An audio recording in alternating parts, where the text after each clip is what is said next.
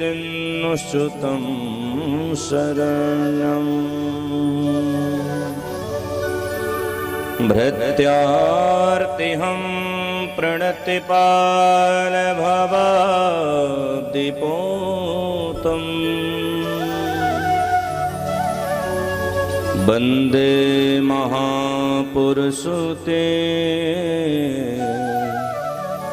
चरणारविन्दम्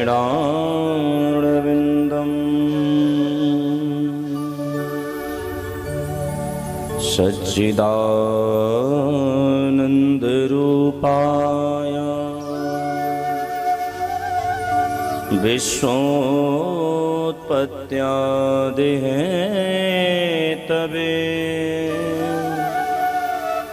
तापत्रय विनाशाय श्रीकृष्णाय वयं नमः। आप इधर आ जाओ, गुरु जी को वहां रहेगा। आप इधर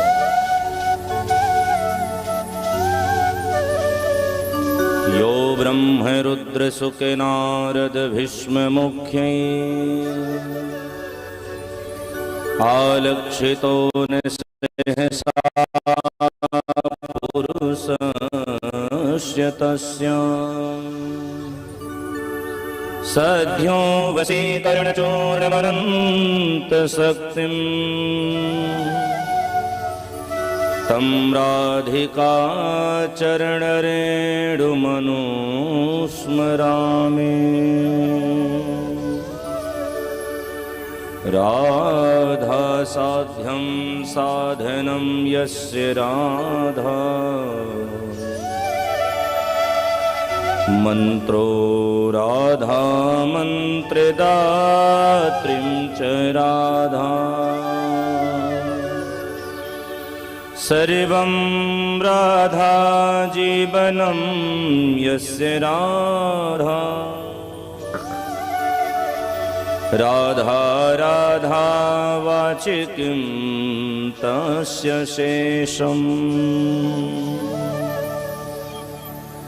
उल्लङ्घ्य सिन्धो सलिलं सलिलं यः शोकवहिनीं जनकात्मजाया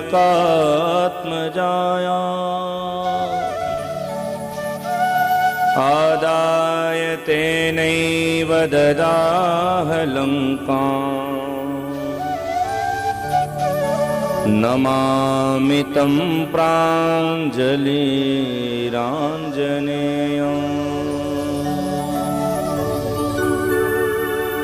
तुलसी जिनके मुखन से धोखो निकसत राम तिनके पग की पाय नहीं मेरे तन के चाँद। भक्ति भक्त भगवंत गुरु चतुर नाम बपुए जिनके पद बंदन किए नासत विघ्न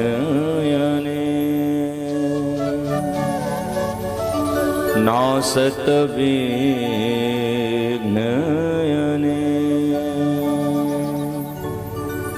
हे गोविंद राधे कृष्ण गोविंद गोविंद हे गोविंद राधे कृष्ण गोविंद गोविंद हे गोविंद राधे कृष्ण गोविंद गोविंद हे गोविंद राधे कृष्ण गोविंद गोविंद कृष्ण गोविंद गोविंद राधे गोविंद गोविंद गोविंद राधे गोविंद गोविंद कृष्ण गोविंद गोविंद राधे गोविंद गोविंद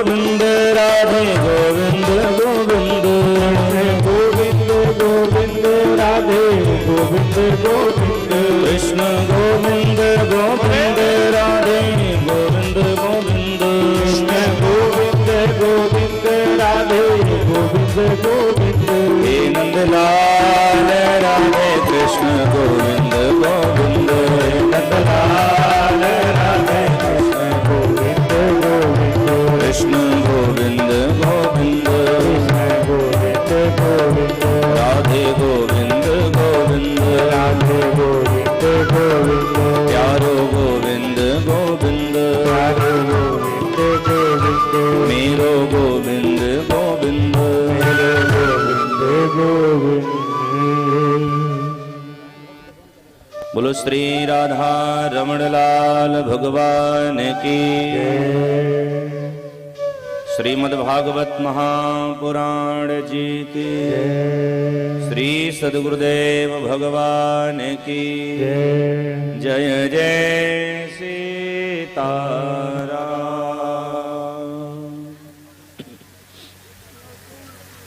तड़ित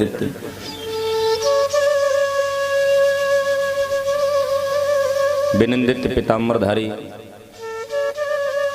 भगवान श्री राधा माधव अखिल कोटि ब्रह्मांड नायक करुणावरुणालय भगवान श्री सीताराम जी महाराज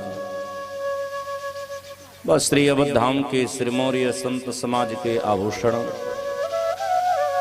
हमारे व आप सबके परम पूज्यपाद नित्य वंदनीय प्रातः स्मरणीय श्री सद्गुरुदेव भगवान। आज इस नगर का ये बहुत बड़ा सौभाग्य है, इस खौमपूर्ण बुजुर्ग का ये बहुत बड़ा भाग्य है कि स्वयं अयोध्यानाथ आज चलकर पधारे हैं आपकी इस धरा को पवित्र करने के लिए। ऐसे पूज्य श्री महाराज जी का आगमन हो चुका है जिनका हम सब आशीर्वचन भी आज प्राप्त करेंगे, लाभ लेंगे। बंधुओं, हम और आप बड़े ही भाग्यशाली हैं, सौभाग्यशाली हैं जो इस भगवान की अनंत पावन पुण्य कथा को श्रवण कर रहे हैं। हम सभी लोग बड़े ही सौभाग्यशाली हैं। कल बड़े ही धूमधाम से आप हम सब ने बड़ा ही उत्सव मनाई। सरकार के विवाह हैं, हमने देखा चाहे वो बूढ़े हों, चाहे वो तरुण हों, चाहे बालक हों, सबके अंदर बड़ा उत्साह था। मैं पीछे देख रहा था कि कुछ पीछे युवकों की पंक्ति भी बड़ी नृत्य कर रही थी। यही उत्साह है प्यारे। दुनिया के सामने चाहे जितना नाचो पर वो नाचना बड़ा श्रेष्ठ नहीं है। असली नाचना तो ठाकुर जी के सामने नाचो। कहीं उसकी नचर बढ़ गई ना तो नटखट आपका नाचने का चक्कर ही छुड़ा देगा। और दुनिया की सबसे बड़ी नाचने की विधा क्या है? पुनरपि जन्मम पुनरपि मरणम पुनरपि जननी जठरे शयनम। इससे बड़ा और कौन नाचेगा? माँ के गर्भ में बार बार आना, माँ के गर्भ में बार बार जाना, पुनः जन्म लेना, मरण प्राप्त करना, ये भी तो एक प्रकार का नृत्य ही है। लेकिन सरकार की जिसके ऊपर कृपा हो जाए फिर इस नृत्य से मानो उसका चक्कर छूट जाता है। यहाँ कल भगवान के विवाह भये हैं, लेकिन संतों ने कहा, शास्त्रों ने कहा, ठाकुर जी के विवाह को यहाँ सर्वश्रेष्ठ विवाह नहीं कहा गया। कारण बोले किसी की बहन बेटी को उसके मंडप से लेकर के भाग जाना ये कहाँ तक न्यायोचित है। तो सरकार लेकर के भगे ही हैं, लेकिन हैं वे अपने प्रभु। तो भगवान का विवाह भया है और उसी समय एक दैत्य भया है जिस दैत्य का नाम है शंबरासुर। दैत्य ने ब्रह्मा जी की तपस्या करी है और ब्रह्मा जी की आराधना करके इसने वरदान मांगा कि प्रभु ऐसी कृपा करो कि हम मरे ना, क्योंकि हम मरना नहीं चाहते। हम काहू के मर ही न मारे, हम मरना नहीं चाहते। ब्रह्मा जी ने कहा कि भैया यहाँ अमर तो हम नहीं हैं, फिर आप कैसे अमर हो जाओगे? मरना तो यहाँ लाजमी है, क्योंकि जो इस दुनिया में आया है, देखो जीवन के बाद सबसे कड़वी एक सच्चाई है। जीवन के बाद आप सकुशल रहो या ना रहो, पर एक बड़ी कड़वी सच्चाई है। वे क्या है? बोले जन्म लेने के बाद आपको मरना जरूर है, यही एक कड़वी सच्चाई है और इसको स्वीकार करने पड़ेगा। साधक जनों ने कहा कि ब्रह्मा जी ने कहा कि भैया हम खुद ही नहीं अमर हैं, तो हम आपको कहां से अमर कर दें? आप अमर हो जाओगे, एक शर्त है। भगवान द्वारिकाधीश और मैया रुक्मिणी के द्वारा जो प्रथम पुत्र होगा वही आपका वध करेगा। अगर आपने उस पुत्र का वध कर दिया फिर आपको कोई नहीं मार पाएगा। सुखदेव स्वामी कहते हैं, बेटा भगवान भीष्मक सुतामेवं निर्जित्य भूमिपा पुरिमानीव विधिवदो पये में कुरुदम्बः तदा महोत्सवो नृणा यदु पुर्या गृहे गृहे निरानार्यश्च मुदिताः प्रमिष्टामणिकुण्डलाः। सुखदेव जी महाराज कहते हैं कि बेटा परीक्षित, समय आया है और मैया रुक्मिणी अपने मायके गई हैं कुंडल नगर, और मैया को दिव्य के सुंदर संतान की प्राप्ति भई। जैसे बालक का जन्म हुआ सारी नगरी में मानो खुशियां आ गई, घर घर दीप जलाए गए, घर घर उत्सव मनाए गए। लेकिन ये खुशियां ज्यादा देर तक टिकी नहीं। क्यों? रुक्मिण्यां हरणं श्रुत्वा गीयमानं ततस्ततः राजानो राजकन्याश्च बभूवुर्भ्रेव विस्मृताः। ये ज्यादा खुशी देर तक चली नहीं, कारण कि सम्रासुर ने मैया रुक्मिणी के द्वारा जो बालक का जन्म हुआ है उस बालक का हरण कर लिया। मैया बड़ी जोर से लगी हैं रोने। भगवान को जब पता चला है तो भगवान श्याम सुंदर भी आए हैं, लेकिन मानो ये भगवान की अपनी लीला। भगवान श्याम सुंदर पधारे हैं। भगवान श्याम सुंदर ने मैया को बड़ा ही सांत्वना दी है कि देवी चिंता मत करो, जो होना होगा वो बड़े ही अच्छे भाव से होगा। इधर फूल उतार दीजिए सामने वाला, ये गेंदे फूल बड़े ही अच्छे भाव से होगा, आप तनिक भी चिंता मत करें। सम्रासुर लेकर के बालक को गया है और एक विशाल सागर में बालक को छोड़ दिया है, क्योंकि बालक इतना सुंदर है कि वह मारना नहीं चाह रहा था। तो सम्रासुर ने उस बालक को एक सागर में छोड़ा, और जैसे उस बालक को सागर में छोड़ा है, एक मछली मुख मानो बाई थी। अचानक वह बालक अंडे का रूप लिया और मछली की उदर में चले गए। उदर में गए हैं और वहां छोटे होकर के पलने लगे हैं। एक दिन कुछ मल्लाहों ने मछली पकड़ने हेतु जब जाल डाली है तो संजोगावशात वही मछली उन मल्लाहों के जाल में पड़ी। मछली का सुंदरता इतना निखर रहा है, इतनी सुंदर मछली लग रही है कि मल्लाहों को लगा कि मछली महाराज सम्रासुर को अर्पण कर देना चाहिए। सुखदेव जी ने कहा, बेटा परीक्षित, समस्त मल्लाह विचार करके उस मछली को लेकर के गए हैं और सम्रासुर को अर्पण कर दिए हैं। सम्रासुर बड़ा ही प्रसन्न हुआ और सम्रासुर अपनी एक दासी है, जा दासी को नाम है मायावती देवी, उस दासी को मछली दिया और सम्रासुर ने कहा, इसी को पकाओ, आज हम इसी को पाएंगे। मायावती ने जैसे मछली के उदर को फाड़ा है तो मायावती ने क्या देखा कि मछली के पेट में को मनुष्य का बड़ा सुंदर बालक दिखा। मायावती बड़े प्रसन्न भई हैं और साधक जन कहते हैं कि मायावती की एक दासी है, जिस दासी का नाम है रति देवी। तो बहुत अपनी दासी रति देवी को वह बालक सुपुर्द की है और उसने कहा कि आज से आपके पुत्र हैं, तुम इनकी माँ हो और इन्हें अपना बेटा मान करके तुम इनका पालन पोषण करो। रति देवी उस मछली के गर्भ से निसृत बालक की बड़े ही भाव के साथ लालन दुलार कर रही हैं। लेकिन साधक जन कहते हैं कि भैया एक दिनांक की बात है कि देवर्षि नारद जी महाराज पधारे।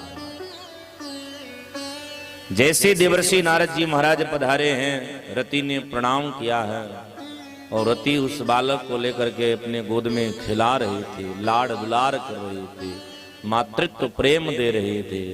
नारद जी हंस करके कहते, आहा, मैं आज पहली बार देख रहा हूं कि कोई अपनी पत्नी अपने ही बेटे को, अपने ही पति को अपना बेटा बना करके पाल रही है। रति ने कहा मतलब? नारद जी ने कहा, देवी तुम जिसको अपना बेटा मान रही हो तेरे बेटा नहीं है, ये तो तेरे जन्म जन्मांतर के पति हैं, इन्हें तुम अपना पति मानो। पूरी वृतांत सुनाई नारद जी ने। नारद जी ने कहा कि जिस समय कामदेव गए हैं जलाने के लिए, बाबा भोले बाबा की तपस्या को भंग करने के लिए, तब शिव तेसर नयन उघारा। बाबा भोलेनाथ की तपस्या को जैसे भंग करना चाहें तो भोलेनाथ ने अपनी तीसरी नेत्र खोली है, कामदेव जल करके भस्म हो गए। तब तुमने प्रार्थना किया था कि प्रभु मेरे पति तो मर गए, पर मैं अपने पति को पाऊंगी कब? शिव जी ने कहा कि देवी आज से कामदेव लुप्त रूप में रहेंगे, लेकिन जब द्वापर युग आएगा और द्वापर में कृष्ण तने हुई हैं पति तोरा, जो भगवान श्री कृष्ण का पहला पुत्र होगा वही तेरा पति होगा। और देवी ये पहले ही पुत्र है। पूरी वृतांत सुनाई है, सम्रासुर ने कैसे हरण किया, सारी कथा बताई। सुखदेव जी महाराज कहते हैं कि बेटा शातम पतिम पद्मदलायते क्षणम प्रलंब बाहुं नरलोक सुंदरम सव्रीड साहो तभित भ्रुमे क्षति प्रत्योपतस्थे रतिरंग सौरतैः। जो बालक हैं वो बालक ने क्या देखा कि रति जी भी जो अपनी पुत्र मान करके दुलार कर रही थी, आज इसका क्रम बदल गया, आज इसके स्पर्श करने के तरीके बदल गए। उस बालक को लगा यह देवी तो आज कामातुर होकर के हमको स्पर्श कर रही है। तो बालक हाथ जोड़ा और हाथ जोड़ करके रति देवी को मानो डांट भी रहा है और निवेदन भी कर रहा है। बालक ने कहा कि तुम्हारा दिमाग तो खराब है, ठीक है, कहीं दिमाग तो नहीं खराब हो गया? मैं तो तुम्हें अपनी मां मान रहा हूं, तुम तो मेरे माता के जैसी हो, लेकिन आज तुम्हारा जो बर्ताव है वो किसी कामनी स्त्री के जैसा लग रहा है। तेरा बर्ताव आज बड़ा ही गलत लग रहा है देवी। तब उसने हाथ जोड़ा और हाथ जोड़ करके प्रार्थना करी, भवान नारायण सुतः संबड़े राह तो गृहा अहम ते धृका पत्नी रति कामो भवान प्रभो।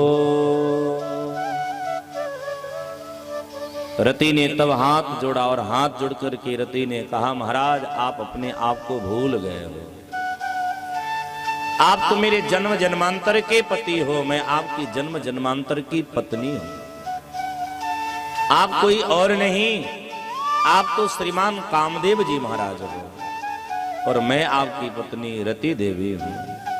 महाराज आपको सम्रासुर ने हरण कर लिया है और हरण करके सम्रासुर आपको यहां पर लेकर के आया। हे प्रभु, आप मुझे मां कह के मेरे प्रेम को मत दुदकारे, मैं तो आपकी जन्म जन्मांतर की पत्नी हूं। उस बालक को तब बड़ा संतुष्टि जब भई है, सुखदेव जी ने परीक्षित जी से कहा कि बेटा उसी बालक का नाम पड़ा है श्रीमान प्रद्युम्न जी महाराज। सब भाव से बोले श्री प्रद्युम्न जी महाराज की।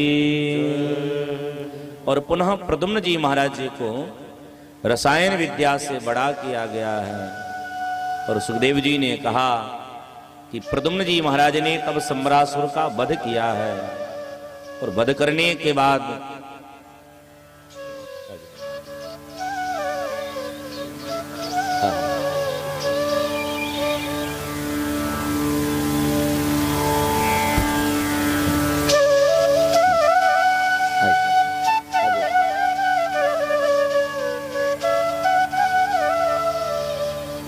बोले श्री राधा रमण लाल की।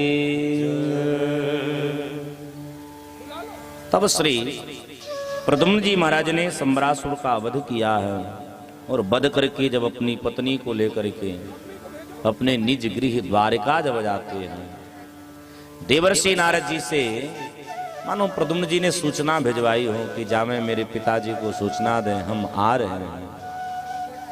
तो जब प्रद्युम्न जी महाराज अपनी पत्नी रति को लेकर के जब गए हैं, तो प्रद्युम्न जी ने क्या देखा कि भगवान अकेले नहीं हैं, भगवान के साथ 16,108 स्त्रियां आरती की थाल सजा करके अपनी बड़ी पुत्र बधू के सब स्वागत कर रही हैं।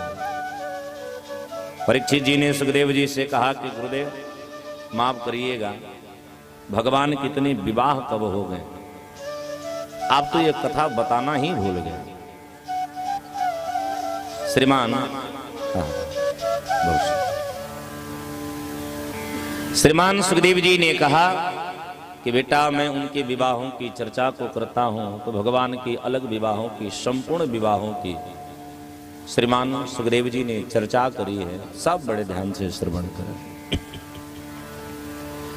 आसीत सत्रांजितः सूर्यो भक्तस्य परमः सखा प्रीतस्तस्मै मणिं प्रादा सूर्यस्तष्टुः स्यमन्तकम्। सुखदेव जी ने कहा कि बेटा एक राजा हैं जिनका नाम है श्रीमान सत्राजित जी महाराज। तो भगवान सूर्य के बड़े ही भक्त हैं और परम मित्र भी। भगवान सूर्य इनके ऊपर प्रसन्न होकर के इनको एक मणि प्रदान किए हैं, जिस मणि का नाम है स्यमंतक मणि। इस मणि की अपनी ऐसी विधा है कि जैसे सूर्य उदय होता है यह मणि 10 तोला सोना प्रदान कर देती है। सब प्रेम से बोलिए जय श्री राधे। नीति कहती है कि अपने वैभव को, धन को कभी दिखाना नहीं चाहिए, प्रदर्शन नहीं करना चाहिए। धन जितना हो सके उतना छुपा के रखना चाहिए। धन का प्रदर्शन बड़ा हितकर नहीं होता। आजकल हम लोग वही अपराध कर बैठते हैं। आजकल हम लोग धन को ही दिखा देते हैं।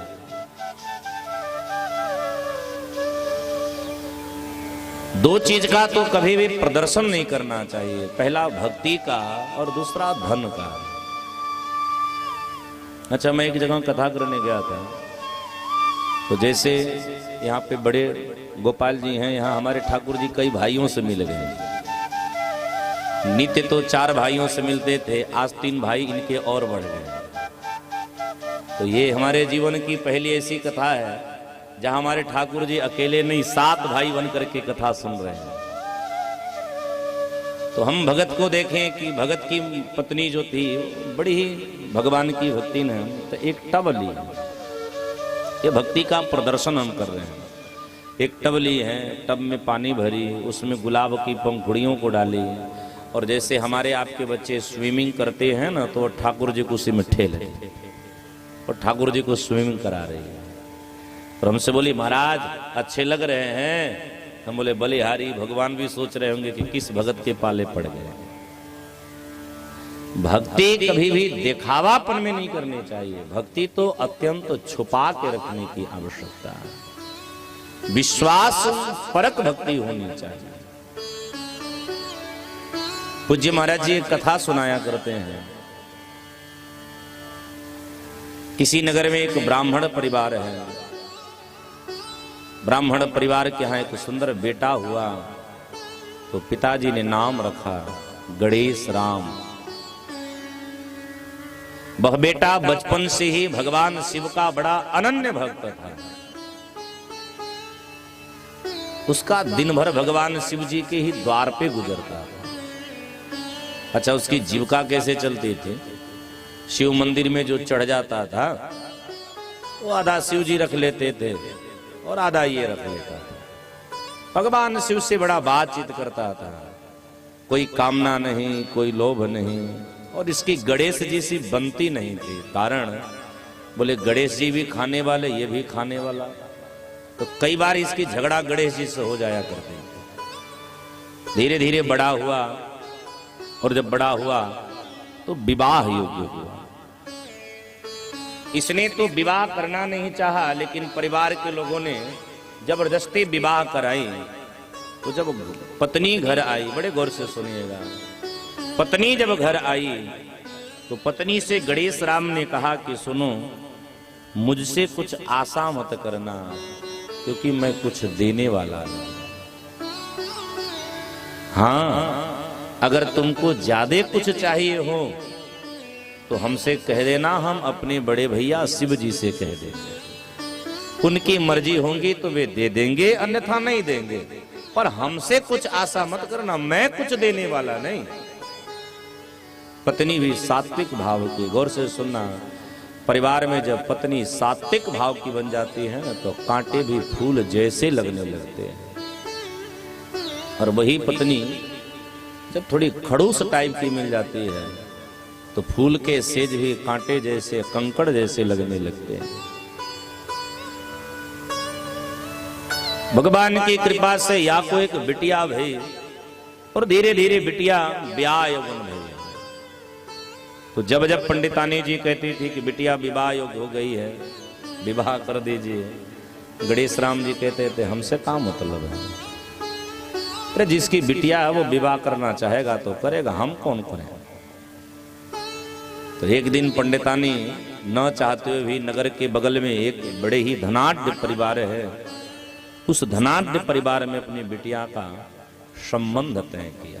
बड़े गौर से सुनिएगा, जब संबंध तय किया है तब धन वो पत्नी अपनी पति से, गणेश राम से कहती है कि आपने तो नहीं चाहा, पर मैंने अपनी बेटी का विवाह तय कर दिया।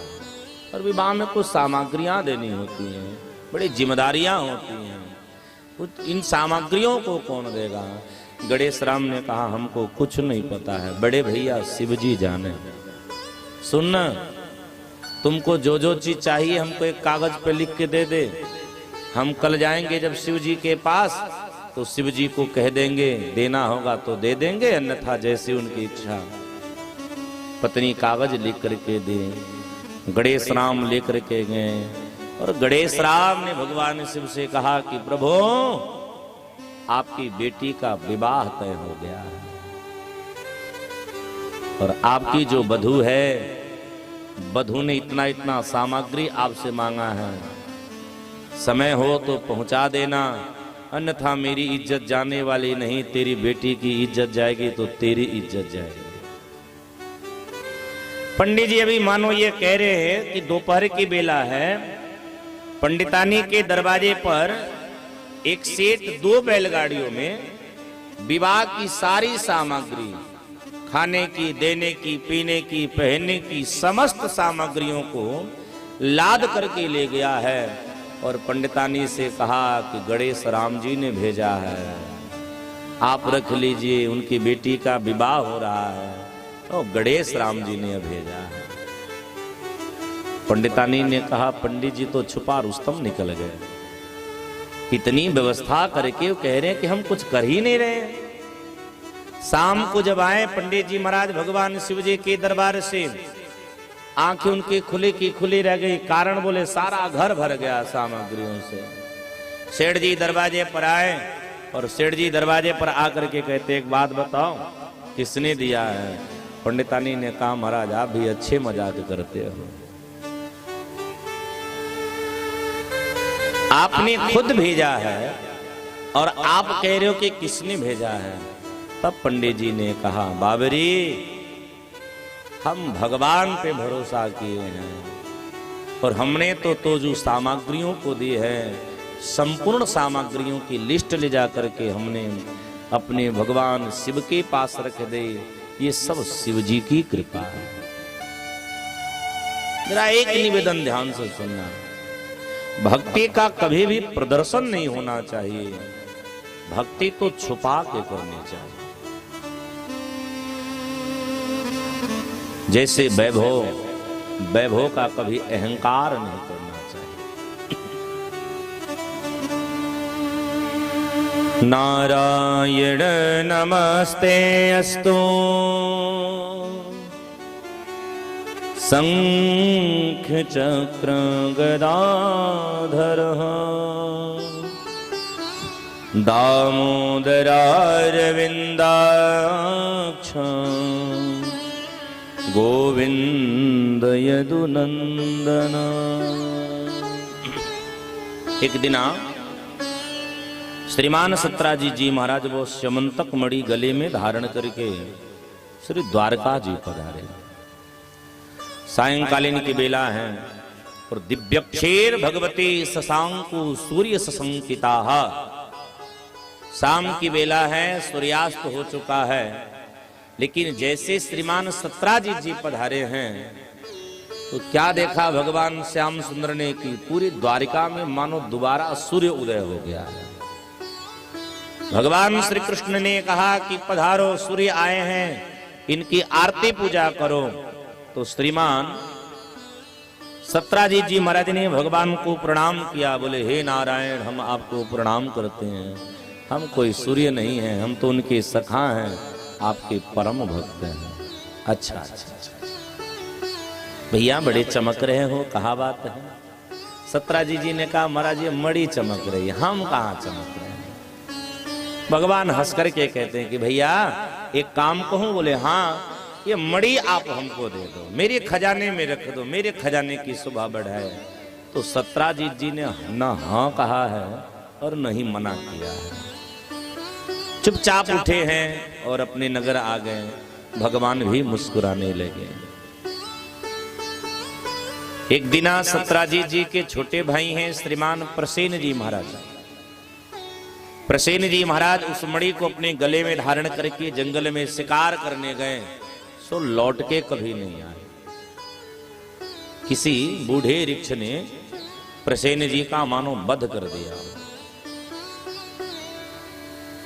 श्रीमान सुखदेव जी महाराज कहते हैं कि बेटा परीक्षित, धीरे धीरे एक दिना सत्राजी जी ने अपनी पत्नी से कहा कि लग रहा है मेरे भाई का वध स्वयं द्वारकाधीश ने कर दिया है, लेकिन वे बड़े महाराज हैं, अब उनसे कौन बैर है। यह बात धीरे धीरे भगवान श्री द्वारकाधीश के कर्णपुटों तक गई।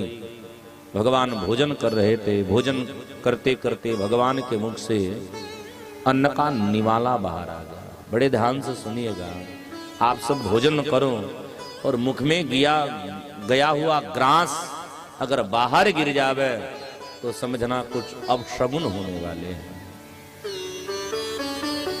जैसे ग्रास बाहर आया, सरकार ने हाथ धो ली और बड़े चिंतित हो गए। मैया ने कहा बात क्या है? भगवान श्री द्वारकाधीश ने कहा कि देवी हमको कलंक लग गया है, मैंने एक पाप कर दी है, एक अपराध कर दिया है कि मैंने चौथ की चंद्रमा को देख लिया है। बड़े ध्यान से सुनना आवश्यक है किसी काम को आप सब करो मत, फिर भी अगर आपको कलंक लग रहा है ना, तो समझ जाना कि आपने भादों की चौथ की चंद्रमा देख ली है। भादों की शुक्ल पक्ष की चौथ की चंद्रमा देखने वाले को साल भर कलंकित होना पड़ता है। अगर आपको वो दोष लग रहा है, तो उस दोष को दूर करने के लिए यही कथा श्रवण की जाती है जो मैं आपको सुना रहा हूं। भगवान ने कहा कि देवी लग रहा है हमको कलंक लग गया है, मुझे कलंक धुलना पड़ेगा, मिटाना पड़ेगा, मैं लौट के आता हूं। 28 सैनिक ले गए हैं और जंगल में गए हैं, तो प्रसेन के मरे पड़े शरीर को पाते हैं। पास में एक वृक्ष के पदचिन्ह को देखते हैं, उस पदचिन्ह को देखते देखते भगवान आगे बढ़े। वह पदचिन्ह एक गुफा में जाकर के समाप्त हो गया। भगवान ने अपने समस्त सेवकों से कहा कि सुनो, मैं इस गुफा के अंदर जाता हूं, मैं 28 दिन के अंदर अगर बाहर नहीं आऊंगा तो 28वें दिवस की शाम की बेला में तुम सभी मान लेना कि मेरी मौत हो गई है। और इस गुफा के मुख को बड़े चट्टान से बंद कर देना, ढक देना, और मेरी द्वारिका का राज मेरे बड़े भाई श्री बलदाऊ जी को दे देना। लेकिन 28 दिन तक तुम सब मेरा इंतजार करना। यूं कह के भगवान अंदर पधारे। सुखदेव जी महाराज कहते हैं कि बेटा परीक्षित, बड़ी गजब भई है। जैसे भगवान अंदर पधारे हैं तो क्या देख रहे हैं? सोपि चक्रे कुमारस्य मणिं क्रीडनकं बिले अपश्यन् भ्रातरं भ्राता सत्राजित तपरतपाः। भगवान देखते देखते अंदर पधारे हैं, और जैसे भगवान अंदर गए हैं तो क्या देख रहे हैं? तत्र दृष्टाम मणि श्रेष्ठम बाल क्रीडनकम कृतम। एक कन्या उस मणि के साथ क्रीड़ा कर रही, खेल रही। भगवान ने मन में विचार किया, भैया काम तो पहले दिन हो गया, 27 दिन तक तो रुकना ना पड़ेगा। और जैसे झपट करके उस कन्या से मणि छीनना चाहे, वह कन्या शोर करी है, और जैसे शोर करी है, एक बड़ा ही विशाल काय वृक्ष आते ही भगवान से भिड़ गया। द्वंद्व युद्धम सुतुलम मुभ्ययो, बड़ा द्वंद्व युद्ध आरंभ हो गया। युद्ध होते होते होते होते 27वें दिवन की शाम की बेला हुई। न भगवान हार रहे हैं, न बूढ़ा वृक्ष हार रहा है। अंत में जब बूढ़े वृक्ष की एक एक नसें जब ढीली है गई, बूढ़ा वृक्ष ने कहा, आप हो कौन? क्योंकि मेरे प्राणेश्वर के अलावा मुझे कोई हरा नहीं सकता है। आप कौन हो? आप मेरे प्राणेश्वर के ते जैसे लग रहे हो, लेकिन हो नहीं, क्योंकि मेरे प्राणेश्वर तो धनुष लेकर के चलते हैं। कित मुरली कित गोपिका, कित मुरली कित चंद्रिका, कित गोपियन के साथ। अपने जन के कारणे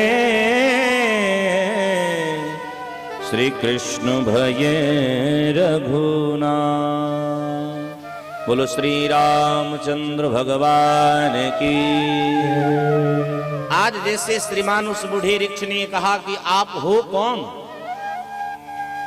मेरे प्राणेश्वर के तो जैसे लग रहे हो, लेकिन तेरे पास बंसी है, और मेरे प्राणेश्वर तो धनुष लेकर के चलते हैं, हो कौन? तब भगवान ने बंसी का त्याग किया है, और बंसी का त्याग करके भगवान ने धनुष को स्वीकारा। बूढ़े वृक्ष ने प्रणाम किया। जाने त्वां सर्वभूतानां प्राण ओजः सहो बलम विष्णु पुराण पुरुषम प्रभ विष्णु मधीश्वरम् त्वं हि विश्वसृजां सृष्टा सृज्यानामपेयत सत कालः कलयातात्मीशः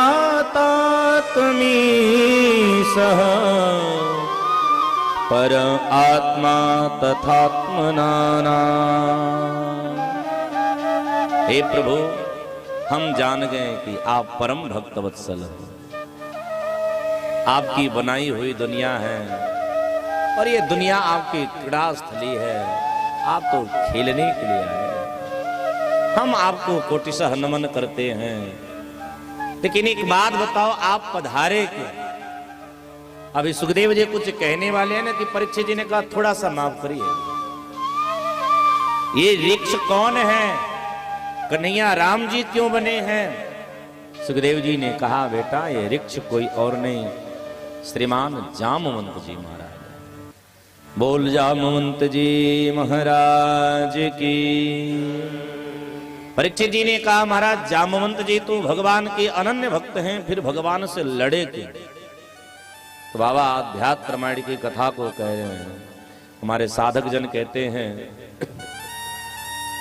कि अध्यात्म रामायण में लेख है कि जिसमें भगवान राम लंका पर विजय प्राप्त कर गए हैं, श्री लक्ष्मण जी, हनुमान जी महाराज, अंगद आदि ये बानर, ये हनुमान जी लक्ष्मण जी के साथ सब गए हैं मैया जानकी जी को सूचना देने कि मैया आप चिंता मत करो, राम जी की सेना ने लंका पर विजय प्राप्त कर लिया है, अब आप चलो और यहाँ श्री जानकी जी के लिए वो क्या है, वो चिता की माता जी को अग्नि परीक्षा के हेतु वो लकड़ियां सजाए जा रहे हैं। अच्छा, एक बात आप सभी बड़े ध्यान से सुनिएगा, सब पहले प्रेम से बोलिए जय सिया राम। रावण में इतनी ताकत नहीं है ना कि रावण श्री जानकी जी को स्पर्श कर सके। श्री सीता जी को भगवान राम के सिवा कोई दूसरा स्पर्श नहीं कर सकता है। जो आप हम कहते हैं कि जानकी जी की राम जी ने अग्नि परीक्षा ली है, जानकी जी की राम जी ने अग्नि परीक्षा नहीं ली है। जानकी जी को राम जी ने अग्नि देवता से वापस मांगी।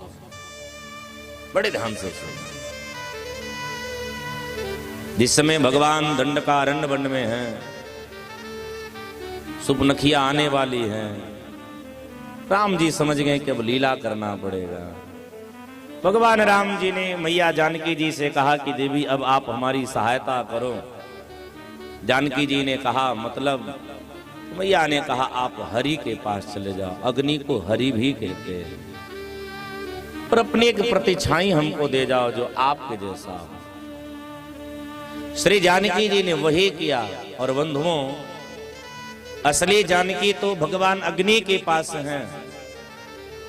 इसी एक कारण भगवान ने अग्नि यहां परीक्षा को मानो अग्नि देवता से अपनी धर्म भार्या को मांग रहे हैं, क्योंकि असली सीता को अयोध्यावासी पहचानते हैं। यहाँ बड़ी तैयारियां हो रही हैं, सारे लोग अपनी अपनी बल की प्रमदा की बात कर रहे हैं। राम जी ने कहा कि सबने सबको मारा, हमने भी दो को मारा, एक रावण को मारा, एक कुंभकर्ण को मारा। सब हंस रहे हैं, लेकिन एक बैठे रो रहे हैं, जाको नाम है श्रीमान जामवंत जी महाराज। राम जी ने कहा आप रो क्यों रहे हो? जामवंत जी ने कहा का बताऊं महाराज, बड़ी समस्या है। हम आए थे लड़ने के लिए, पर हमारे बराबर कोई योद्धा मिला ही नहीं। हम लड़े किससे? देखो ना, हमारा बल फाट रहा है, इतना बल फाट रहा है। ऐसे करते करते जामवंत जी ने एक चट्टान लिया, ऐसे मारा तो एकदम चूर्ण हो गया। राम जी सहम गए, बोले सचमुच बल फट रहा है। जामवंत जी ने कहा कि लाला हमको लड़नो है, मेरे बराबर कोई योद्धा मिल जाए तो मैं लड़ लूं, मैं भी अपना बल यहीं खत्म करूं। राम जी ने कहा एक काम करो, आप हनुमान जी से लड़ो, बहुत बड़े योद्धा हैं हनुमान जी। पवन तनय बल पवन समान, बहुत बड़े योद्धा हैं। जामवंत जी ने कहा आपको भगवान किसने बना दिया? राम जी ने कहा मतलब? जामवंत जी ने कहा कि प्रभु जिस हनुमान का बल हम याद दिलावें उससे हम लड़ेंगे। का चुप साध रहो बलवाना, उससे हम लड़े। जामवंत जी से हनुमान भगवान राम जी ने कहा एक काम करो, आप सुग्रीव जी से लड़ लो, सुग्रीव जी भी बड़े योद्धा हैं। जामवंत जी ने कहा कि प्रभु जो सुग्रीव अपनी पत्नी को नहीं बचा पाया हमसे क्या खाक लड़ेगा? राम जी ने कहा तो एक काम करो, आप भैया लक्ष्मण से लड़ लो, भैया लक्ष्मण बहुत बड़े योद्धा हैं। जामवंत जी ने कहा कुछ तो सोचो, जो लक्ष्मण जी एक मेघनाथ के शक्ति बाण को नहीं सहन कर पाए, अरे वो तो भला हो हनुमान जी का जो संजीवनी बूटी लेकर के चले आए धौलागिरी पर्वत से, वो लक्ष्मण जी हमसे क्या खाक लड़ेंगे? राम जी ने कहा तो लड़ेगा आपसे कौन? जामवंत जी ने कहा हमसे लड़ने वाला केवल आप ही हो, आओ दो दो हाथ कर लेते हैं। भगवान राम ने कहा भैया मुझे माफ करियो, या त्रेता युग में तो ये संभव नहीं है, बल बड़ा फट रहा है तो संजो करके रखो। द्वापर में हम जब कृष्ण बनेंगे हम लीला करके आपसे जरूर लड़ेंगे। और आज वही भगवान लीला करके जामवंत जी की बल के मान का मर्दन करते हैं। जामवंत जी ने कहा कि सरकार आप पधारे कैसे? तो भगवान श्री श्याम सुंदर ने कहा कि भैया हम आए हैं ये मणि को लेने के लिए, क्योंकि इस मणि के कारण मुझे कलंकित होना पड़ा। जामवंत जी ने कहा माफ करना मैं आपको मणि तो नहीं दे सकता। कन्हैया ने कहा क्यों? जामवंत जी ने कहा मैं यह मणि अपनी बिटिया को दे दिया हूं, अगर आपको यह मणि चाहिए तो आप मेरी बेटी से विवाह कर लो, दहेज में मणि लेकर के चले जाओ। भगवान ने कहा जैसे इच्छा। तो ठाकुर जी का द्वितीय विवाह जामवंती नामक के कन्या के साथ होता है। श्री सुखदेव जी महाराज कहते हैं कि मणि को ले आए हैं, सत्राजीत जी को वापस किए हैं, तो सत्राजीत जी बड़े लजाग हैं। तो सत्राजीत जी शर्मा करके भगवान से एक संबंध करते हैं। इनकी एक बिटिया है, जा बिटिया का नाम है श्री सत्यभामा। तो सत्यभामा का पाणी ग्रहण संस्कार सत्राजीत जी ने भगवान के साथ कराई है। ठाकुर जी के 3 विवाह। एक दिन भगवान द्वारिका से हस्तिनापुर पधारे हैं। एकदा पांडवान द्रष्टुम प्रतितान पुरुषोत्तमः इंद्रप्रस्थं गतः श्रीमान् युयुगाधानादिभिर्विताः। एक दिन भगवान यहाँ पधारे हैं हस्तिनापुरी, और हस्तिनापुर पधार करके हस्तिनापुर वासियों को बड़ा ही सुख प्रदान करते हैं। नारद जी भी आए हैं, और नारद जी ने अर्जुन जी से कहा आपको तो भगवान बड़ा प्रेम करते हैं। अर्जुन जी ने कहा हाँ, हमसे भगवान इतना प्रेम करते हैं कि हमको अपना भक्त बनाया, हमको अपना मित्र बनाया, हमको अपना शिष्य बनाया, और तो और हमको अपना जीजा भी बना लिया। इतना हमसे प्रेम करते हैं। जीजा बना करके भी जब मन नहीं लगा भरा, भगवान ने अपना विश्व विराट रूप हमको दर्शन करा दिया। भगवान बड़ा हमसे प्रेम करते हैं। नारद जी ने कहा एक बात बताओ, भगवान तुमसे इतना प्रेम करते हैं तो क्या भगवान ने तुमको कभी अपनी माया का दर्शन कराया है? नारद जी से अर्जुन जी ने कहा ना ना ना, मुझे नहीं दर्शन कराया है। नारद जी ने कहा तब क्या खाक प्रेम करते हैं? जिसको अपनी माया का दर्शन करा दें उसी से भगवान अत्यंत प्रेम करते हैं। अर्जुन जी ने कहा मैं जब उनका जीजा हूं, शिष्य हूं, मित्र हूं, सब कुछ हूं, तो मैं माया देख लूंगा। तो रात में अर्जुन जी महाराज कन्हैया के चरण सेवा कर रहे थे। कन्हैया से हंस करके कहते, महाराज आपकी कोई माया भी है?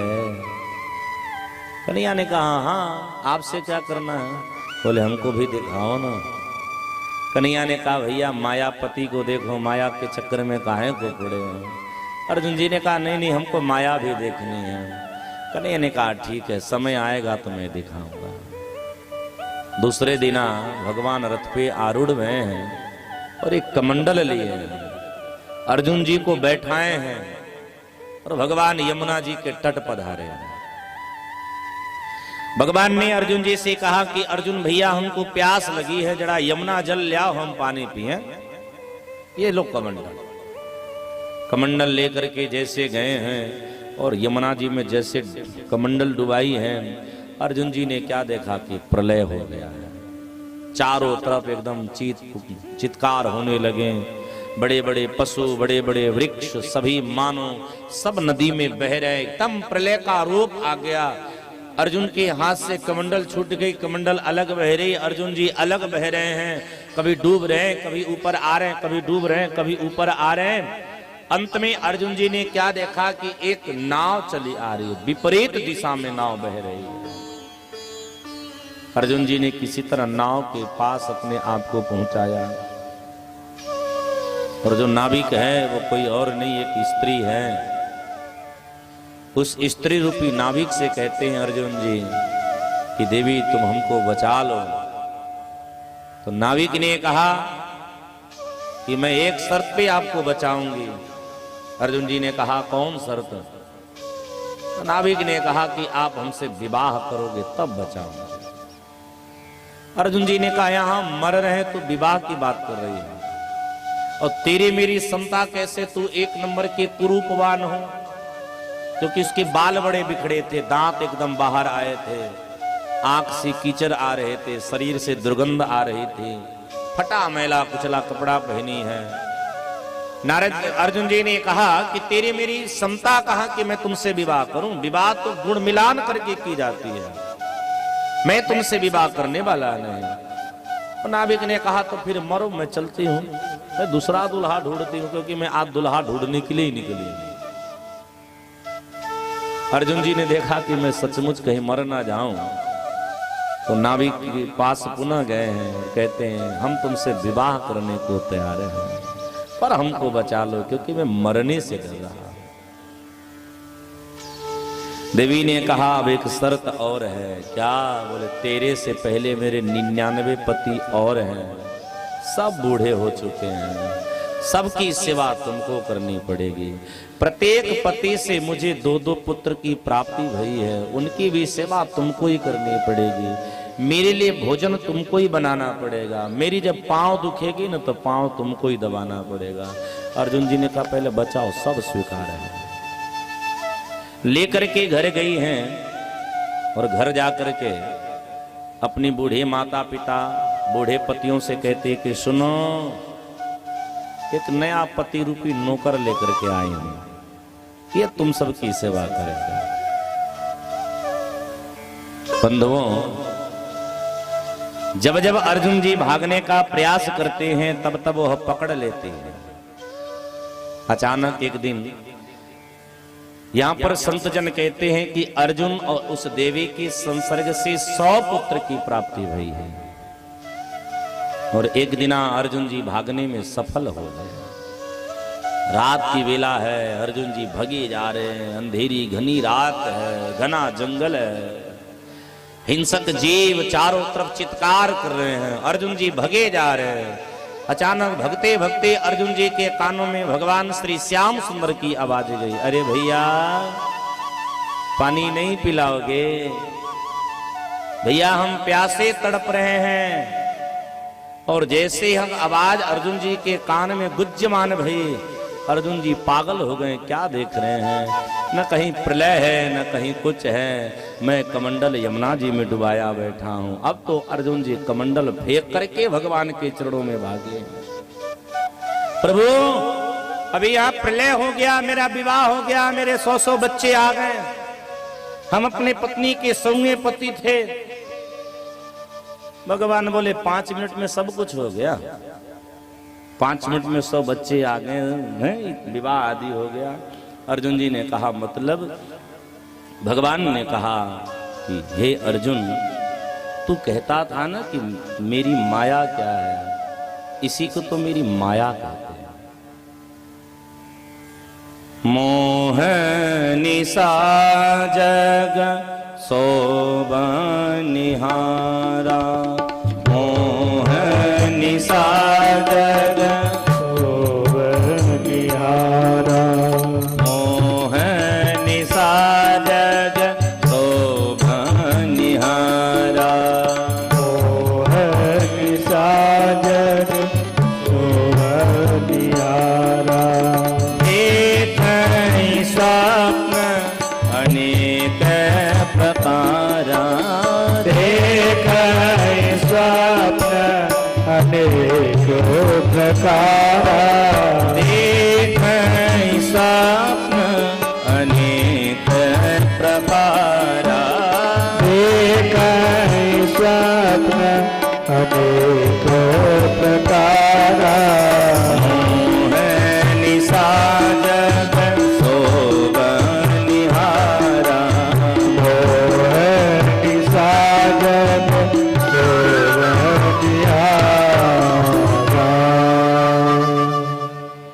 यही तो माया है। जो सत्य नहीं है वाको सत्य बतावे, जो सत्य है वाको झूठा बतलावे। साधकों ने कहा इसी का नाम माया है। भगवान ने माया का दर्शन कराया है। अर्जुन जी कहते हैं कि महाराज मुझे तो आप चाहिए, मुझे आपकी माया से कोई लेना देना नहीं। हम आप माया के चक्कर में पड़ के पुण्य करते हैं यह सोच करके, लेकिन उस पुण्य के विधा में ही पाप हो जाता है।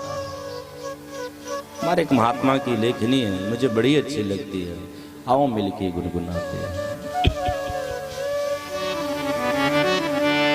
पुण्य के नाम पर पाप करता गया, पुण्य के नाम पर पाप करता गया, न इधर का रहा न उधर का रहा, न इधर का रहा ना उधर का रहा। पुण्य के नाम पर पाप करता गया, पुण्य के नाम पर पाप करता गया, न इधर का रहा न उधर का रहा, ना इधर का रहा ना उधर का रहा। वासनाओं में जी जी के मरता गया, वासनाओं में जी जी के मरता गया, वासनाओं में जी जी के मरता गया, वासनाओं में जी जी के मरता गया। न इधर का रहा न उधर का रहा, न इधर का रहा ना उधर का रहा।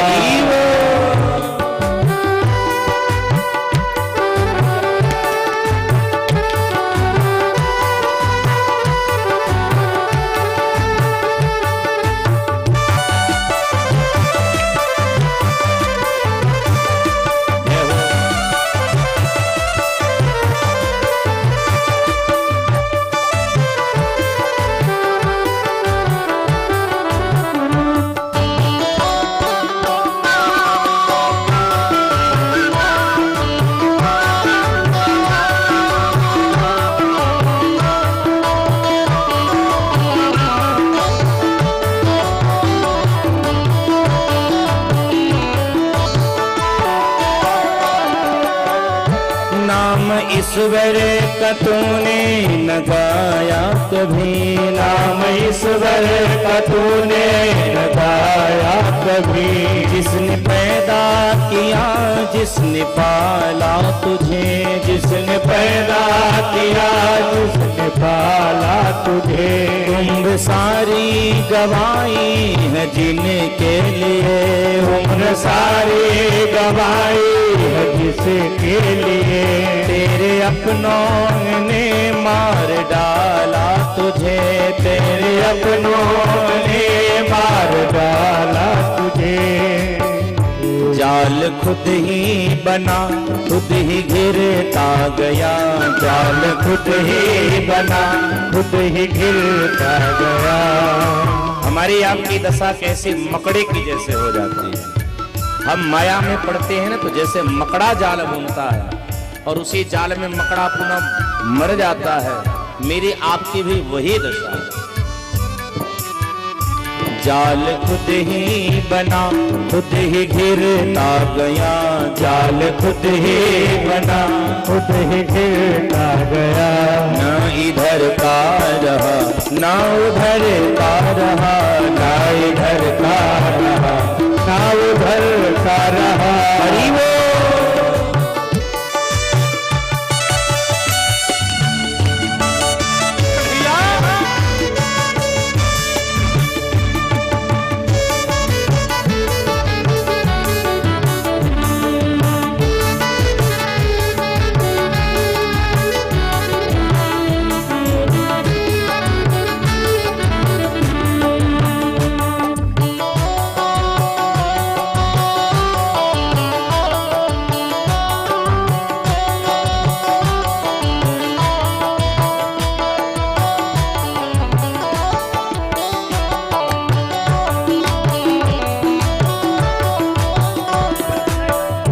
मानुष चोला तेरा मोक्ष का द्वार है, मानुष चोला तेरा मोक्ष का द्वार है। जानता था मगर सत्य पे दूर था, जानता था मगर सत्य पे दूर था, जानता था मगर सत्य पे दूर था, जानता था मगर सत्य से दूर था। भाई बंधु तेरे मतलबी यार हैं, भाई बंधु तेरे मतलबी यार हैं, भाई बंधु तेरे मतलबी यार हैं, भाई बंधु तेरे मतलबी यार हैं। फिर भी उनके नशे में तू मगरूर था, फिर भी उनके नशे में तू मगरूर था, फिर भी उनके नशे में तू मगरूर था, फिर भी उनके नशे में तू मगरूर था। जान कर भी तू हरदम अकड़ता गया, जान कर भी तू हरदम अकड़ता गया, जान कर भी तू हरदम अकड़ता गया, जान कर भी तू हरदम अकड़ता गया। इधर का रहा ना उधर का रहा, ना इधर का रहा ना उधर का रहा।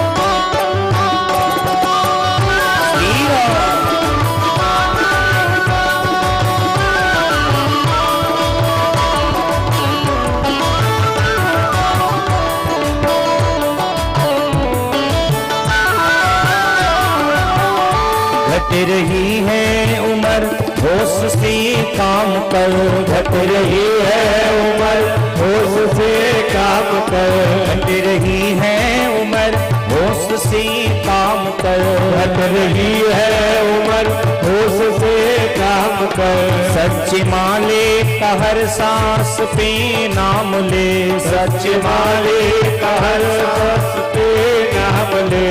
तू स्वयं ब्रह्म है खुद को पहचान ले, तू स्वयं ब्रह्म है खुद को पहचान ले। तू है अनुपम जड़ा अक्ल से काम ले, तू है अनुपम जड़ा अक्ल से काम ले। योनियों के सफर में भटकता रहा, योनियों के सफर में भटकता रहा। हम कभी कुकर बनते हैं, कभी सुकर बनते हैं, कभी मानव बनते हैं, कभी कुछ बनते हैं।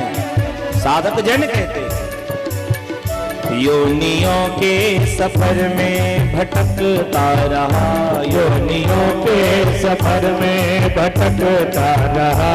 न इधर का रहा ना उधर का रहा, ना इधर का रहा, ना उधर का रहा। पुण्य के नाम पर पाप करता गया, पुण्य के नाम पर पाप करता गया। न इधर का रहा ना उधर का रहा, ना इधर का रहा, ना उधर का रहा। न इधर का रहा ना उधर का रहा, ना इधर का रहा, ना उधर का रहा। साधक जन कहते हैं इसलिए व्यक्ति को सदैव माया से कोसों दूर रहने चाहिए। बंधुओं, माया सत्य को छुपाती है, झूठ पे वो हमको अपना अडिग विश्वास करना सिखाती है। सुखदेव जी महाराज ने कहा कि श्री अर्जुन जी महाराज ने भगवान से बड़ी ही क्षमा मांगी है और आगे भगवान की विवाहों की चर्चा को करते हैं। बोले भगवान का चतुर्थ विवाह एक कालिंदी नामक कन्या के साथ भई है, जो यमुना जल में खड़ी होकर के भगवान की आराधना को कर रही है। भगवान का पांचवा विवाह एक मित्रविंदा नामक कन्या के साथ हुआ।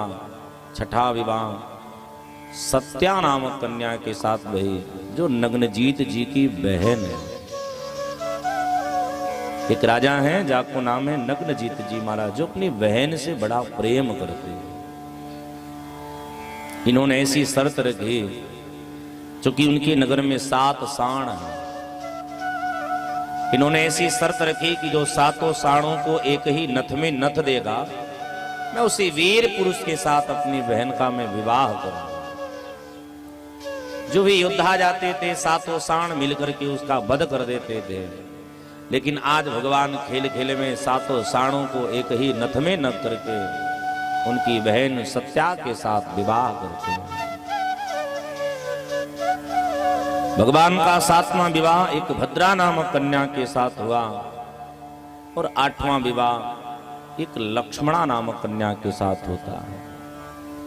ये 8 प्रकार की प्रकृति ही भगवान की 8 प्रकार की पत्नी बनकर के पधारी है। प्रत्येक पत्नी के अंदर कोई ना कोई अलग अलग गुण है। कोई रूपवती है, कोई ज्ञानवती है, कोई विद्यावती है, कोई कुछवती है। सब 8 प्रकार की विधाओं में अपने आप को सर्वज्ञ श्रेष्ठ मानती हैं। श्रीमान सुखदेव जी कहते हैं कि बेटा परीक्षित, एक दिना देवर्षि नारद जी महाराज पधारे हैं और श्री देवर्षि नारद जी महाराज ने भगवान श्री श्याम सुंदर से कुछ कन्याओं की सूचना दी है कि प्रभु एक दैत्य हैं जाको नाम है भौमासुर, जिसने अपने मन में ऐसा संकल्प किया है कि मैं 20,000 कन्याओं के साथ एक ही मंडप में मैं विवाह करूंगा। वह 16,100 कन्या की व्यवस्था कर चुका है और उन कन्याओं ने आपसे बड़ी ही क्षमा याचना करी है और आपसे अपनी रक्षा की गुहार लगाई। क्या भगवान रूपवती को लेकर के जाते हैं। रूपवती कौन है? सत्यभामा जी, बड़ी सुंदर है। और रूपवती को लेकर के भगवान पधारे हैं। बड़ा युद्ध हुआ है। भौमासुर ने भगवान पे बड़ा बाण मारा। ठाकुर जी के कानों की कुंडल गिर गई है, ये बाजूबंद गिर गया है, वक्षस्थल का कवच गिर गया है। ठाकुर जी को 1-2 बाण भी लग गए हैं। भगवान लीला कर रहे हैं। तब सत्यभामा ने कहा कि प्रभु आप इसका वध क्यों नहीं करते हो? भगवान ने कहा मैं इसी की इंतजार कर रहा था कि तुम कब हमको कहोगे। और खेल खेल में भगवान ने भौमासुर का वध किया है। और वध करने के बाद समस्त कन्याओं को जब कारागार से बाहर निकालते हैं भगवान ने कहा कि आप सब अपने अपने पिता भाई के घर जाइए। कन्याओं ने कहा महाराज माफ करना, हम नारी जाते हैं। जोर से बोलो जय सिया राम। जितना हम सफेद कपड़ा को बचा के रखते हैं ना, उतना ही स्त्री को अपने चरित्र को बचा के रखना चाहिए। क्योंकि ध्यान से सुनना, नारी का चरित्र अगर चला गया, फिर आप चाहे जितनी सुंदर क्यों ना हो, आपकी सुंदरता का कोई मोल नहीं। स्त्री की सबसे बड़ी सुंदरता क्या है? बोले स्त्री की सबसे बड़ी सुंदरता उसका चरित्र की ही सुंदरता है। कन्याओं ने बड़ा निवेदन किया, बोले महाराज हम नारी हैं। अच्छा देखो, स्त्री जाति पर बड़ा जल्दी अंगुली उठ जाता है। अगर कोई महिला किसी से हंस के बात कर ले तो लोग गलत विचार मन में उत्पन्न कर लेते, वही कुछ ना तो गलत है। पुरुष कुछ भी करे कोई ध्यान नहीं देता है। कन्याओं ने कहा कि महाराज हम कोई 2 माह की थी, कोई साल भर की थी, कोई 4 माह की थी, तभी हमारा हरण कर लिया है। अगर अब हम अपने पिता व भाई के घर जाएंगे तो लोग हमारा स्वीकार नहीं करेंगे, हमको कलंकिनी कह के घर से हमको निकाल देंगे। अब मेरे पास केवल 2 मार्ग हैं। पहला आपके पास है जो जीवन प्राप्त होगा। अगर आप हमको ठुकरा दोगे फिर हम मृत्यु को स्वीकार कर लेंगे। भगवान सर नीचे कर लिए। तब मैया सत्यभामा ने कहा कि प्रभु, जैसे हम 8 बहनें सकुशल रह रही हूं आपके साथ, उसी प्रकार ये सभी बहनें भी सकुशल रहेंगे। और एक ही मंडप में भगवान 16,000 100 रूप बनाते हैं, और उतनी रूप बना करके भगवान ने बंधुओं समस्त कन्याओं के साथ विवाह करी है। इस प्रकार सुखदेव जी महाराज कहते हैं कि भगवान के कुल 16,108 विवाह हैं। और यहाँ भगवान के विवाह हो हम गीत न गाएं तो बड़ा श्रेष्ठ नहीं होगा। आओ जरा झूमते हुए, नाचते हुए, गाते हुए ठाकुर जी के विवाह का हम सब सुख आनंद लें।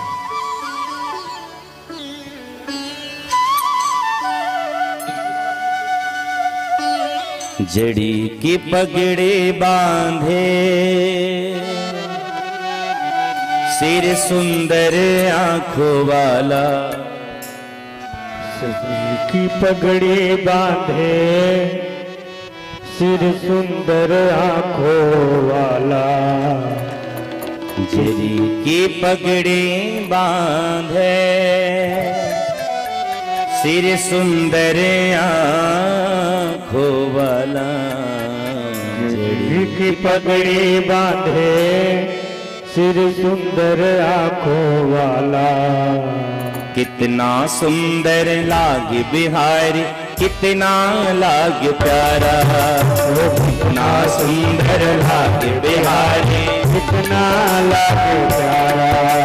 जड़ी की पगड़ी बांधे, सिर सुंदर आंखों वाला। जड़ी की पगड़ी बांधे, सिर सुंदर आंखों वाला।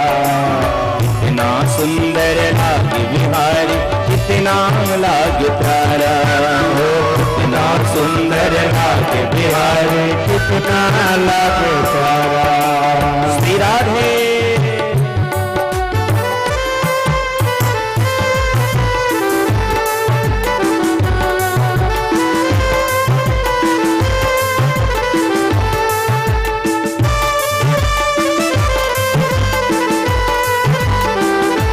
साथ झूमते हुए हरि बोल।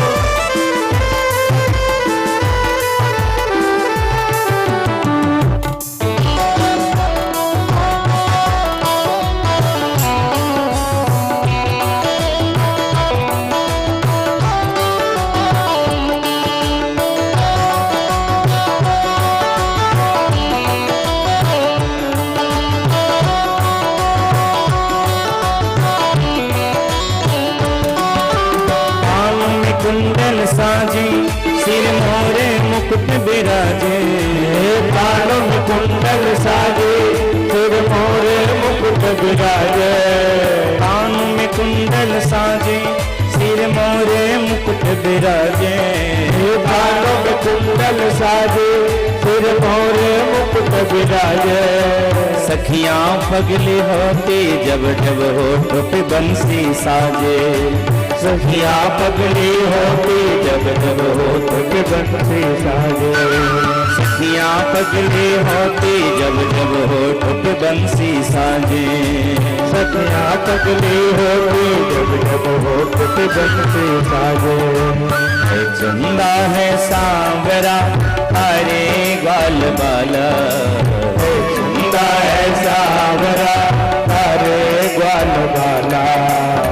चंदा है सांवरा हरे ग्वाल बाला। चंदा है सांवरा हरे ग्वाल बाला।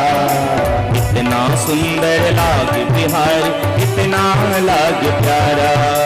कितना सुंदर लाग बिहारी, कितना लाग प्यारा।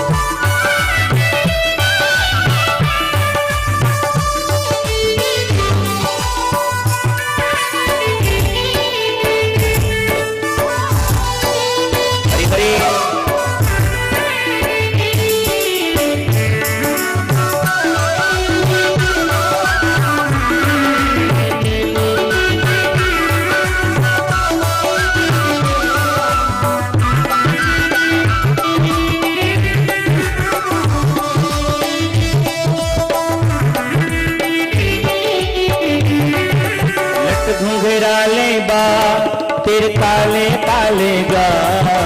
लट घुंघराले बा तेरे काले काले गा। सुंदर श्याम सलोना तेरी टेढ़ी मेढ़ी चाल।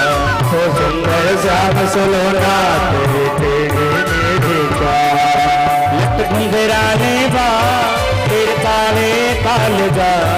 ओ लट घुंघराले बा तेरे काले काले गा। सुंदर श्याम सलोना तेरी टेढ़ी मेढ़ी चाल। सुंदर श्याम सलोना तेरी टेढ़ी मेढ़ी चाल। सुंदर श्याम सलोना तेरी टेढ़ी मेढ़ी चाल। हवा में सर सर करता तेरा पीतांबर मतवाला। हवा में सर सर करता तेरा पीतांबर मतवाला। कितना सुंदर लाग बिहारी, कितना लाग प्यारा। ओ कितना सुंदर लाग बिहारी, कितना लाग प्यारा। हो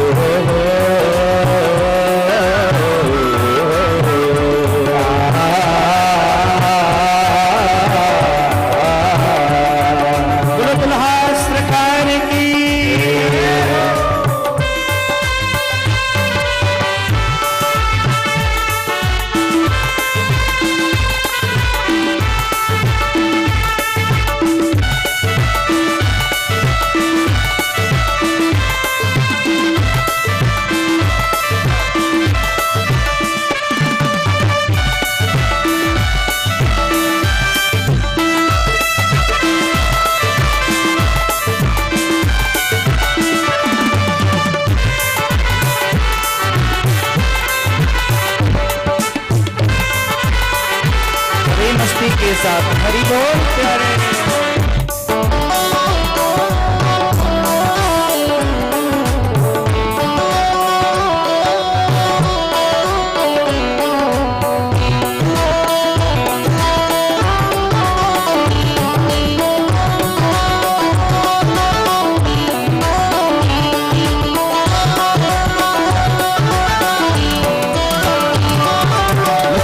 माखन मलता तो बल घुटने पे चलता।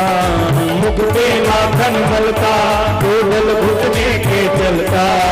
मुख पे माखन मलता तो बल घुटने पे चलता। मुख पे माखन माखन मलका, गोबर घुटने पे चलता। देवी यशोदा भाग्य खोल देवो का मन जलता। देवी यशोदा भाग्य खोल देवो का मन जलता।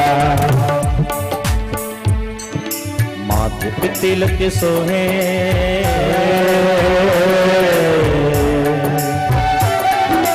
माथे पे तिलक सोहे, आंखों में काजल काला। माथे पे तिलक सोहे, आंखों में काजल काला। कितना सुंदर लागे बिहार, कितना लागे प्यारा। कितना सुंदर लागे बिहार, कितना लागे प्यारा। आज दूल्हा बने हैं नंद लाला, आज दूल्हा बने नंद लाला।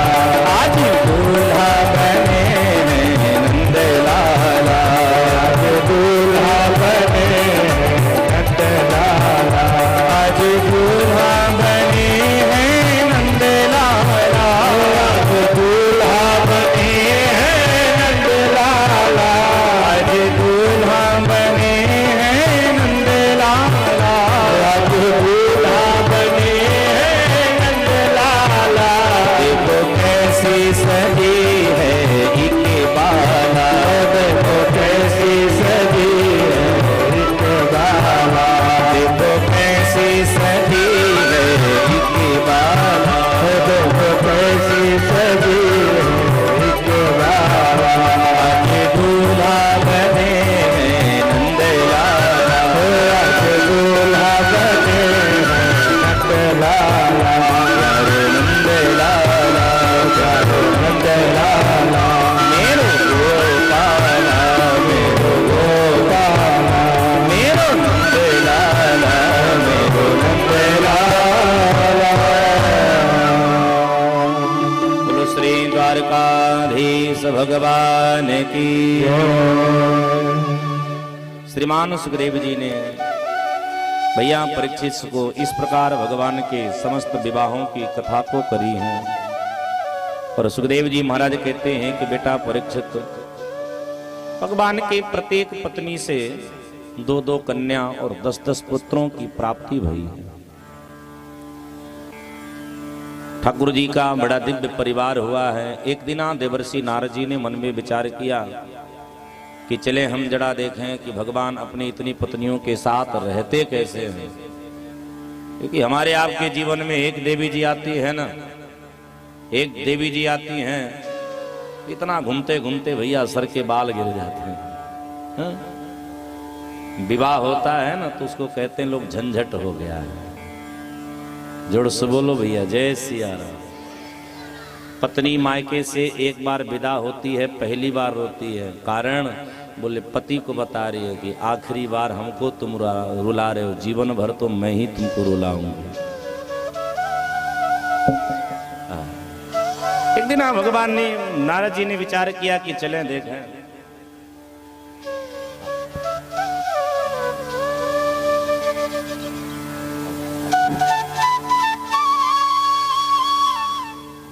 कि चले जरा हम देखें भगवान का परिवार कैसा है। नारद जी जब पधारे द्वारका जी, तो नारद जी 6 महीना भगवान के परिवार को देखते ही रहे। जानते हो कि नारद जी ने क्या देखा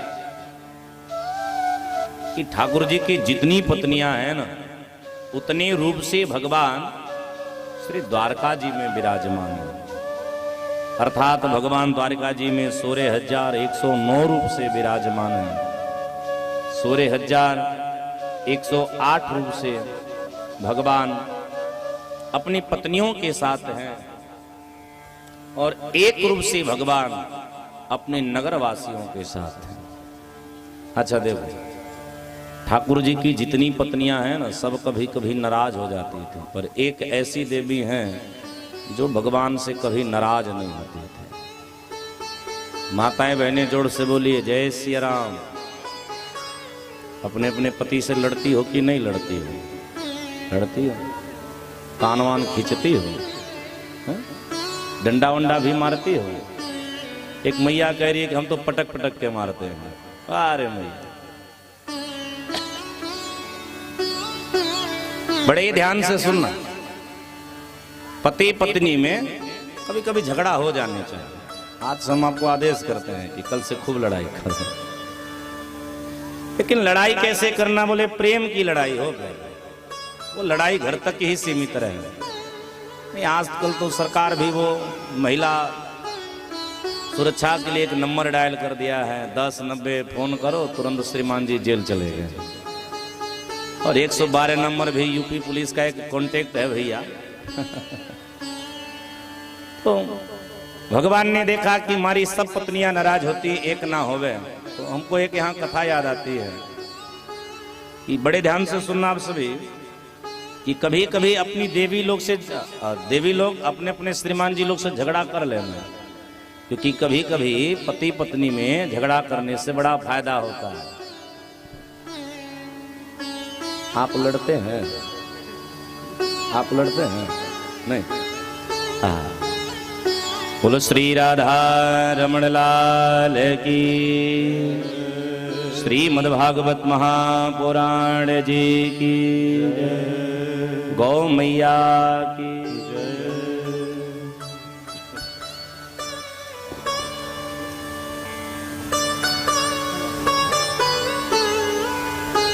हमको यहाँ एक कथा याद आती है। हाँ, क्या होता है कि हमारे गोपाल जी के लिए छत्र आया है। क्या नाम है आपका? मदन सोनी जी की तरफ से। ठाकुर जी ऐसे ही भी आपके जीवन में छत्र अपने आशीर्वाद से देते रहें। और एक बहन की तरफ से कलाई, तो ऐसे तेरे जीवन में कभी ऐसी कोई विपदा ना आवे, ये मेरा आशीर्वाद है।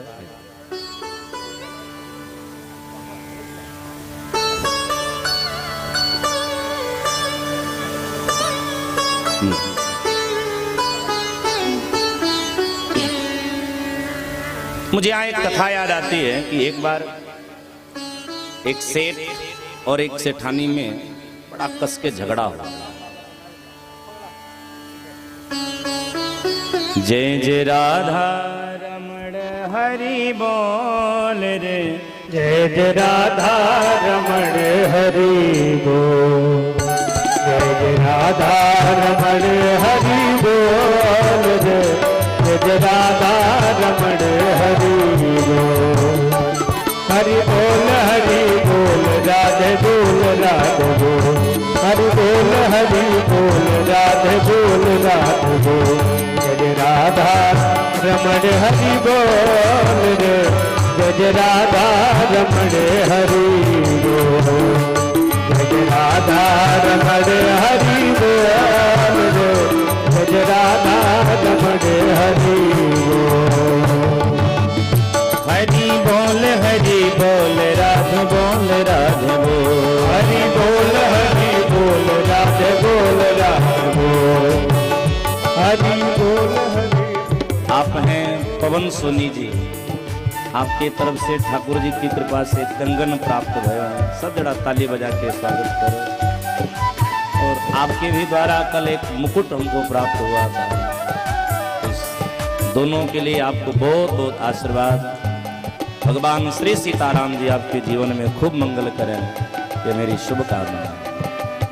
हो हरि बोल राधे बोल राधे बोल, हरि बोल राधे बोल राधे बोल, राधे बोल हरि बोल, राधे बोल राधे बोल हरि बोल, राधे बोल हरि बोल। जय जय राधा रमण हरि बोल रे, जय राधा रमण हरि बोल, जय राधा रमण हरि बोल रे, जय राधा रमण हरि बोल, जय राधा रमण हरि बोल रे, जय राधा रमण हरि बोल, जय राधा रमण हरि बोल रे, जय राधा रमण हरि बोल, जय राधा रमण हरि बोल, जय राधा रमण हरि बोल। बोले श्री राधा रानी की। तो मुझे यहाँ एक दृष्टांत याद आता है कि एक बार एक सेठ और एक सेठानी में बड़ा झगड़ा हो गया। हर पति पत्नी के बीच में झगड़ा होता है, तो झगड़ा इतना ही प्रेम से करना ताकि वो घर के दहलीज तक ही रहे, दहलीज को पार ना करे। आजकल का झगड़ा होता है तो सीधे अपने पति को फंसाने के लिए क्या से क्या कुचक्र हो जाता है। अच्छा, एक बात और ध्यान से सुनना, जो स्त्री ससुराल में रह के मायके की चिंता करेगी ना, न उसका ससुराल सुख से रहेगा न उसका मायका ठीक रहेगा। तो झगड़ा होते होते इतना आगे बढ़ गया कि सेठ ने कहा अपनी पत्नी से, सुन, तुझे तेरे मरे बाप की कसम जो आज के बाद तुम हमसे बात करोगे, बड़ी तू ज्यादा बोल रही है। सेठानी भी कहां पीछे रहने वाली। सेठानी ने कहा, ओ सेठ, मेरे तो मरे बाप की कसम, लेकिन तेरे तो जिंदे बाप की कसम जो तू आज के बाद हमसे बात कर ले। बोलना मत हमसे, मेरा तो बाप मर गया, तेरा तो जिंदा बाप मर जाएगा। दोनों में बात आता ही सब बंद हो गया। अब सेठानी को कुछ चाहिए होता तो कागज में लिख करके टेबल पे रख देती, सेठ ला देता। सेठ को कुछ खाने का मन होता तो कागज पे लिख के टेबल पे रख देता, सेठानी बना देती थी, चुपचाप परोस देती थी, खा लेते थे सब। धीरे धीरे धीरे धीरे धीरे धीरे काफी समय बीता है। एक दिन सेठ ने मन में विचार किया कि पत्नी तो मेरी है, मैं ही पहले बोल दूं। जैसे पत्नी को बुलाने की चेष्टा करी कि सामने से उसके पिताजी नजर आ गए। कहा ना, कहीं पिताजी सचमुच न मर जाए, मैं ना मर। साल भर बीते हैं। एक बार सेठ को कहीं जाना था तो जो निमंत्रण कार्ड था उस निमंत्रण कार्ड में बड़ा सख्त लिखा गया था, यहां आना तभी जब अपनी पत्नी को लेकर के आना, अन्यथा मत आना। तो सेठ ने कागज पे लिख करके टेबल पे रख दे। अब मैया तैयार होने लगी सेठानी। संत जन कहते हैं, प्रेमी जन कहते हैं कि सेठ पहले ही तैयार होकर के बाहर दलान पे बैठा था। सेठ को एक आदत है, बुरी आदत है बीड़ी पीने की। जैसे यहाँ एक यजमान जी हैं, वो भी तो कोई है वकील साहब, आप हमसे हमेशा कहते हैं कि महाराज उन दादा से कहो ना को बीड़ी पीना छोड़ दो। वो नाराज भी होते हैं।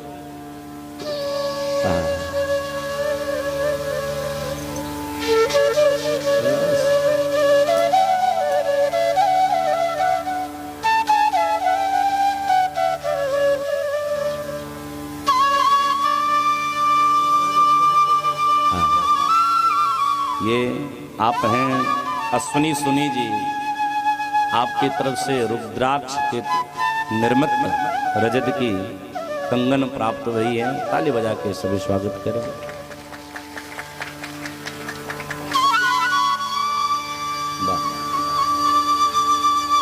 हम कह रहे थे हमको ठंडा क्यों लग रहा है,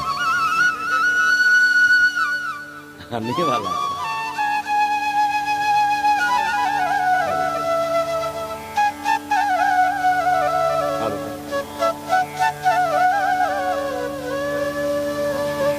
बोल राधा।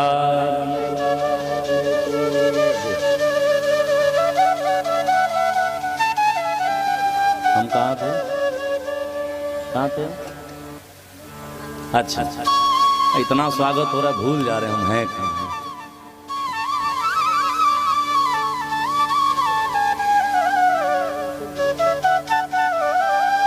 आशीर्वाद देने के लिए हमारे बप्पा आ गए हैं, अभी आएंगे 1-1.5 घंटे में।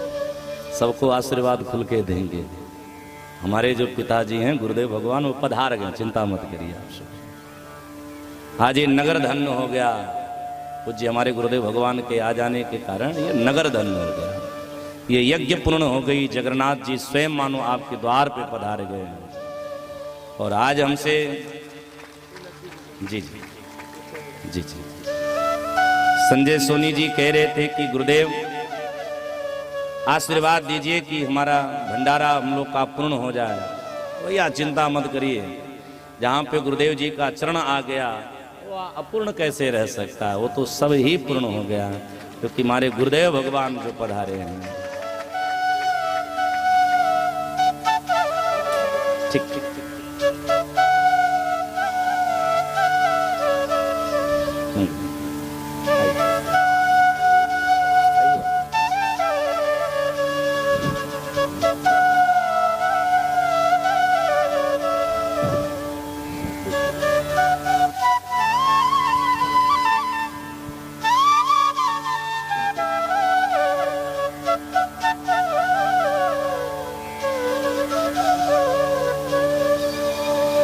बोल श्री वृषभान दुलारी की। सेठ ने अपनी पत्नी से कहा कि देवी, मानो कागज पे लिखा हूं कि वहां चलना है, तो आजकल माताओं से केवल कहिए कि कहीं चलना है, माताएं तैयार होने में बड़ा ही आनंद लेती है, क्योंकि मैया सबसे खाली कह दो चलो हम आज तुमको घुमा लाते हैं। तो सेठ पहले ही तैयार हो गया और तैयार होकर के बाहर दलान पे बैठा था। तो सेठ को एक बड़ी बूढ़ी आदत थी, क्या? सेठ बीड़ी पीता था। जो लोग बीड़ी पीते हैं ना वो जानते हैं, ऐसे जिद करते हैं लोग, चिंगारी गिरती है ना, तो सेठ ने ऐसे जब किया तो चिंगारी गिरी, कुर्ता का जो पिछला फर होता है इसमें थोड़ी सी आग लगी। सेठ को पता नहीं वो बीड़ी पी रहा। सेठानी आई, सेठानी देख रही है कि श्रीमान जी के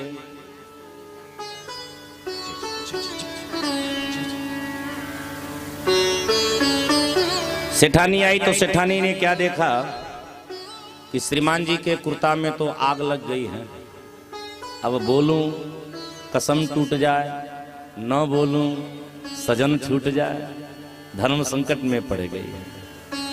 तो सेठानी विपरीत दिशा में मुंह करके ऐसे कहती है, किसी का कुर्ता जल रहा हो मेरा क्या जाएगा। किसी का कुर्ता जले मेरा क्या जाएगा।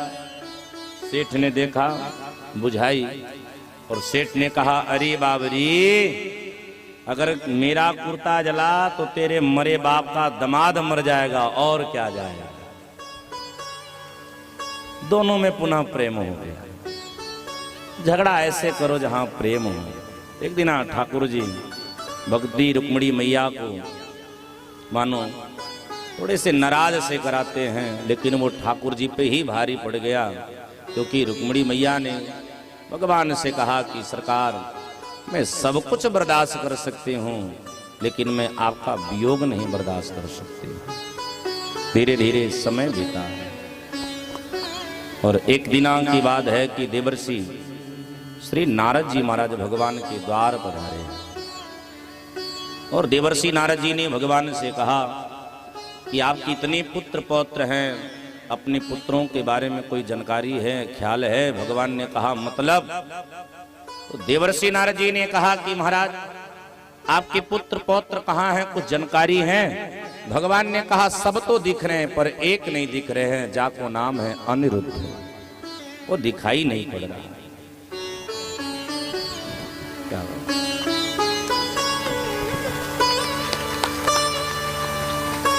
सही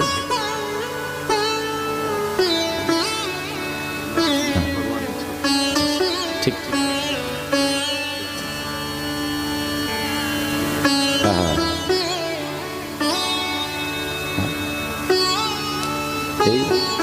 इधर आए छत वगैरह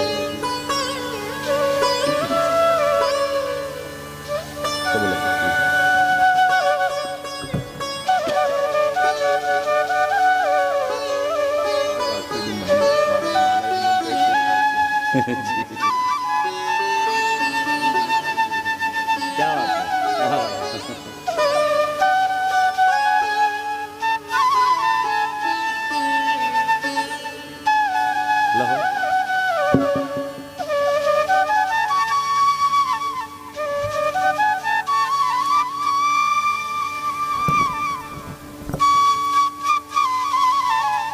आइए स्वामी जी।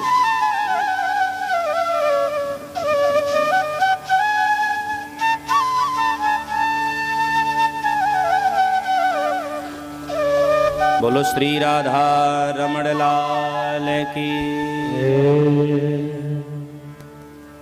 भगवान ने कहा सब तो दिख रहे हैं, लेकिन एक अनिरुद्ध नहीं दिख रहा। नारद जी ने कहा वो दिखेंगे कैसे, क्योंकि वो तो बंदी बने पड़े। भगवान ने कहा कहाँ? नारद जी ने कहा बाणासुर की नगरी में वे बंदी पड़े। कथा ऐसी है कि बाणासुर की एक बिटिया है, जाको नाम है उषा देवी। दृष्टः कश्चित् नरः स्वप्ने श्यामः कमललोचनः पीतवासा बृहद्बाहू योषितां हृदयंगमः तमहं मृगैकान्तं पाययित्वा धरः बपुः क्वापि यातः स्पृहन्ति क्षित्वा मां व्रजनांगणे।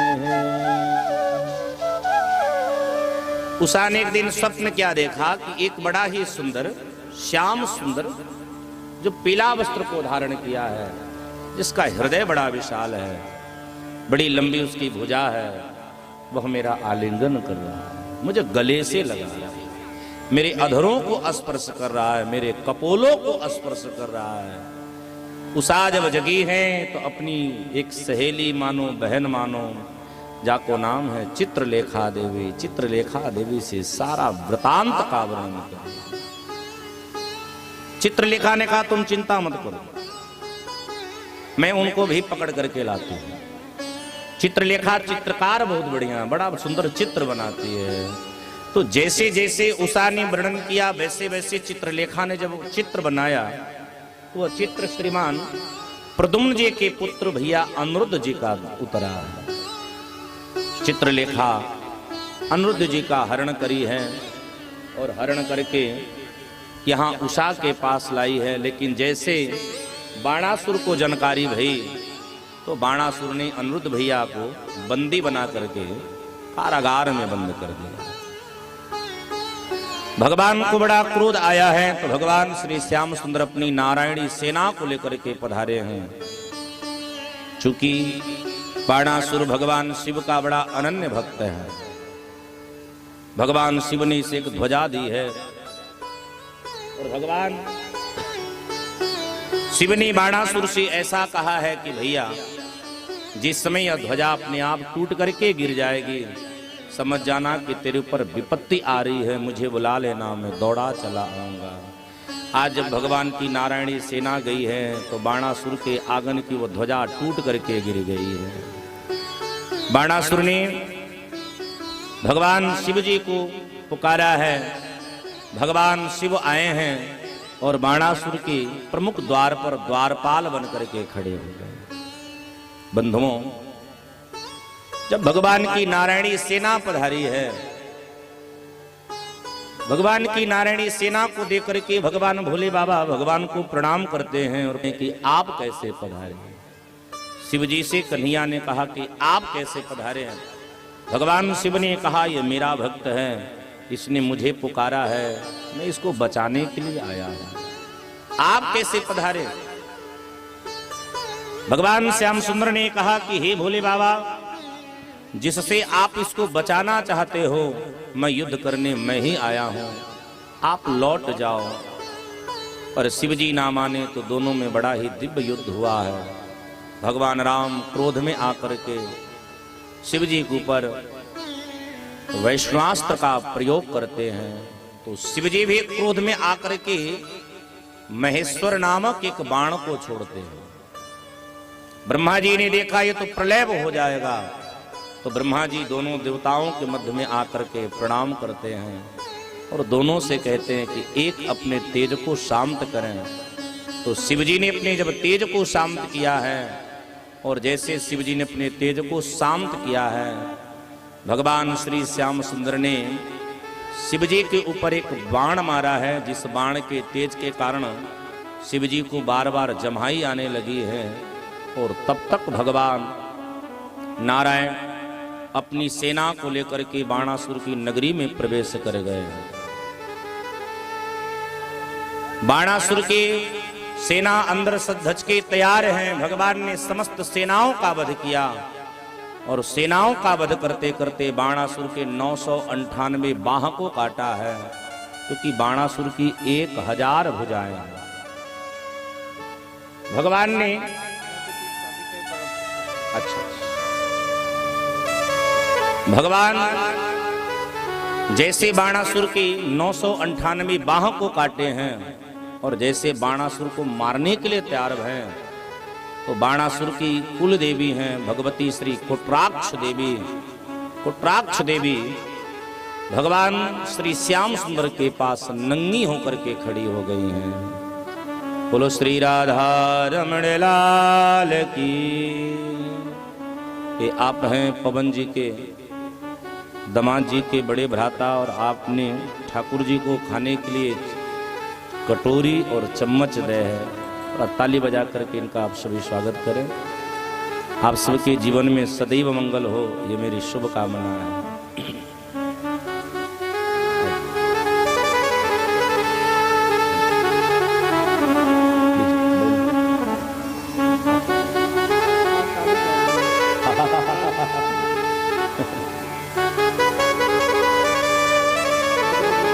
बोलो श्री राधा रमण लाल की। जैसे कुट्राक्ष देवी प्रकट भई हैं, भगवान ने अपनी नजर को फेर ली है, और भगवान जैसे नजर को फेरे हैं, कुट्राक्ष देवी ने बाणासुर से कहा है कि भैया मैं तुझको ज्यादा देर बचा नहीं सकती। इनके पौत्र अपनी बिटिया को लाकर के इनके चरणों में अर्पण कर दें। क्यों? क्योंकि ये स्वयं परमात्मा है। बाणासुर ने यही क्रिया करी है। धीरे धीरे समय बीता है, भगवान अपने बच्चों के साथ क्रीड़ा करने गए हैं, और खेल खेल में एक मृग गिरगिट का भगवान ने उद्धार करी है। गिरगिट जैसे देव योनि को, मानव योनि को प्राप्त किया। भगवान ने कहा तुम कौन हो? तो गिरगिट जो मनुष्य बना है, उसने अहंकार में कहा कि महाराज अगर कहीं दानियों का नाम आता होगा, उस नाम में मेरा भी नाम जुड़ता होगा। नृगो नाम नरेंद्रो हम इक्ष्वाकुतनयः प्रभो दानिख्यायमानेषु यदि ते कर्णम स्पृशम। महाराज अगर कहीं दानियों का चर्चा होता होगा न, तो आपके कानों में मेरा भी नाम गुजा होगा। भगवान ने कहा कि भैया जब तो इतना बड़ा दानी है, तो गिरगिट कैसे बन गए? महाराज मृग ने कहा कि एक बार मैं अपने राज्य में ऐसा प्रण किया कि मैं गोदान करूंगा, गोदान करूं।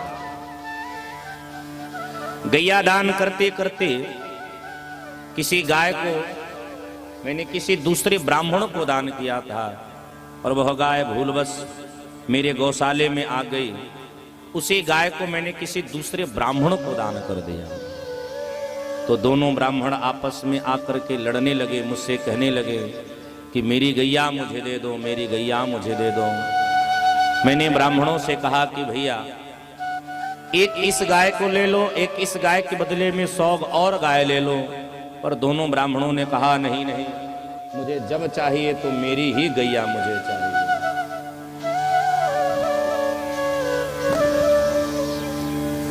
मुझे जब चाहिए तो मेरी ही गैया मुझे चाहिए। महाराज मृग ने असमर्थता को जब स्वीकार की, तो ब्राह्मणों ने कहा तुम गिरगिट के जैसे हो, जहां हम श्राद्ध देते हैं कि तुम गिरगिट हो जाओ। हमने प्रार्थना करी, तो ब्राह्मणों ने कहा द्वापर में जब भगवान पधारेंगे तब वे तेरा उद्धार करेंगे।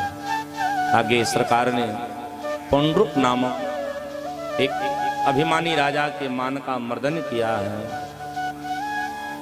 बलदाऊ जी महाराज ने एक द्विविद नामक बानर का वध किया है, और पुनः जामवंती के पुत्र साम का विवाह सुखदेव जी महाराज कहते हैं कि दुर्योधन के पुत्री के साथ हुई।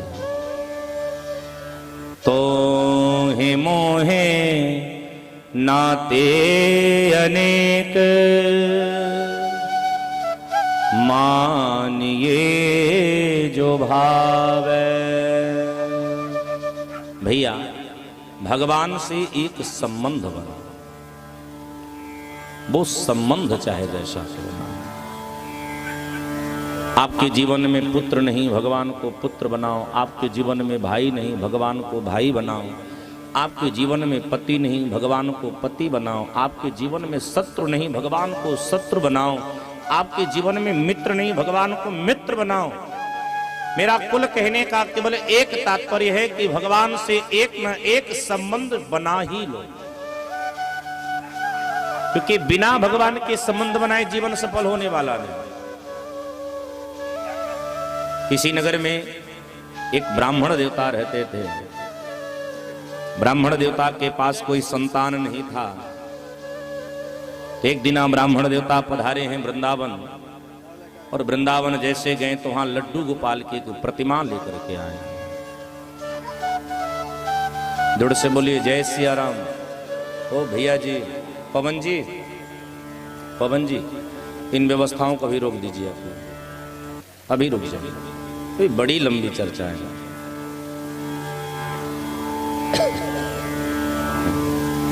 इस सबसे आखिरी प्रक्रिया में आप लोग अभी मत प्रवेश करें।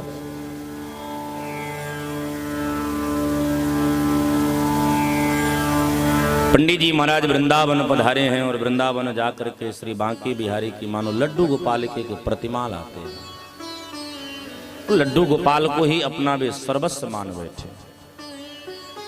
साधक जन कहते हैं कि जैसे जैसे हम अपने पुत्र के लिए ना खिलौने आदि लाते हैं, वैसे ये लड्डू गोपाल जी के लिए लाते थे। अवस्था ढलती गई, और एक दिना पंडित जी महाराज जी का स्वर्गवास हुआ है। बंधुओं, नगर के लोग उनकी मृतक शरीर को लेकर के श्मशान भूमि पर पधारे हैं। नगरवासियों ने कहा इनका तो कोई पुत्र नहीं है, इनको मुखाग्नि कौन देगा। देखो, किसी के पास अगर पुत्र न हो तो मुखाग्नि देने के कितने लोग अधिकारी होते हैं। पहला, उनके भाई का पुत्र उनको मुखाग्नि दे सकता है। भाई के भी पास पुत्र नहीं है, पिता जीवित है, पिता मुखाग्नि दे सकता है। पिता भी जीवित नहीं है, छोटा भाई है, छोटा भाई मुखाग्नि दे सकता है। बहन का पुत्र मुखाग्नि दे सकता है। लेकिन पंडित जी के पास ऐसा कोई संबंध ही नहीं था। जब दुनिया में कोई न हो ना, अपना जो कुल का पुरोहित होता है, वह पुरोहित हमें मुखाग्नि दे सकता है। पुरोहित का अर्थ है पुरो अग्रे हितम इति पुरोहितम। पुरोहित का अर्थ होता है जो आपके आगे का हित देखे, वही पुरोहित। पुरोहित जी महाराज चिता को लेकर के जैसे चिता में आग लगाने को उद्धृत भये, तब तक सबके कानों में आवाज गूंजी, अरे सुनो, इनको कोई आग मत देना, मैं इनका पुत्र हूं। मैं बड़ा दूर चला गया था, आने में समय लग गया। जिधर से आवाज आई, लोगों ने क्या देखा कि एक 7 वर्षीय बालक, क्योंकि पंडित जी को लाला को लाए 7 ही साल भरे हैं, एक 7 वर्षीय बालक हाथ में जलती हुई लकड़ी लेकर के आ रहा है। मैं इनका पुत्र हूं, मैं इनका पुत्र हूं, मैं आ गया। लोगों ने कहा, बेटा आपका नाम क्या है? बालक ने कहा, वैसे तो हमारा बहुत सारा नाम है, लेकिन ये हमको भाव से लाला कहते थे, मैं इनका लाला हूं। साधक जन कहते हैं कि दुनिया में जिस रिश्ते की कमी हो ना, वो भगवान से संबंध जोड़ो, पर प्रेम से जोड़ना। हमारी आपकी दशा क्या है, ना हम भगवान से प्रेम से संबंध जोड़ पाते हैं, और न ही हम भगवान से बैर से संबंध जोड़ पाते हैं। अगर आपने भगवान से प्रेम नहीं कर पाया, तो आपसे तो भले वे दैत्य हैं जो भगवान को दिन रात गाली देते हैं, और भगवान उनकी गाली को ही उनकी भक्ति मान बैठे थे, क्योंकि भगवान बड़े सरल है। बेटा परीक्षित, तेरे जीवन में तो भगवान की बड़ी कृपा है, क्योंकि तेरे वंश पे ठाकुर जी ने बड़ी कृपा की। ध्यान से सुनना, भगवान श्री श्याम सुंदर ने जितना ब्रजवासियों के ऊपर करुणा नहीं करी है, उससे कहीं लाख गुना ज्यादा तो पांडवों के वंश पर करुणा करी है। सुखदेव जी ने एक दृष्टांत सुनाया कि एक बार महाराज युधिष्ठिर जी एक यज्ञ करना चाह रहे थे, जिस यज्ञ का नाम है राजसू यज्ञ। और राजसू यज्ञ करने का वही अधिकारी होता है जिसकी विजय की पताका 10 दिशाओं में फहरती है। भगवान ने पता किया तो युधिष्ठिर जी ने कहा कि एक ऐसी नगरी है जहां पर हमारा विजय का पताका नहीं भरा है। इस नगरी का नाम है मगध देश। भगवान ने कहा तो चलो। तो ठाकुर जी यहां पंडित बनते हैं, अर्जुन भी पंडित बनते हैं, भीम भी पंडित बनते हैं, और पंडित बन करके भगवान जरासंध की नगरी आए हैं। जरासंध का एक नियम है कि जब से जरासंध ने देखा कि ब्राह्मणों के मंत्र जब के बाद हमने कन्हैया को भगाने में हम सफल है गए, तब से जरासंध ब्राह्मणों के प्रति बड़ा विश्वास करता था। सूर्योदय की बेला में जो ब्राह्मण आकर के जरासंध से जो मांग लेते थे, जरासंध हंस के दे देता था। आज भगवान पधारे हैं। जरासंध ने कहा कि ऐ ब्राह्मणों बताओ मैं आपको क्या दूं। भगवान ने कहा कि भैया मैं जो मांगूंगा आप हमको दोगे। जरासंध ने कहा आप केवल मांगो, मैं पहले ही दे दूंगा। युध्यम न देहि राजेंद्र द्वंद्वसु यदि मन्यसे युद्धार्थिनो वयं प्राप्ता राजन्यानान्यकांक्षिणः। भगवान ने कहा कि भैया हमको और कुछ भिक्षा नहीं चाहिए, हमको आपसे युद्ध करना है, हमको युद्ध रूपी आप भिक्षा दे दो।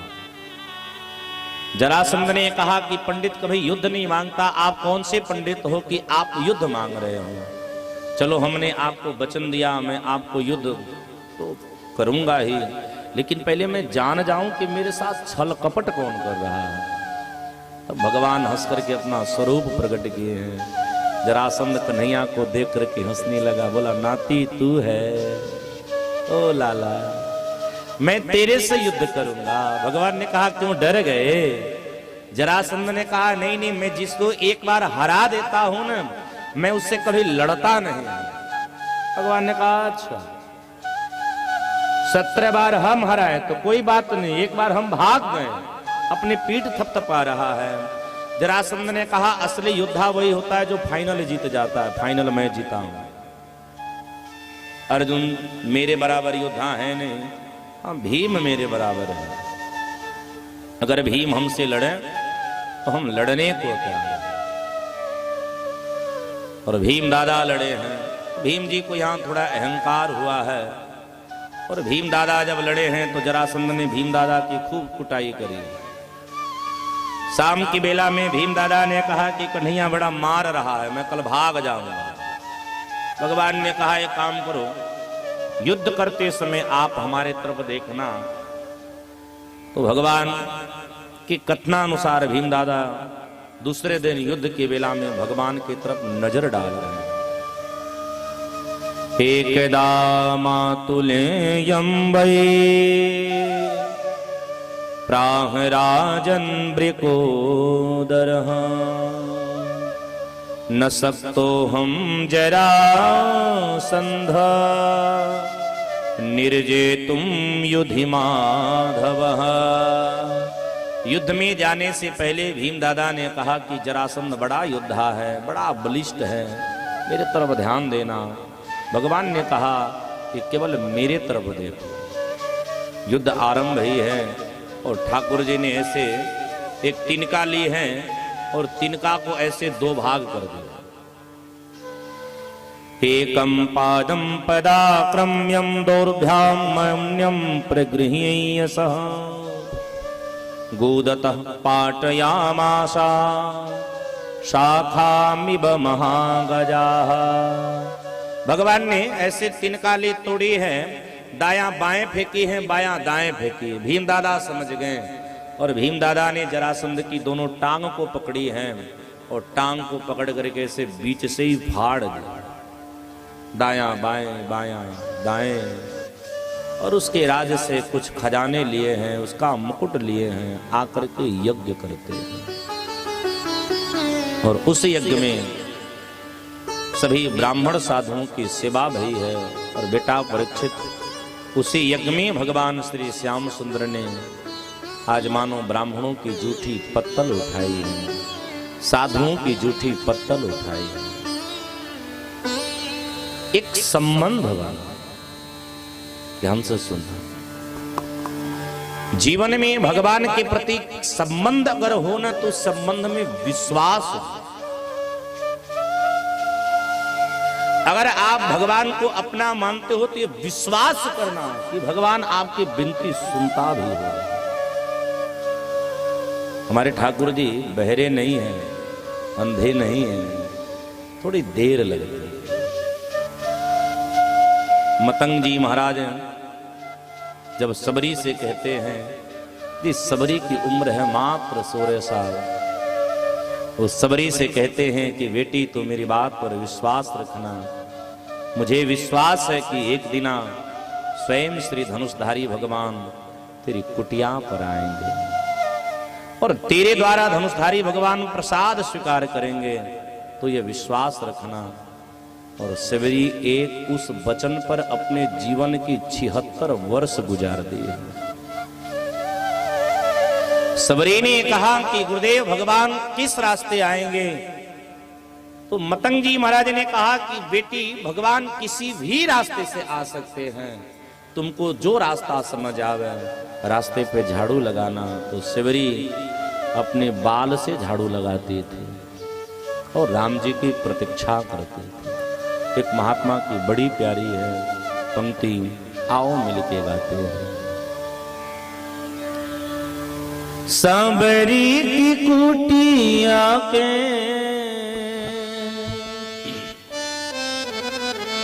सबरी की कुटिया के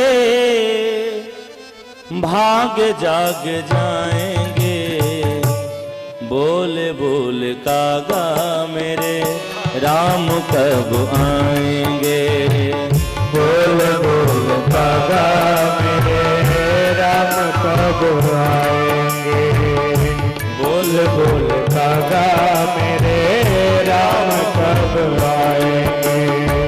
सबरी की कुटिया के सबरी की कुटिया के भिलनी की कुटिया के भिलनी की कुटिया के भाग जाग जाएंगे, बोल बोल कागा मेरे राम कब आएंगे, बोल बोल कागा मेरे राम कब आएंगे।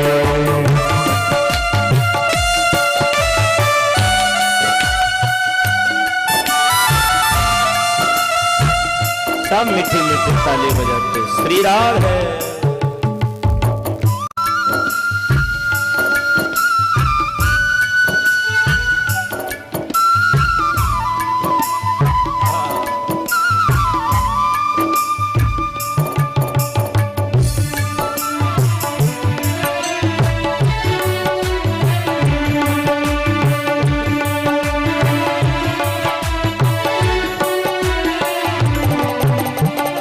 आए नहीं राम जी लगाए कहाँ देर रे, आए नहीं राम जी लगाए कहाँ देर रे, चुन चुन के रखे मैंने कब से बैर रे, चुन चुन के रखे मैंने कब से बैर रे।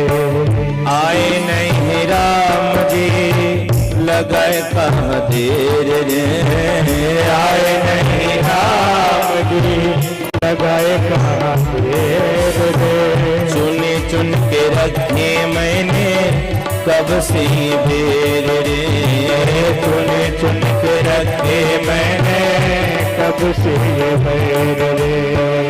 बल बन जाऊंगी मैं, बल बन जाऊंगी मैं, धन धन जाऊंगी मैं, धन धन जाऊंगी मैं, राम जब आएंगे, बोल बोल कागा मेरे राम कब आएंगे, बोल बोल कागा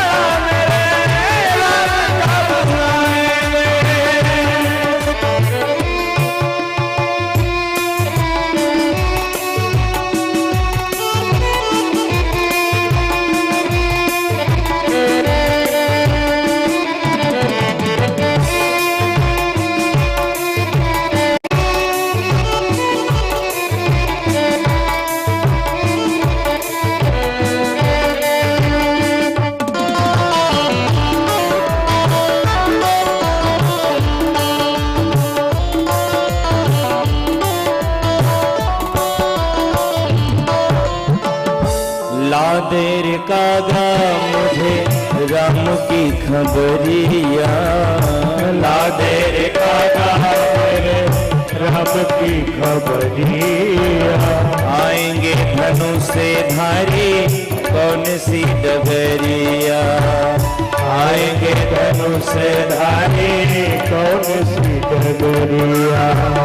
ला दे रे कागा मेरे राम की खबरिया, ला दे रे कागा मेरे राम की खबरिया। आएंगे धनुष धारी कौन सी डगरिया, आएंगे धनुष धारी कौन सी डगरिया। अखियां बिछा दूंगी मैं, अखियाँ बिछा दूंगी मैं, पलके सजा दूंगी मैं, पलके सजा दूंगी मैं।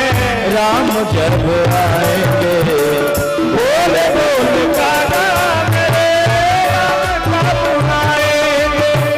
बोल बोल कागा मेरे राम कब आएंगे। बोल बोल कागा मेरे राम कब आएंगे।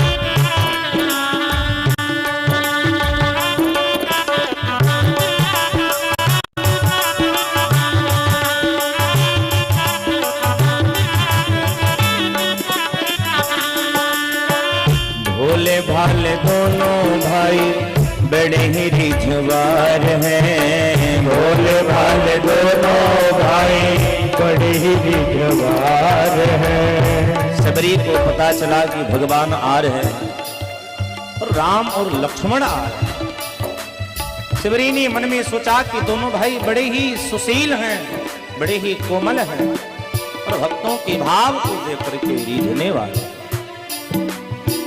भोले भाले दोनों भाई बड़े ही रिझवार हैं, भोले भाले दोनों भाई बड़े ही रिझवार हैं। मेरी इस नैया की वही पतवार हैं, मेरे इस नैया की यही पतवार है। मेरी इस नैया की वही खेवनहार हैं, मेरे इस नैया के वही खेवनहार है। ओ जान के अनाथ हमको, जान के अनाथ हमको, जान के अनाथ हमको, जान के अनाथ हमको पार वो लगाएंगे। बोल बोल कागा मेरे राम कब आएंगे। बोल बोल कागा मेरे राम कब आएंगे। सबरी की कुटिया की, सबरी की कुटिया के, हिलनी की कुटिया के, हिलनी की कुटिया के, भाग जाग जाएंगे। बोल बोल कागा मेरे राम कब आएंगे। बोल बोल कागा मेरे राम कब आएंगे। बोल बोल कागा मेरे राम कब आएंगे। बोल बोल कागा मेरे राम कब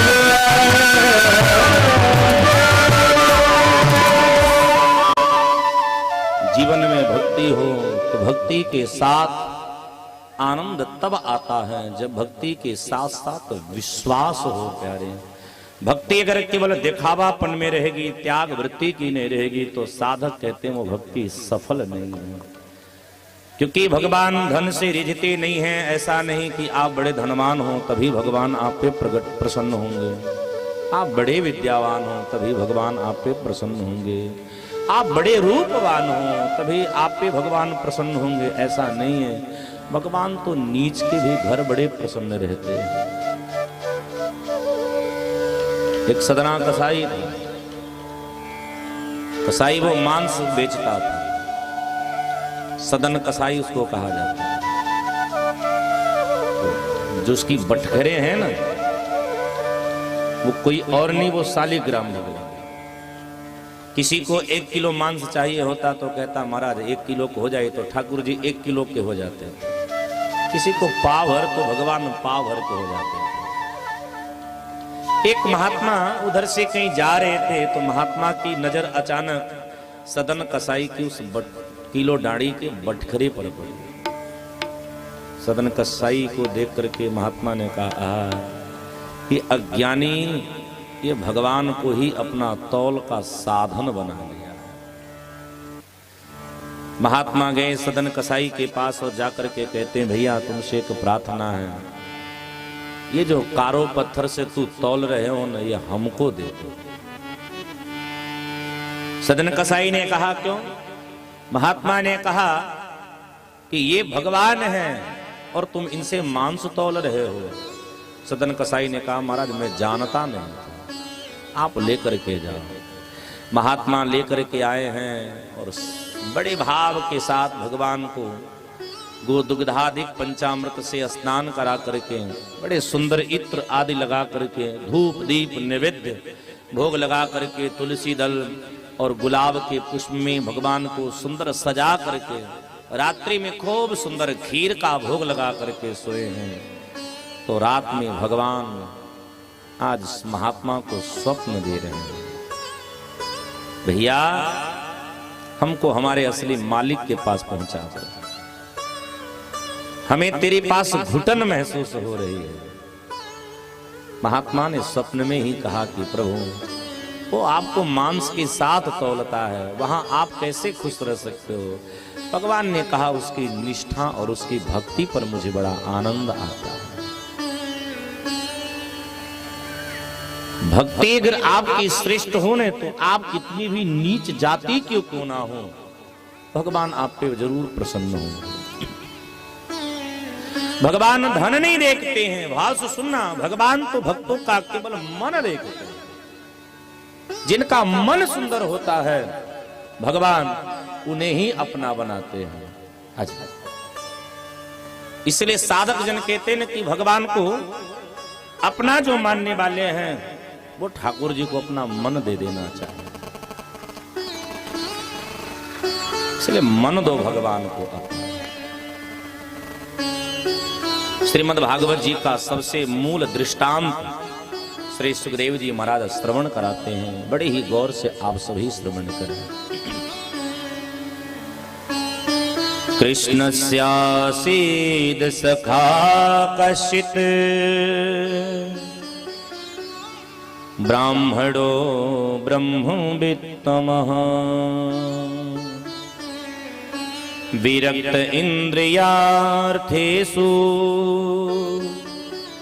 प्रशांतात्मा जितेन्द्रियः। सुखदेव जी ने एक बड़ा दिव्य दृष्टांत सुनाया। सुखदेव जी ने कहा बेटा परीक्षित, एक भगवान के बड़े ही लाडले भक्त हैं और बड़े ही सुंदर मित्र हैं। परीक्षित जी ने कहा नाम क्या है? इतनी उपाधि है ना कि उपाधि बताने में सुखदेव जी नाम बताना भूल गए। बोले ब्राह्मण हैं, ब्राह्मणों में भी बड़े उत्तम हैं, गृहस्थ होते हुए विरक्त हैं और अपने इंद्रियों को अपने बस में करने वाले हैं, बड़े विद्वान हैं, लेकिन इतने विद्वान होकर के भी वे अत्यंत गरीब हैं। किसी ने कहा धीरे से कि उनका और कोई नाम नहीं, उनका नाम श्रीमान सुदामा जी महाराज है। सुदामा का अर्थ होता है सु मतलब सुंदर, दाम का अर्थ होता है धन। जिसके पास भजन रूपी सुंदर धन हो, शास्त्र उसे ही सुदामा कहता है। सुदामा जी की जीवन अत्यंत ही गरीबी में गुजर रही है, लेकिन इतनी गरीब होते हुए सुदामा जी अत्यंत प्रसन्नचित्त हैं, बड़े संतोषी हैं। देखो हमारे आपके जीवन में कितना हूं धन क्यों ना आ जाए, लेकिन जब तक जीवन में संतोष नहीं आएगा तब तक धन का आना कोई बहुत बड़ा लाभ नहीं प्राप्त कराएगा। क्योंकि नीति कहती है कि जब आवे संतोष धना सब धन धूरी समान। इसलिए जीवन में संतोषी होना चाहिए। भगवान उतना ही देते हैं जितनी आपकी पात्र है प्यारे। किसी को कम देते हैं, किसी को ज्यादा देते हैं। ये मत समझना कि भगवान आपको अपना नहीं मानते हैं, बस अपना कर्म करते रहना।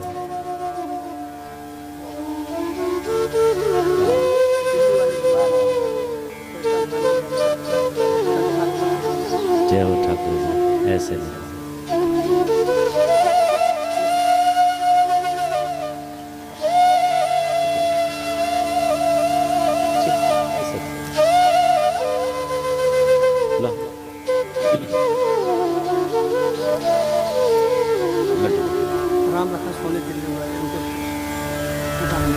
आप हैं श्री राम लखन जी दिल्ली से, आपकी तरफ से श्री ठाकुर जी के विग्रह प्राप्त हुए हैं। बहुत बहुत आपका स्वागत है। सब भाव से बोलिए जय श्री राधे। सुदामा जी अत्यंत गरीब हैं, पर फिर भी सुदामा जी अत्यंत प्रसन्न चित्त हैं। बड़े ध्यान से सुनिएगा आप।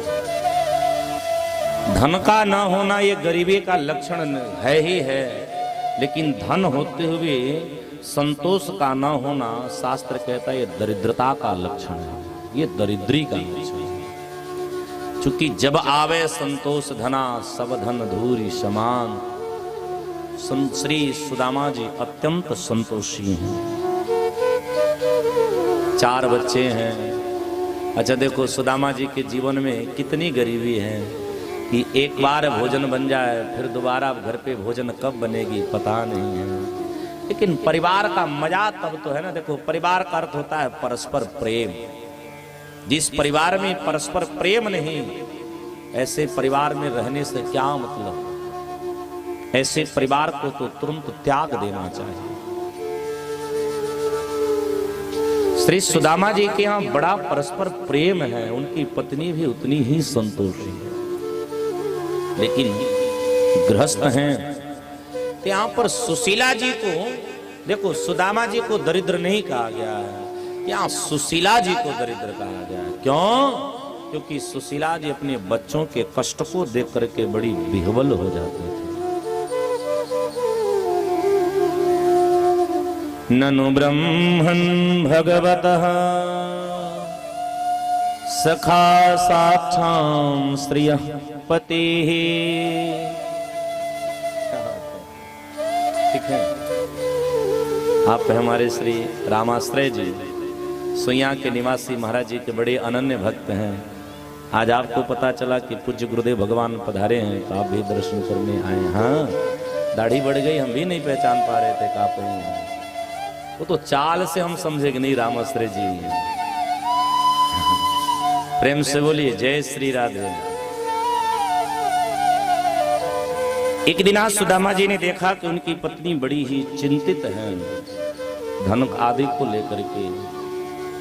तो सुदामा जी ने अपनी पत्नी से कहा, देवी तुमको पता है मेरा मित्र कौन है? मेरा मित्र द्वारिकाधीश, जिसको दुनिया जगदीश कहते हैं ना, वो मेरा मित्र है। सुशीला जी ने कहा, वो किस काम के मित्र हैं जब आपके जीवन की गरीबी को देख करके उनको तनिक भी दया नहीं आ रही है। एक काम करो ना, आप उनसे मांगने क्यों नहीं जाते हो? क्योंकि आपत्त काल परेखी चारी, धीरज धर्म मित्र अरुनारी। ये विपत्ति काल में इन 4 की परीक्षा ली जाती है। सुदामा जी ने कहा, देवी बात ऐसी नहीं है कि मैं जाऊं और वो मुझे देने से मना कर दे, लेकिन देवी मैं जाना नहीं चाहता हूं। कारण चूंकि दुनिया में जब हमारे पास धन बढ़ जाता है ना, तो हम अपनी मित्र को अक्सर भूल जाते हैं। कहीं वो भूल गया हो मुझे तो। सुशीला जी ने कहा, कभी कोई किसी मित्र को भूला है? मित्र के जीवन को दुख में देख करके कोई भूला है? सुदामा जी ने कहा मुझे विश्वास है कि वो मुझे नहीं भूलेगा, लेकिन एक ने भूला है, तो द्रुपद और द्रोणाचार्य का संबंध होता है।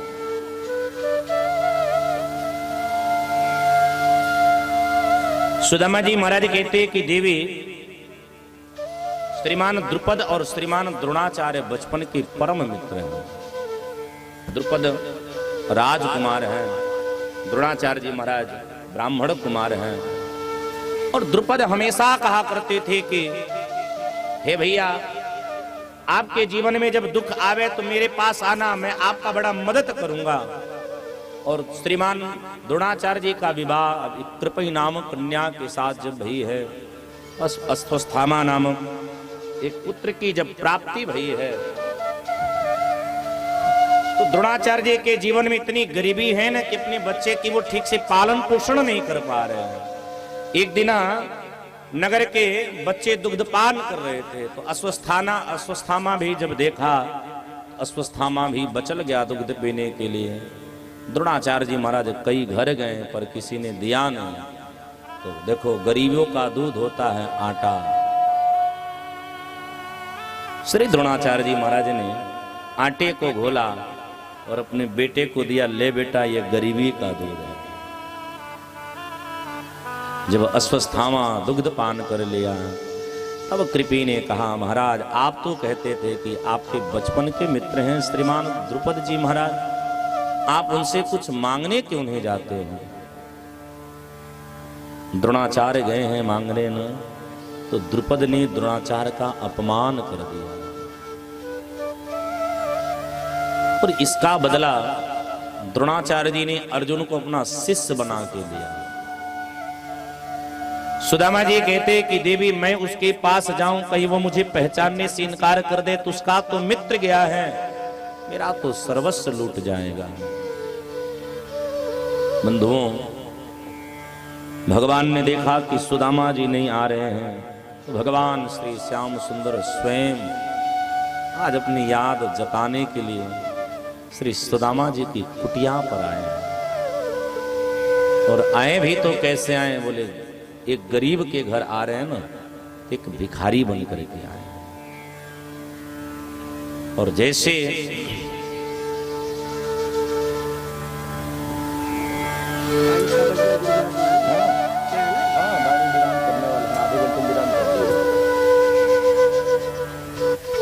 श्रीमान भगवान श्याम सुंदर आज सुदामा जी के कुटिया पर आए हैं, तो भिखारी बन करके आए हैं। सब जोर से बोलिए जय सिया राम। संजोग की बात है कि सुदामा जी द्वार पर नहीं है, केवल सुशीला देवी द्वार पर हैं। कन्हैया पधारे हैं, जय राम जी की। मैया ने जय राम जी की कहा। ठाकुर जी ने कहा, हम भिखारी हैं, आपसे भिक्षा लेने के लिए आए हैं, आप हमको भिक्षा दे दो। सुशीला जी घर के अंदर गई हैं, एक भी साबुत अन्न नहीं है जो भिखारी को भीख दी जाए। अब देखो, द्वार से भिखारी खाली हाथ लौट जाता है ना, तो अपना पुण्य कर्म लेकर के जाता है। सुशीला जी के सामने धर्म संकट पैदा हो गया। यद्यपि सुशीला जी एक श्रेष्ठ विद्वान की पत्नी है, श्रेष्ठ विद्वान की कन्या है, सुशीला जी का विवेक काम किया। सुशीला जी घर के बाहर आई, हाथ जोड़ ली, बोले मुझे माफ करो, मैं आपको भीख नहीं दे सकती। भिखारी ने कहा क्यों? सुशीला जी ने कहा, शास्त्र कहता है कि सूतक में भिक्षा नहीं दी जाती है, मेरे घर सूतक लगा। भगवान ने कहा कब आऊं, कब सूतक उतरेगा? सुशीला जी ने कहा 1 महीने बाद आओ, शायद सूतक उतर जाए। 1 महीने बाद भगवान पुनः पधारे। सुशीला जी ने वही सूतक का बहाना किया, क्योंकि स्थिति ज्यों की त्यों बरकरार है। देवी कब आऊं? सुशीला जी ने कहा 1 महीने बाद और आना। 3रे महीने भगवान पधारे हैं, जय राम जी की। मैया ने कहा जय राम जी की। देवी वही पुराना भिखारी हूं। सुशीला जी ने कुछ नहीं देखा, आगे पीछे कुछ सोचा नहीं, हाथ जोड़ लिया, बोले बाबा अभी सूतक उतरा नहीं है, मैं भिक्षा नहीं दे सकती हूँ। सुनते भगवान बिगड़ गए। अरे देवी, कौन सूतक है जो तेरा उतर नहीं रहा है? किसी के घर 1 महीना, किसी के घर 15 दिन, किसी के घर 45 दिन, किसी के घर 20 दिन। तेरे घर कौन सूतक है जो उतरने का नाम नहीं ले रहा है? सुशीला जी रोने लगी, बोले महाराज ऐसा नहीं कि मैं भीख देना नहीं चाहती, लेकिन मेरे घर में गरीबी का सूतक लगा है और ये सूतक उतरने वाले हैं। कन्हैया रूपी भिखारी ने कहा, ये कुटिया किसकी है? बच्चे पास में खड़े थे। बच्चों ने कहा, श्रीमान, ये श्रीमान सुदामा जी की कुटिया है।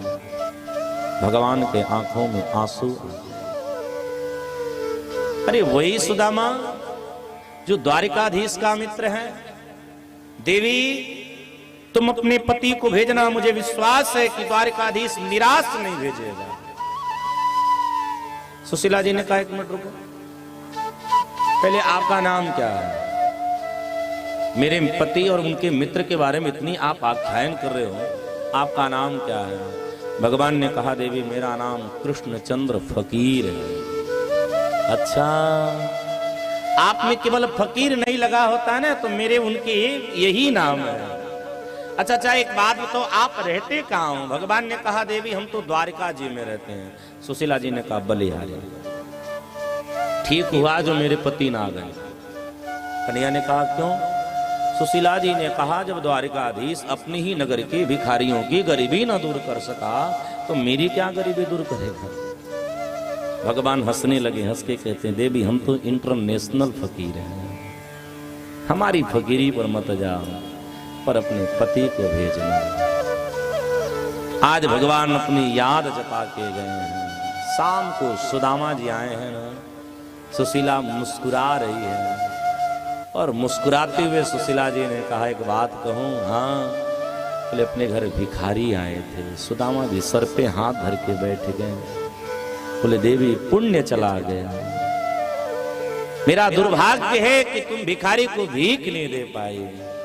सुशीला जी ने कहा, नहीं, मैंने आपके पुण्य को बचा लिया।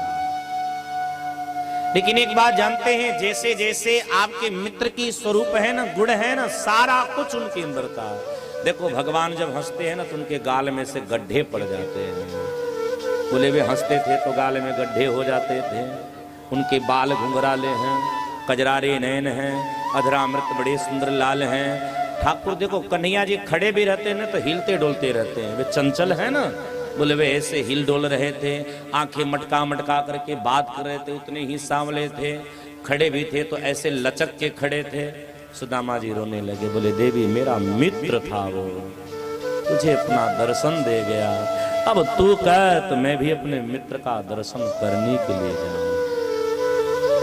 सुशीला जी ने कहा, आप बिल्कुल जाओ। सुदामा जी ने कहा कि देवी कुछ घर में कभी खाली हाथ नहीं जाना चाहिए। बड़े गौर से सुनिएगा आप सभी। कहाँ कहाँ खाली हाथ मत जाओ। अपने गुरु के घर खाली हाथ मत जाओ, भगवान के दरबार में खाली हाथ मत जाओ, अपने मित्र के घर में कभी खाली हाथ मत जाओ, अपनी बेटी के घर में कभी खाली हाथ मत जाओ। जहां ब्राह्मण हो, ब्राह्मणों के पास कभी खाली हाथ मत जाओ। महात्मा निवास करते हो, महात्माओं के भी पास कभी खाली हाथ नहीं जाना चाहिए। सुदामा जी ने कहा, घर में तो कछु है नहीं, हम जाएं तो जाएं कैसे? सुशीला जी ने कहा, आप तैयारी करो, मैं व्यवस्था करती हूं। याचित्वा चतुरून मुष्ठिन विप्रान पृथक तंडुला शैलखंडेन तान वध्वा भद्रे प्रादादुपाययन्।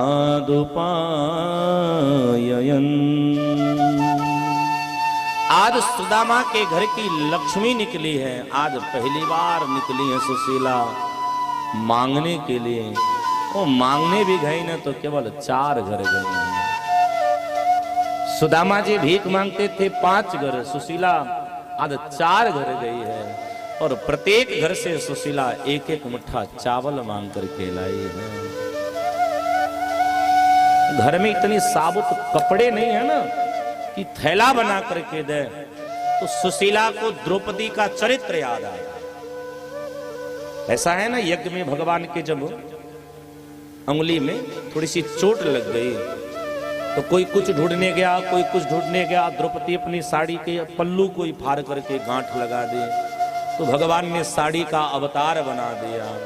आज सुशीला को वही भाव याद आ गया है, तो सुशीला देवी अपनी साड़ी की पल्लू फाड़ करके गांठ लगा करके देती हैं और कहती हैं, प्रियवर ये किसी को देना मत, अपने मित्र को देना और कह देना आपकी भाभी ने दिया है। श्री सुदामा जी महाराज पौष शुक्ल सप्तमी को अपनी यात्रा आरंभ करते हैं और हमारे साधक जन गाते हैं। आओ हम सब भी गाते हैं। चले श्याम सुंदर से मिलने सुदामा,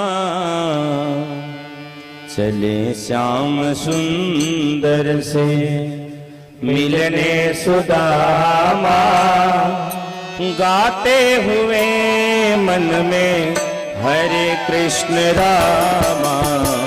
चले श्याम सुंदर से मिलने सुदामा, गाते हुए मन में हरे कृष्ण रामा।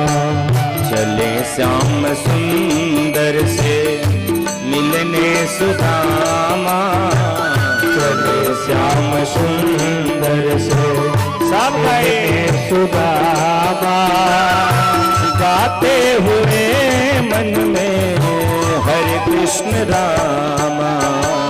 चले श्याम सुंदर से मिलने सुदामा, गाते हुए मन में हरे कृष्ण रामा। हरे रामा हरे रामा, राम रामा हरे हरे, हरे कृष्णा कृष्ण कृष्णा हरे हरे।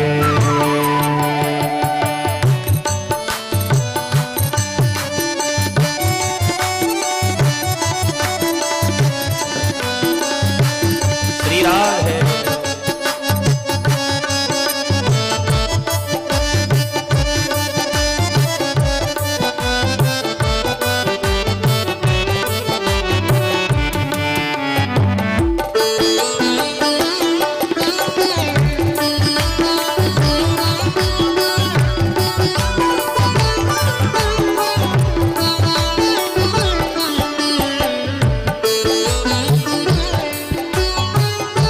लौटा डोरी कंधे पे लटकाए, लौटा डोरी कंधे पे लटकाए, लौटा डोरी कंधे पे लटकाए, लौटा डोरी कंधे पे लटकाए।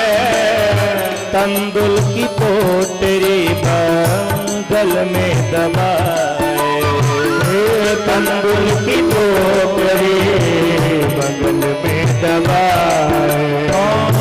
लौटा डोरी कंधे पे लटकाए, लौटा डोरी कंधे पे लटकाए। तंदुल की पोटरी बगल में दबाए, तंदुल की पोटरी बगल में दबाए।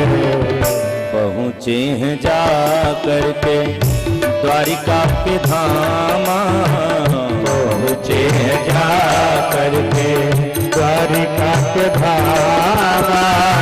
गाते चले मन में हरे कृष्ण रामा। चले श्याम सुंदर से मिलने सुदामा, गाते हुए मन में हरे कृष्ण रामा। चले श्याम सुंदर से हरि बोल।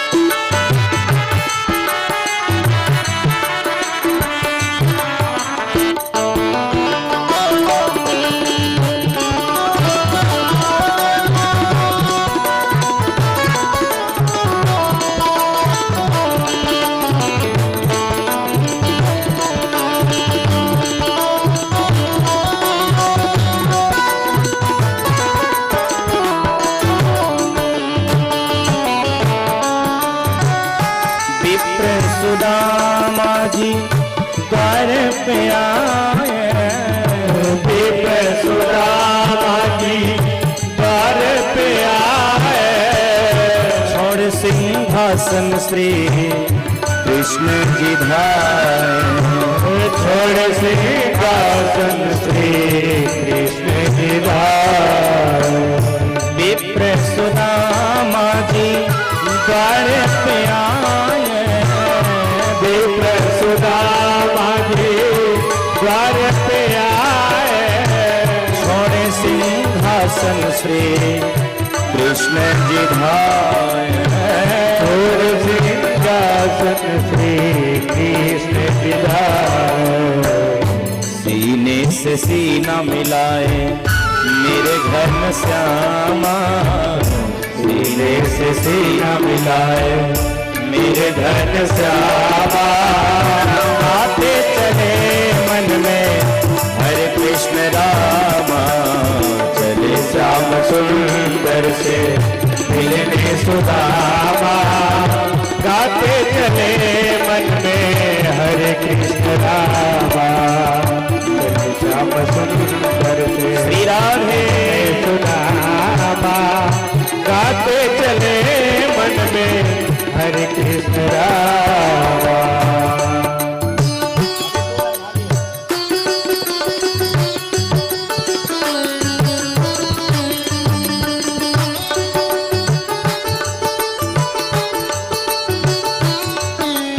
बोल सुदामा जी महाराज के।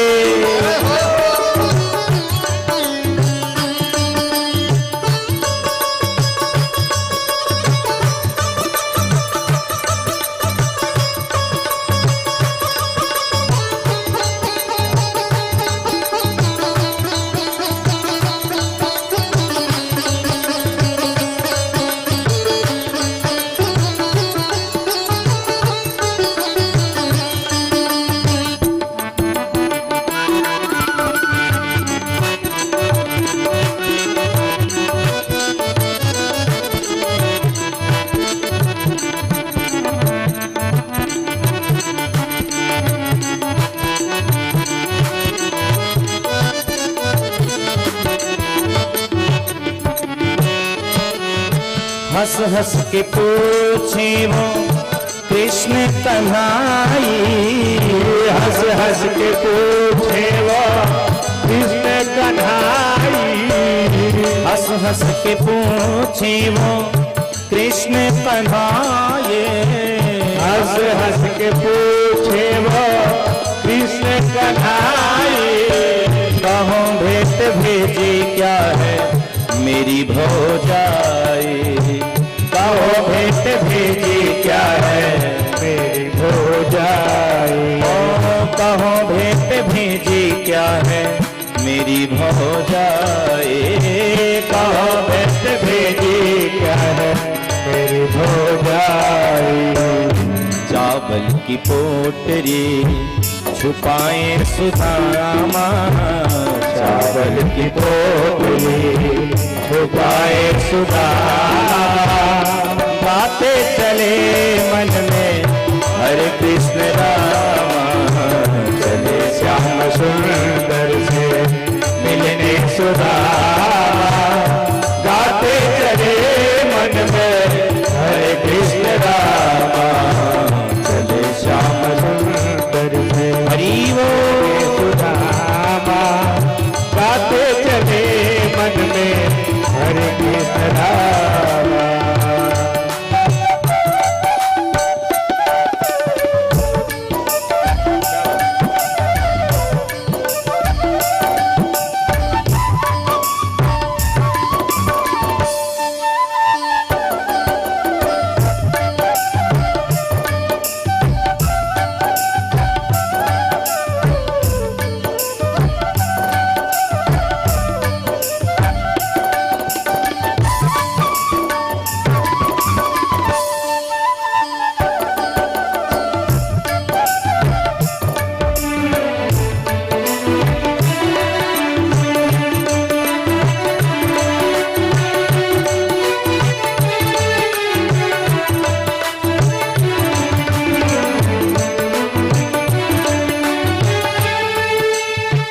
रहो कुछ दिन श्याम के संग प्यारे। रहो कुछ दिन श्याम के कुछ दिन श्याम के संग प्यारे, रहो कुछ दिन श्याम के संग प्यारे। बहुत दिनन में आए द्वारे तुम हमारे, बहुत दिन में आए द्वारे तुम हमारे। बहुत दिनन में आए द्वारे तुम हमारे, बहुत दिन में आए द्वारे तुम हमारे। आ जाओ यहीं पर रहो आठों यामा, आ जाओ यहीं पर रहो आठों यामा। गाते चले मन में हरे कृष्ण रामा, मिले श्याम सुंदर से मिले सुदामा। गाते चलो मन में हरे कृष्ण रामा, हरे रामा हरे रामा राम रामा हरे हरे, हरे कृष्णा कृष्ण कृष्ण हरे हरे। हरे रामा राम राम हरे हरे। हरे कृष्णा कृष्ण कृष्ण हरे हरे। हरे रामा राम राम हरे हरे। हरे कृष्णा कृष्ण कृष्ण हरे हरे। हरे रामा राम राम हरे हरे। हरे कृष्णा कृष्ण हरे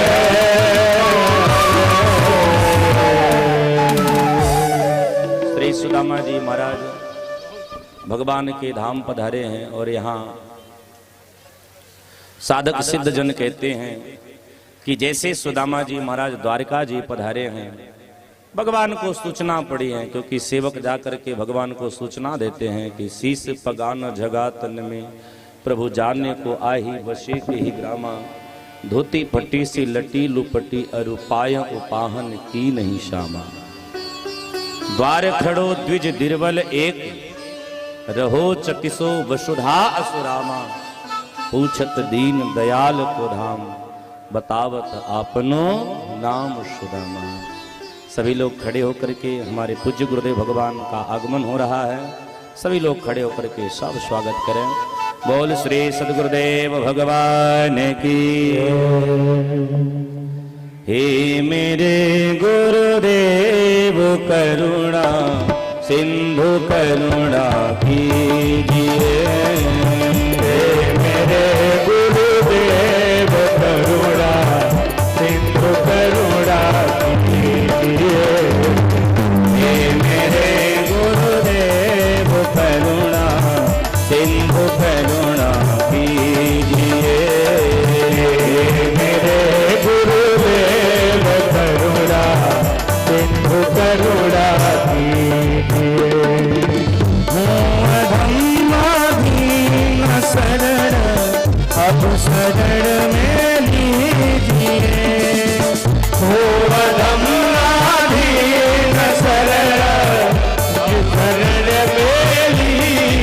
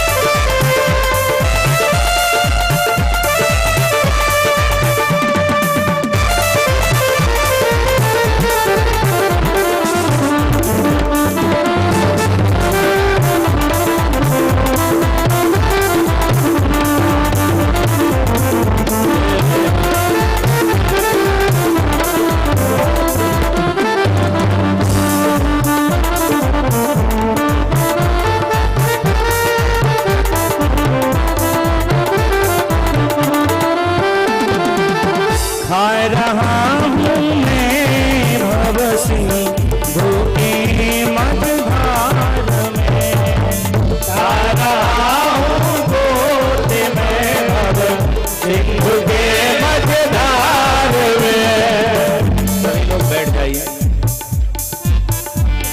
हाँ, आप सभी बैठ जाएं और आप सभी मंच से वो नीचे चलें। जितने लोग भी मंच पर हैं, केवल पूज्य श्री महाराज जी के साथ जो परिकरगण आए हैं वही मंच पर हैं, बाकी सभी लोग नीचे चलें। सबको नीचे उतारिए आप लोग।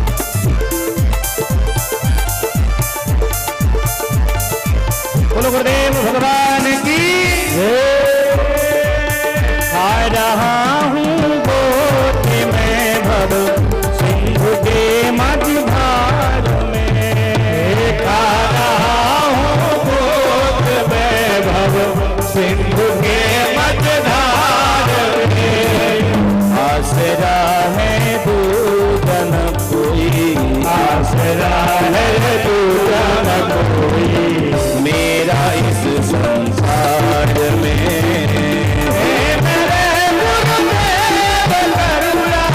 सिंधु करुणा कीजिए, हे मेरे गुरुदेव करुणा, सिंधु करुणा कीजिए।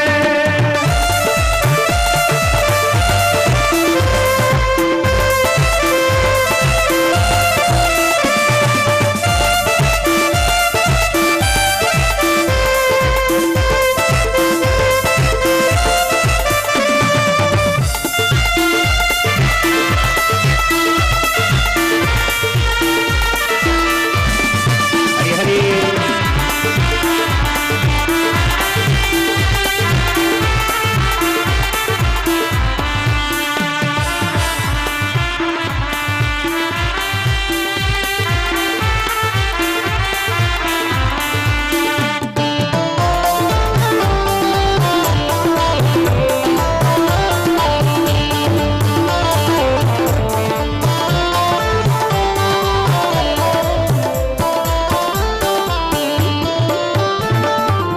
आप भी यदि छोड़ देंगे फिर कहाँ जाऊंगा मैं। आप भी यदि छोड़ देंगे तो कहाँ जाऊंगा मैं। आप भी यदि छोड़ देंगे फिर कहाँ जाऊंगा मैं। आप भी यदि छोड़ देंगे फिर कहाँ जाऊंगा मैं।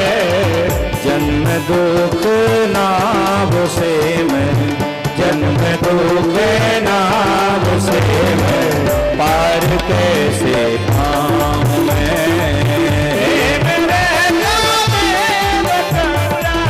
सिंधु करुणा कीजिए, हे मेरे करुणा, सिंधु करुणा कीजिए। एक मिनट, आप सभी नीचे उतर जाइए। आप लोग नीचे उतरे, उतारिए, आप लोग उतारिए। महाराज जी को चोट न लगे, आप लोग को ध्यान देना होगा, क्योंकि महाराज श्री जी बड़े ही कोमल हैं, इनका आप लोग ध्यान रखें। प्रेम में इतना न हो जाए कि प्रेम में ही अपराध हो बैठे, ये आप सबको ध्यान देना चाहिए। तो ऐसा नहीं कि आप सब महाराज जी के पास आएंगे तभी महाराज जी की करुणा बरसेगी। महाराज श्री जी आ गए, यहाँ पंडाल में जितने लोग हैं सबके ऊपर महाराज श्री जी की करुणा बरस गई है, ये आप सबका भाग्य है प्यारे। आज ये बड़ा सौभाग्य है कि पूज्य श्री महाराज श्री जी का आगमन हुआ। साथ में हमारे बड़े गुरु भाई श्री सूर्य नारायण वैदिक जी, जो मोखड़ा धाम में पुत्रष्टि यज्ञ के बड़े ही सुंदर संचालन कार्य को करते हैं। हमारे छोटे गुरु भाई श्री राम नंदन दास जी महाराज, छोटे गुरु भाई श्री नित्यानंद दास जी महाराज, श्री अवध किशोर जी महाराज, और भी हमारे सभी गुरु भाई लोग आए हैं, सबका स्वागत है। अंजनी पांडे जी, राम नारायण दास, सबका व्यासपीठ से बहुत बहुत स्वागत है। आइए हम अपने कथा प्रसंग में प्रवेश करें। श्री सुदामा जी महाराज द्वारका जी पधारे हैं। भगवान को जब पता चली है कि सुदामा जी आए हैं तो नाम सुदामा पाड़े सुन सबधाए काम बिहाए पड़े हैं, और सुदामा जी को लेकर के वहां आए हैं जहां बलदाऊ भैया का भी प्रवेश निषेध है। जो जगत का पति है आज वो जगतपति सुदामा जी के चरणों में लेट गया है, और जो जगत की अधिष्ठात्र देवी हैं भगवती लक्ष्मी मैया, आज वो मैया भगवान को चवर से सेवा कर रही हैं और मन ही मन सोच रही है कि मनेन कृतं पुण्यम अवधूतेन भिक्षुड़ा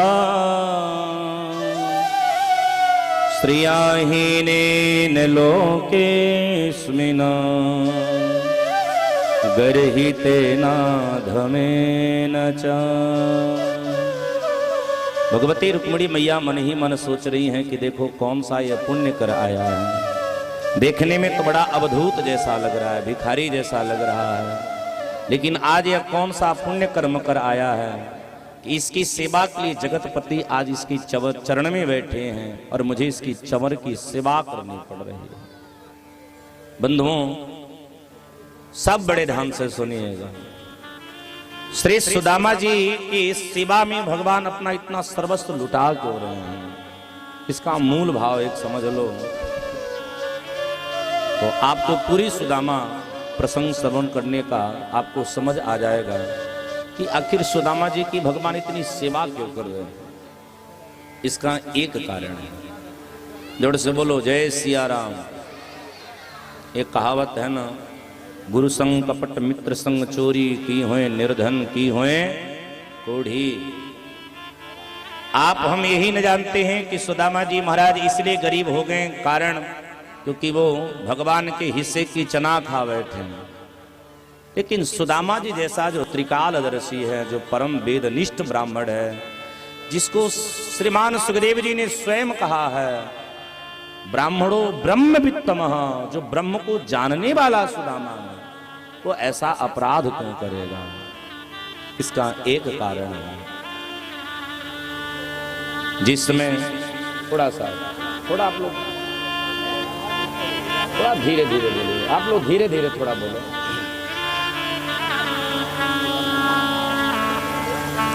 महाराज जी के स्वागत के लिए आप सब कथा के बाद पधारेंगे, बाकी लोग को नीचे आप लोग उतारिए, आप सभी लोग नीचे चलें। हो गया, सेवा हो गई, आके जल्दी करके नीचे उतरेंगे।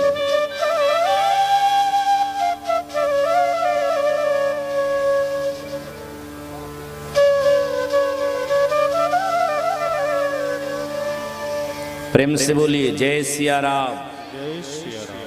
जो ना बोले जोड़ से जय सिया राम, पक्का एक नंबर का नमक हराम। सब जोड़ से बोलो एक बार और, एक बार और, ताकि गुरु जी को भी लगे कि खौपुर के लोग इतने जोड़ से सियाराम का नारा तो लगाते हैं। श्री सुदामा जी महाराज जी के लिए भगवान इतना अपना सर्वस्व इसलिए न्यूछावरी कर रहे हैं क्योंकि सुदामा जी ने भगवान के लिए अपने जीवन में गरीबी को स्वीकार किया। जो चना खाए हैं ना सुदामा जी महाराज जंगल में, उस चने में गरीब होने का श्राप लगा है। और सुदामा जी महाराज मन में यही सोच करके वो चना खाते हैं।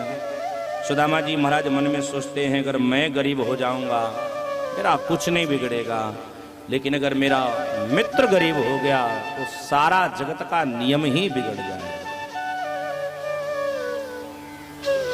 बंधुओं आइए,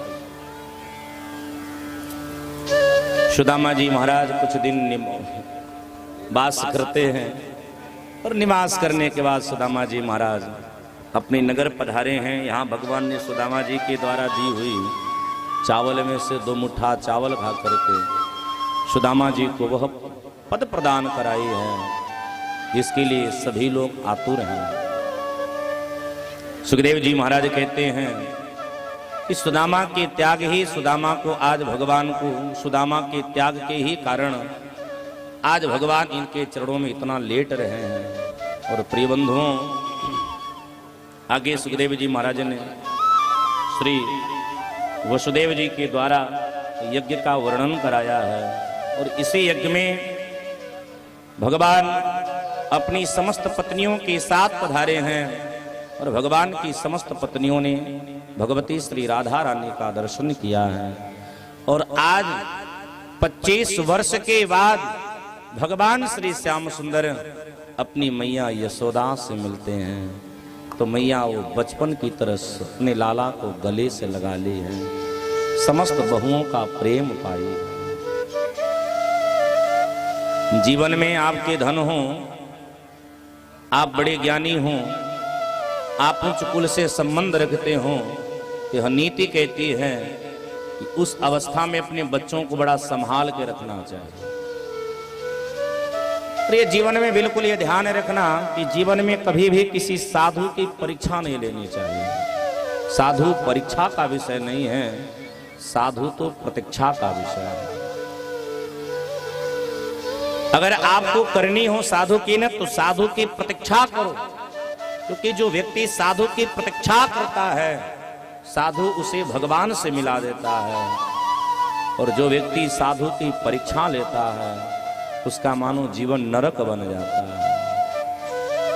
सुखदेव स्वामी कहते हैं, बेटा परीक्षित, एक दिन द्वारिकापुरी के परकोट पर विश्वामित्रो सितः पन्नो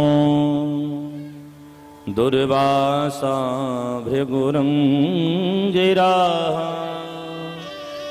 कश्यपो वामदेवोत्रे वशिष्ठो नारदादयः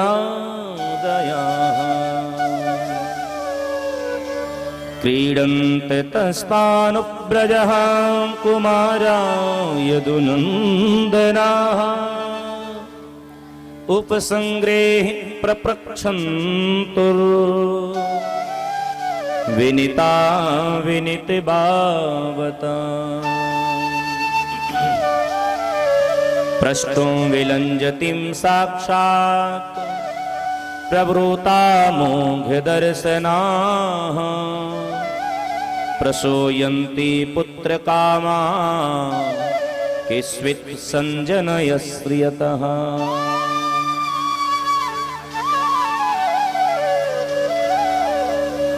एक दिनांक की बात है कि द्वारिकापुरी के परकोट पर अत्रि, वशिष्ठ, भृगु, अंगिरा, विश्वामित्र, कर्ण, कश्यप, वामदेव, नारद ये सभी महात्मा पधारे।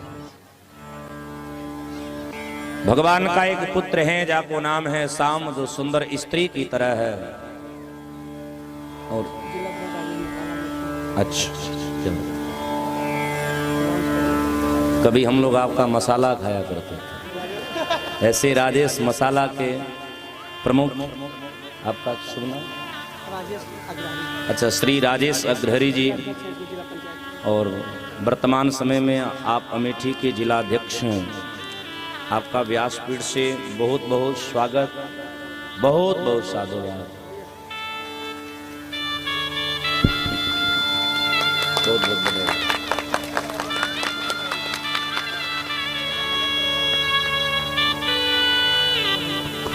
बोल सद्गुरुदेव भगवान की।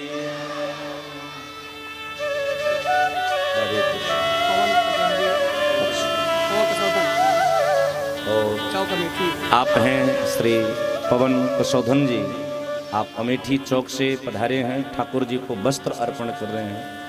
आपका भी बहुत बहुत स्वागत। सब भाव से बोले जय सिया राम। सुखदेव स्वामी कहते कि बेटा परीक्षित, एक बार ये सभी महात्मा पधारे थे तो भगवान के पुत्रों ने विचार किया कि चलो महात्माओं की हम परीक्षा को लेते हैं कि महात्मा असली हैं कि नकली हैं। इसलिए साम को स्त्री की तरह साड़ी पहनाई, पेट पे कपड़े का गट्ठर बांधा और दुर्वासा जी के पास जाकर के कहते कि महाराज एक बात बताओ। प्रसोयन्ति पुत्र कामा किस्वित संजन श्रियतः। महाराज, ये कन्या गर्भ को धारण करी है, जरा देख करके बताओ पुत्र होगा कि पुत्री। दुर्वासा जी को क्रोध आ गया। और क्रोध में आकर के दुर्वासा जी ने कहा, सुन, न पुत्र होगा न पुत्री, मूषलम खल्वश्मनाः। इसके जो पेट पर कपड़े का गट्ठर है वो मुसल हो जाएगा, और इसी मुसल के कारण समस्त यदुवंशियों का विनाश हो जाएगा। यह हम श्राप देते हैं, क्योंकि उच्च कुल करके होकर के तुम सब बड़ी नीच सोच रख रहे हो। पुत्रों ने जैसे यह सूचना प्राप्त करी, सब बड़े खिन्न भय हैं, और उस मुसल को खिस खिस करके फेंका गया तो इड़का नामक घास भई है वह। वसुदेव जी को पता चला तो वसुदेव जी बड़े ही चिंतित रहने लगे। तो वसुदेव जी के पास नारद जी महाराज आए हैं, और देवर्षि नारद जी महाराज ने वसुदेव जी महाराज जी को 9 योगेश्वरों की कथा को सुनाते हुए महाराज दत्तात्रेय जी महाराज जी की कथा को सुनाई है कि महाराज, जीवन में कुछ भी स्थिर रहने वाली नहीं है, यह जीवन भी चलायमान है। आज श्वासा चल रही है तो कल श्वासा रुक भी जाती है। इस प्रकार के ज्ञान को दिया है।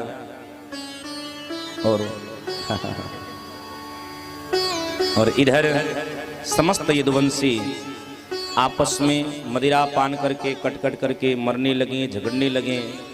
भगवान भी श्रीमान उद्धव जी महाराज जी को ज्ञान दे करके अपने परम धाम को प्राप्त किए हैं। तो साधक जन कहते हैं कि जैसे भगवान परम धाम को प्राप्त किए हैं, तो धर्म का वर्णन करते हुए श्री सुखदेव जी महाराज ने भैया परीक्षित जी से कहा कि परीक्षित, आज तुझे तक्षक सर्प डसेगा और तुम मृत्यु को प्राप्त कर जाओ। जोर से बोलो जय सिया राम। भैया आज तुझे तक्षक सर्प डसेगा, तुम मृत्यु को प्राप्त कर जाओगे। परीक्षित जी ने कहा, मैंने जन्म ही कब लिया है कि मैं मरूंगा? मैं तो आत्मा हूं, और आत्मा कभी मरती नहीं है प्यारे। आत्मा केवल शरीर बदलती है। सुखदेव जी को जब संतोष हुआ है तो सुखदेव जी उठ करके खड़े भय हैं। परीक्षित जी ने पूजा करी है, और पूजा करके सुखदेव जी की विदा करी है। तो सुखदेव जी अंतर ध्यान भय हैं। इधर आज 7वां दिवस है। तक्षक सर्प चला है परीक्षित भैया को डसने के लिए। तो रास्ते में एक ब्राह्मण मिल गए, और ब्राह्मण देवता ने तक्षक सर्प से पूछा कि तुम जा कहाँ रहे हो? तक्षक ने कहा कि मैं श्रीमान परीक्षित जी को डसने के लिए जा रहा हूं। आप कहां जा रहे हो? तो ब्राह्मण देवता ने कहा, तुम डसोगे और मैं उनको जिलाऊंगा। तक्षक डर गया है, और काल के क्रम को बता करके तक्षक ने ब्राह्मण देवता को वापस किया है। तक्षक आया है, और श्रीमान सुखदेव जी महाराज कहते हैं, ब्रह्मभूतस्य राजर्षो हींगरलाग्निना बभूव भस्मसात् सद्यः पश्यतां सर्वदेहिना।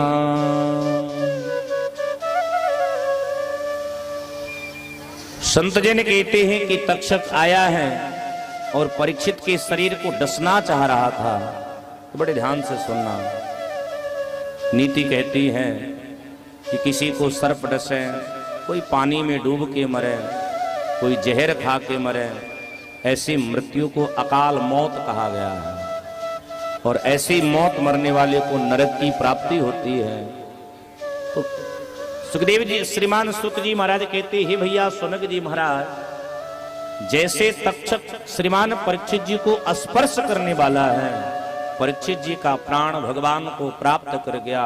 जैसे प्राण निकला, तक्षक ने परीक्षित के मरे हुए शरीर को डसा, और जैसे शरीर को डसा, शरीर जल करके खाक हो गए। चारों तरफ हाहाकार मच गया, और श्री परीक्षित जी महाराज स्वर्ग को पधारे हैं, भगवान के परम लोक को पधारे हैं। इधर तब परीक्षित जी के पुत्र श्रीमान जन्मेजय जी ने एक बड़ा दिव्य यज्ञ किया है, सर्प यज्ञ किया है। सर्प यज्ञ को रोका गया, और साधक जन कहते हैं कि भागवत जी के 10 सर्ग के 10 विसर्ग का वर्णन करते हुए श्रीमान मार्कंडेय जी की कथा को सुनाई है। जिन मार्कंडेय जी महाराज ने कम उम्र प्राप्त करके परम पुत्र आशीर्वाद देने के लिए प्रदत्त हैं और अमर है वह। ऐसे मार्कंडेय जी की कथा को सुनाते हुए श्रीमान सूत जी महाराज कहते हैं कि हे भैया, जैसे अन्य नदियों में भगवती गंगा मैया श्रेष्ठ हैं, जैसे अन्य क्षेत्रों में काशी क्षेत्र श्रेष्ठ है, जैसे अन्य वैष्णव में भगवान भोले बाबा श्रेष्ठ हैं, अन्य भक्तों में जैसे भगवान श्री हनुमान जी श्रेष्ठ हैं, जैसे अन्य पुरुषों में भगवान अच्युत बड़े ही श्रेष्ठ हैं, जैसे अन्य व्रतों में एकादशी व्रत बड़ा श्रेष्ठ है, उसी प्रकार संसार की समस्त कथाओं में श्रीमद् भागवत महापुराण की कथा सर्वश्रेष्ठ है। बोल भागवत भगवान की योगींद्राय नमस्तस्मै सुकाय ब्रह्मरूपिणे संसार सर्पदृष्टयो विष्णुरातं ममोच्युतः। ऐसे सुखदेव जी की वंदना करते हैं श्रीमान सूत जी महाराज, क्योंकि हम आप संसार में हैं ना, तो हमें आपको भी काल रूपी तक्षक सर्प डस रहा है। काल रूपी तक्षक सर्प से बचने के लिए हमें आपको करना क्या पड़ेगा? बोले हमें आपको भी श्रीमद् भागवत की कथा श्रवण करनी चाहिए, क्योंकि भवे भवे यथा भक्ति ही पादयोस्तव जायते तथा कुरुष्व देवेश नाथस्तम नु यतः प्रभो।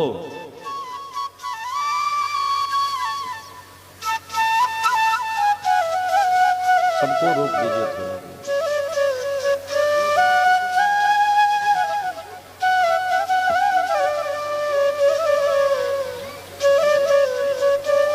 भैया अब रोकिए सबको, कथम डिस्टर्ब हो रहा है भाई। सबको रोकिए, बाद में नीचे अभी मिल लेंगे लोग।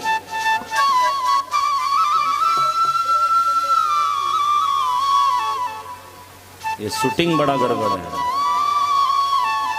सारा श्रद्धा यहीं पर है कि हमारा भी फोटो आ जाए यूट्यूब पे।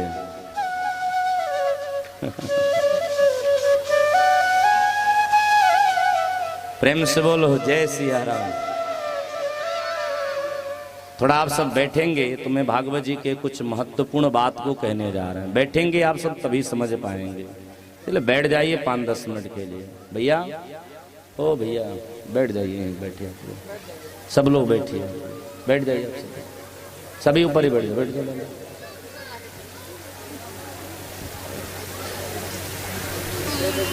बेटा बैठो, बैठ जाओ, चलो बैठो।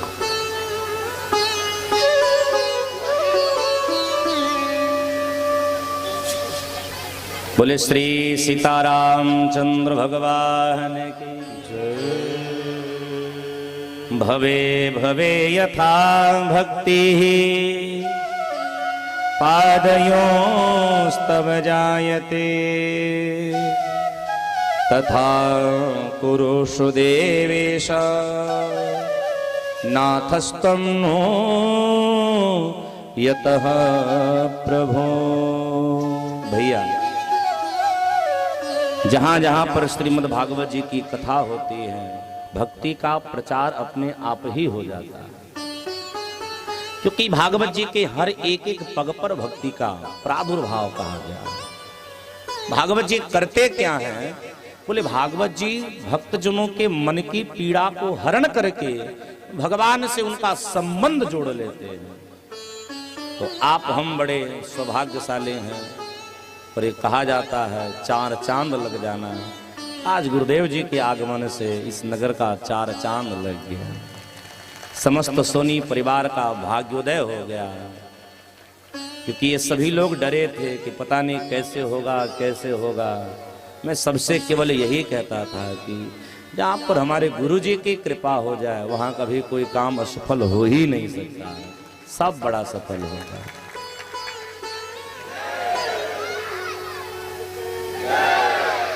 तो आज पूज्य श्री महाराज जी ने हमें इस योग्य समझा, हमें यहाँ भेजा क्योंकि जिस समय यजमान जी लोग गए थे उस समय हम गोरखपुर में भागवत की कथा कर रहे थे, महाराज श्री जी का आशीर्वाद प्राप्त हुआ।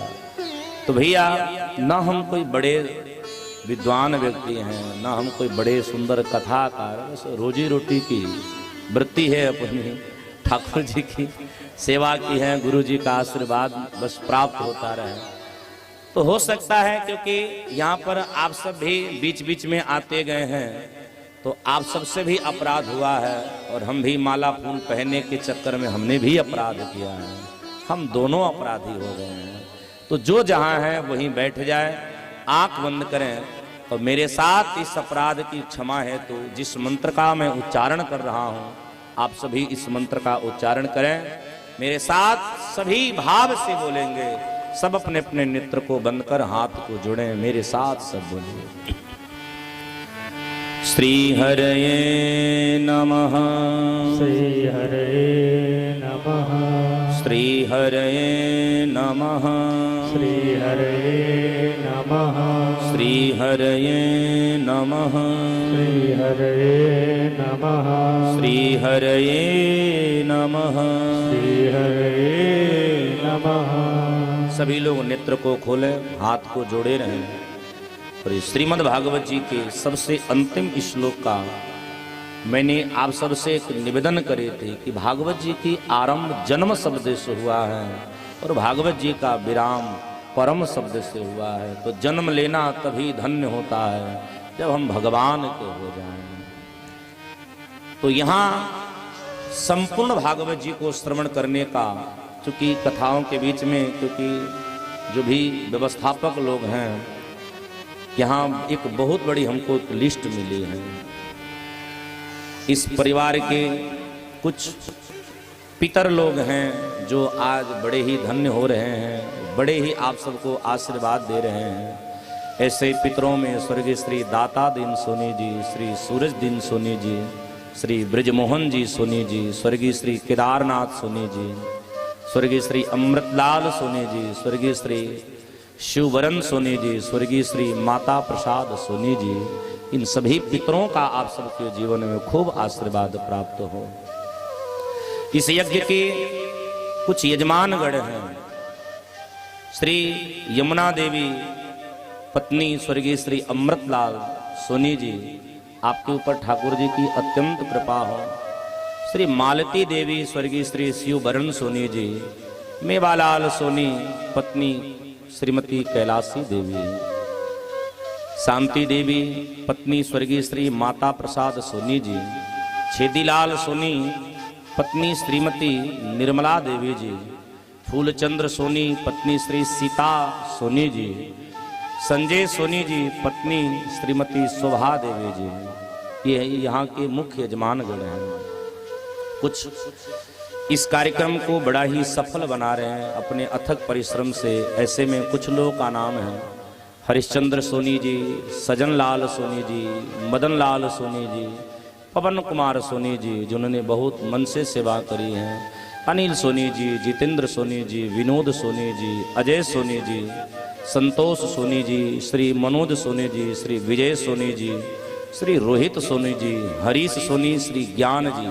आपकी भी भक्ति बड़ा निष्ठ रही है, आप ही कूद कूद करके सबको नचाते थे, नाचते थे, तो आप तो एकदम दिल में ही बस गए हैं।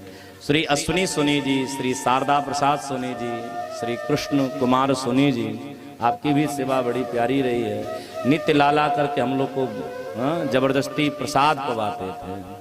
श्री लौकुश सोनी जी, श्री अविनाश सोनी जी, रवि सोनी जी, स्वामी प्रसाद सोनी जी, आपके परिवार ने हम सबकी बड़ी सेवा करी है। श्री राजकुमार सोनी जी, आशीष सोनी जी, अर्णव सोनी जी, विराट सोनी जी, समस्त सोनी परिवार का इस व्यास मंच से बहुत बहुत स्वागत है। और हम भगवान श्री सीताराम साथ में श्री राधा रमणलाल श्रीमद् भागवत महापुराण जी से आग्रह करेंगे कि आप सबके मनोरथ को सिद्ध करें, सबकी कामनाओं को पूर्ण करें। बंधुओं, इन्हीं शब्द के साथ आइए हम आप सभी संपूर्ण श्रीमद् भागवत कथा श्रवण करने के लाभ प्राप्त हेतु श्रीमद् भागवत जी के सबसे अंतिम पद का सब गायन करें। पहले मैं, पुनः आप सभी बड़े ही भाव से बोलेंगे। सब हाथ जोड़ें, भगवान श्री राधा रमण लाल का ध्यान करें। मेरे साथ सभी बोलिए। नाम संकीर्तनम यस्य नाम संकीर्तनम यस्य सर्व पाप प्रणाशनम सर्व पाप प्रणाशनम प्रणामो दुख समनस्तम प्रणामो दुख समनस्तम नमामि हरि परम। नमामि हरि परम। बोले श्रीमद्भागवत महापुराण की, श्री राधा रमण लाल की, श्री धनुषधारी भगवान की, बाबा श्री राम प्रसाद जी महाराज की, बाबा श्री राम प्रसादाचार्य जी महाराज की, श्री सद्गुरुदेव भगवान की। जय जय सीताराम, जय जय राधे श्याम। नमः पार्वती पते, हर हर हर महादेव। बंधुओं, मेरा आपका ये जो मिलन बस आज ही तक है। पुनः जीवन में कभी अवसर मिला तो हम सब एक साथ इसी प्रकार आनंदित होंगे। तब तक आप सभी मस्त रहें। आइए अपने अंतिम भाव के साथ हम वाणी को विराम करेंगे और पूज्य महाराज जी के आशीर्वाद के बाद तब हम होरी पद का आनंद लेंगे। उसके बाद हम आरती में प्रवेश करेंगे। आइए एक बार भाव से जुड़ते हैं। मिलन हमारा तुम्हारा 7 दिनों का, मिलन हमारा तुम्हारा 7 दिनों का।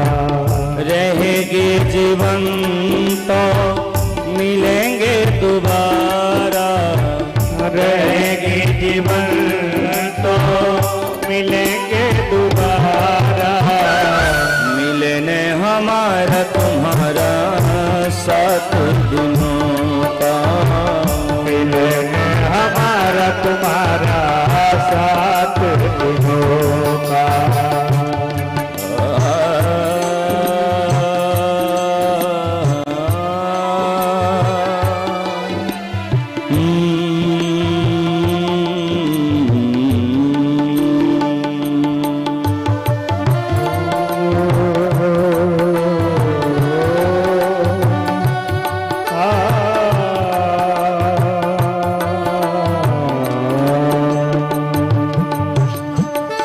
इस जग की है बस एक रीति, इस जग की है बस एक रीति। करना सबों से झूठी प्रीति, करना सबसे झूठी प्रीति। इस जग की है बस एक रीति, इस जग की है बस एक रीति। करना सबसे झूठी प्रीति, करना सबसे झूठी प्रीति। झूठी जग से कर लो किनारा, झूठी जग से कर लो किनारा। रहेगी जीवन तो मिलेंगे दोबारा, रहेगी जीवन तो मिलेंगे दोबारा। मिलने हमारा तुम्हारा 7 दिनों का, मिलने हमारा तुम्हारा 7 दिनों का।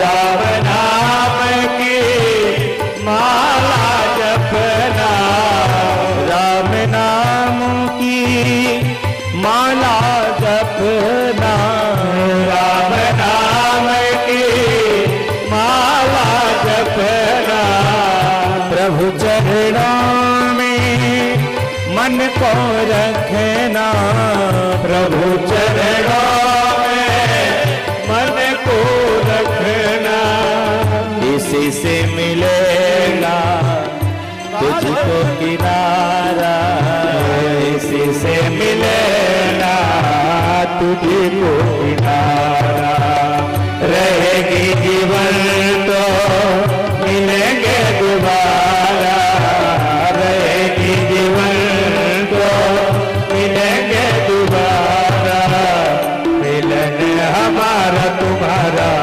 साथ दिनों का, मिलन हमारा तुम्हारा साथ दिनों का। क्योंकि भैया हम परदेसी फकीर, हम परदेसी फकीर किसी दिन याद करोगे, हम परदेसी फकीर किसी दिन याद करोगे, याद करोगे बहुत रोओगे, याद करोगे बहुत रोगे, याद करोगे बहुत रोओगे, याद करोगे बहुत रोगे, हम परदेसी फकीर किसी दिन याद करोगे, हम परदेसी फकीर किसी दिन याद करोगे।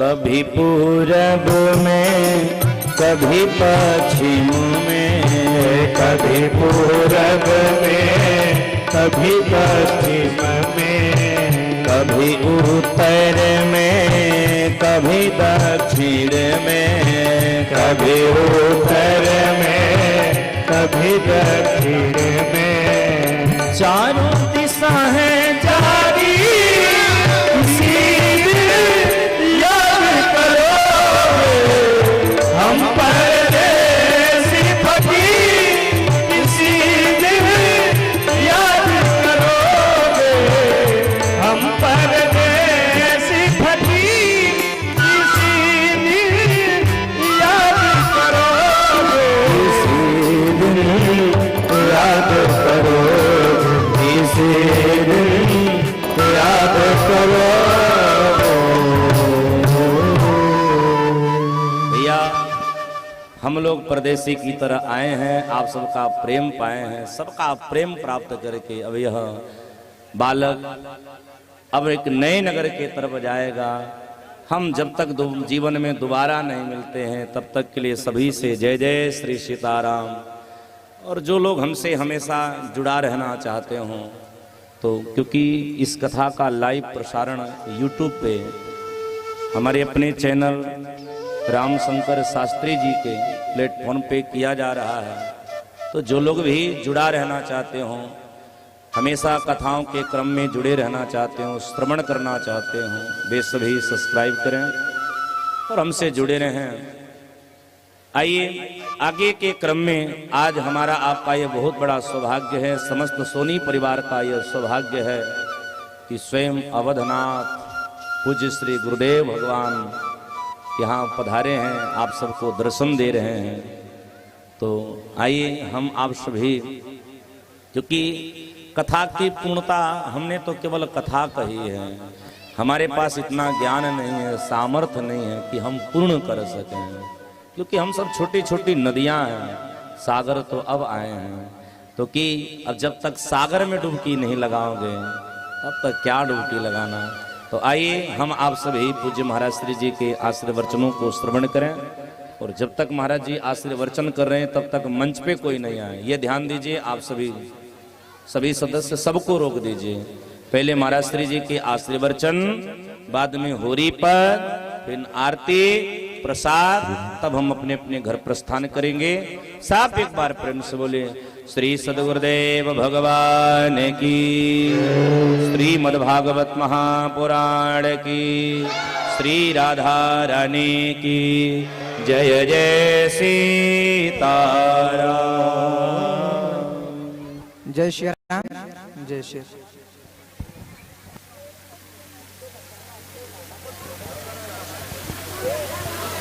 पैसा ले लो, क्या हिलाई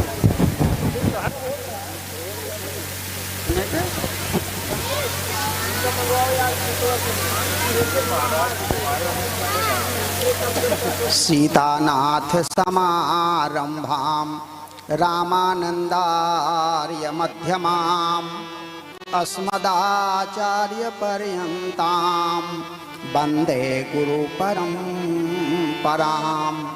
मंगलम कौशलेन्द्राय महनीय गुणाब्धये चक्रवर्ती तनूजाय सार्वभौमाय मंगलम।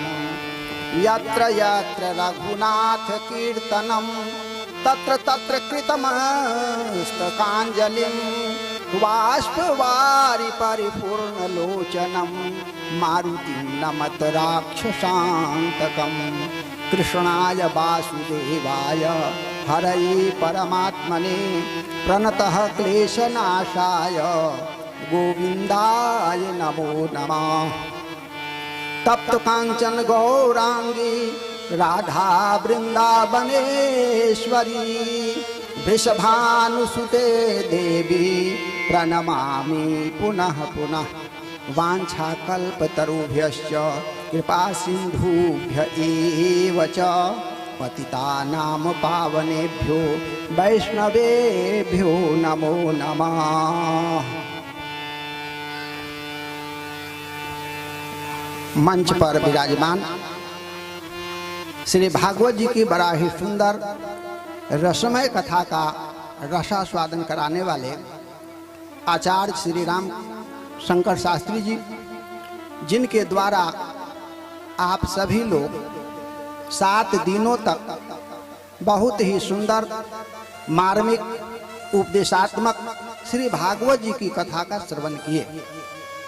इस कथा रूपी सरिता को यहाँ पर प्रवाहित कराने वाले श्री हरिश्चंद्र सोनी जी, श्री मदनलाल सोनी जी, श्री पवन कुमार सोनी जी, समस्त सोनी परिवार एवं इनके सभी इष्ट मित्र, सभी भाई बंधु एवं इस नगर के सभी निवासियों, आप हम सभी लोग परम सौभाग्यशाली हैं कि यहाँ पर सोनी जी के यहाँ इस आयोजित कथा में भाग लेकर के अपने जीवन को धन्य बना रहे हैं।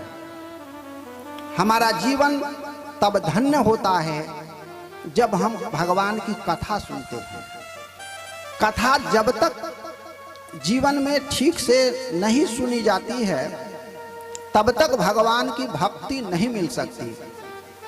भक्ति मिलने का सबसे श्रेष्ठ साधन भगवान की कथा ही है। तो कथा आप लोग श्रवण कर चुके हैं, इसलिए कथा बहुत कहने की आवश्यकता नहीं है। तथापि अपने वाणी को पवित्र करने के लिए 2-4 शब्द कह करके ही अपने वाणी को विराम दे दूंगा। लेकिन पहले 2 बार हम लोग भगवान के नाम का कुछ कीर्तन कर लें और फिर उसके बाद 10-5 मिनट भगवान की इच्छानुसार कुछ कह करके और तब फिर अपने वाणी को विराम देंगे। पहले भगवान के नाम का कुछ कीर्तन किया जाए। राम राम राम कहो राम राम राम, रोज सुबह शाम कहो राम राम राम। राम राम राम कहो राम राम राम, रोज सुबह शाम कहो राम राम राम। राम राम राम कहो राम राम राम, रोज सुबह शाम कहो राम राम राम। राम राम राम कहो राम राम राम, रोज सुबह शाम कहो राम राम राम। राम राम राम कहो राम राम राम, रोज सुबह शाम कहो राम राम राम। राम राम राम कहो राम राम राम, रोज सुबह शाम कहो राम राम राम। राम आते भी राम कहो जाते भी राम, आते भी राम कहो जाते भी राम। राम आते भी राम कहो जाते भी राम। आते भी राम कहो जाते भी राम। राम सोते भी राम कहो जगते भी राम। सोते भी सब राम मस्ती कहो से। जगते भी राम। राम सोते भी राम कहो जगते भी राम। सोते भी राम कहो जगते भी राम राम राम राम कहो राम राम राम, रोज सुबह शाम कहो राम राम राम। राम राम राम कहो राम राम राम, रोज सुबह शाम कहो राम राम राम। राम राम राम राम कहो राम राम राम, रोज सुबह शाम कहो राम राम राम। राम राम राम कहो राम राम राम, रोज सुबह शाम कहो राम राम राम। राम जीते भी राम कहो मरते भी राम। जीते भी राम कहो मरते भी राम। राम जीते भी राम कहो मरते भी राम। जीते भी राम कहो मरते भी राम। राम रोते भी राम कहो हंसते भी राम। रोते भी राम कहो हंसते भी राम। राम रोते भी राम कहो हंसते भी राम। रोते भी राम कहो हंसते भी राम राम राम राम कहो राम राम राम, रोज सुबह शाम कहो राम राम राम। राम राम राम कहो राम राम राम, रोज सुबह शाम कहो राम राम राम। राम राम राम राम कहो राम राम राम, रोज सुबह शाम कहो राम राम राम। राम राम राम कहो राम राम राम, रोज सुबह शाम कहो राम राम राम। राम रोज सुबह शाम कहो राम राम राम। रोज सुबह शाम कहो राम राम राम। राम रोज सुबह शाम कहो राम राम राम। रोज सुबह शाम कहो राम राम राम। श्री सीताराम जी महाराज की, जय। श्री राधे कृष्ण भगवान की, जय। श्री हनुमान जी महाराज की, जय। श्री गौरी शंकर भगवान की, जय। श्री भागवत महापुराण की, जय। श्री व्यास जी महाराज की, जय। श्री सुखदेव जी महाराज की, जय। सभी संतों की, जय। सभी विप्रों की, जय। सभी भक्तों की। जय। अभी आप सभी लोग बहुत सुंदर भगवान की कथा श्रवण किए। भगवान की कथा ही भगवान के नाम की महिमा है। सारी कथा में भगवान के नाम की महिमा बताई गई है कि भगवान का नाम जपिए, संसार में रहिए, कोई दिक्कत नहीं है। बहुत से लोग ऐसा समझते हैं कि भागवत का मतलब भाग जाना, संसार छोड़ करके, जैसे सुखदेव जी भाग गए बचपने में, वैसे हम लोग भी छोड़कर चल पड़े तब जाकर भगवान मिलेंगे। परंतु ऐसा नहीं है, भागने की जरूरत नहीं है। भागवत जी कहते हैं भाग मत, भागो नहीं।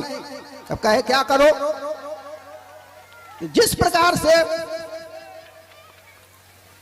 माता जसोदा ने भक्ति किया भगवान की, नंद बाबा ने किया, उस प्रकार से भगवान की भक्ति करके भगवान को बुलाओ अपने पास। भगवान के लिए भागने की जरूरत नहीं है। ये तो साधारण भक्ति है, भगवान के लिए भागना। विशिष्ट भक्ति वह है जिसमें इतना प्रेम हो भगवान के प्रति कि भगवान स्वतः ही आ जाएं। सबरी जी को भगवान को बुलाने की आवश्यकता नहीं पड़ी, सबरी जी को ढूंढ करके भगवान स्वयं चले गए उनके आश्रम पर।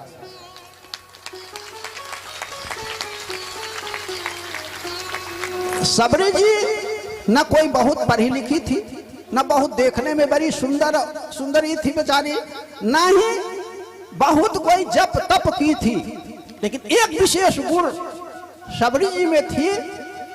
वह सबरी में यह गुण था कि गुरु जी के बात पर पूर्ण विश्वास था।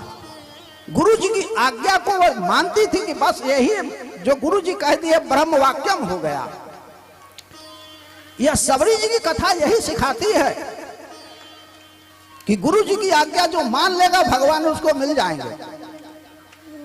और जिस प्रकार से सबरी जी ने गुरु जी की बातों में विश्वास किया, वैसे गुरु जी के बातों में विश्वास करना आवश्यक है। तो जब तक माता पिता गुरु इनकी सेवा नहीं की जाएगी तब तक भगवान नहीं आएंगे। भगवान को बुलाना है तो पहले माता पिता को प्रसन्न करिए, फिर उसके बाद गुरु जी को प्रसन्न करिए, फिर भगवान तो आपके यहाँ खुद आकर के मिल जाएंगे। जब गुरु जी की सेवा करेंगे, गुरु जी यही बताएंगे कि बच्चा भगवान का नाम जपो, भगवान की कथा सुनो, भगवान की पूजा करो और जो कुछ मिले उसी में संतोष कर लो। जितना हो सके धर्म पूर्वक धन कमाओ। धन कमाना ही केवल बुद्धिमानी नहीं है, वास्तव में बुद्धिमान वह है जो धर्म पूर्वक धन को कमाते हैं। शास्त्र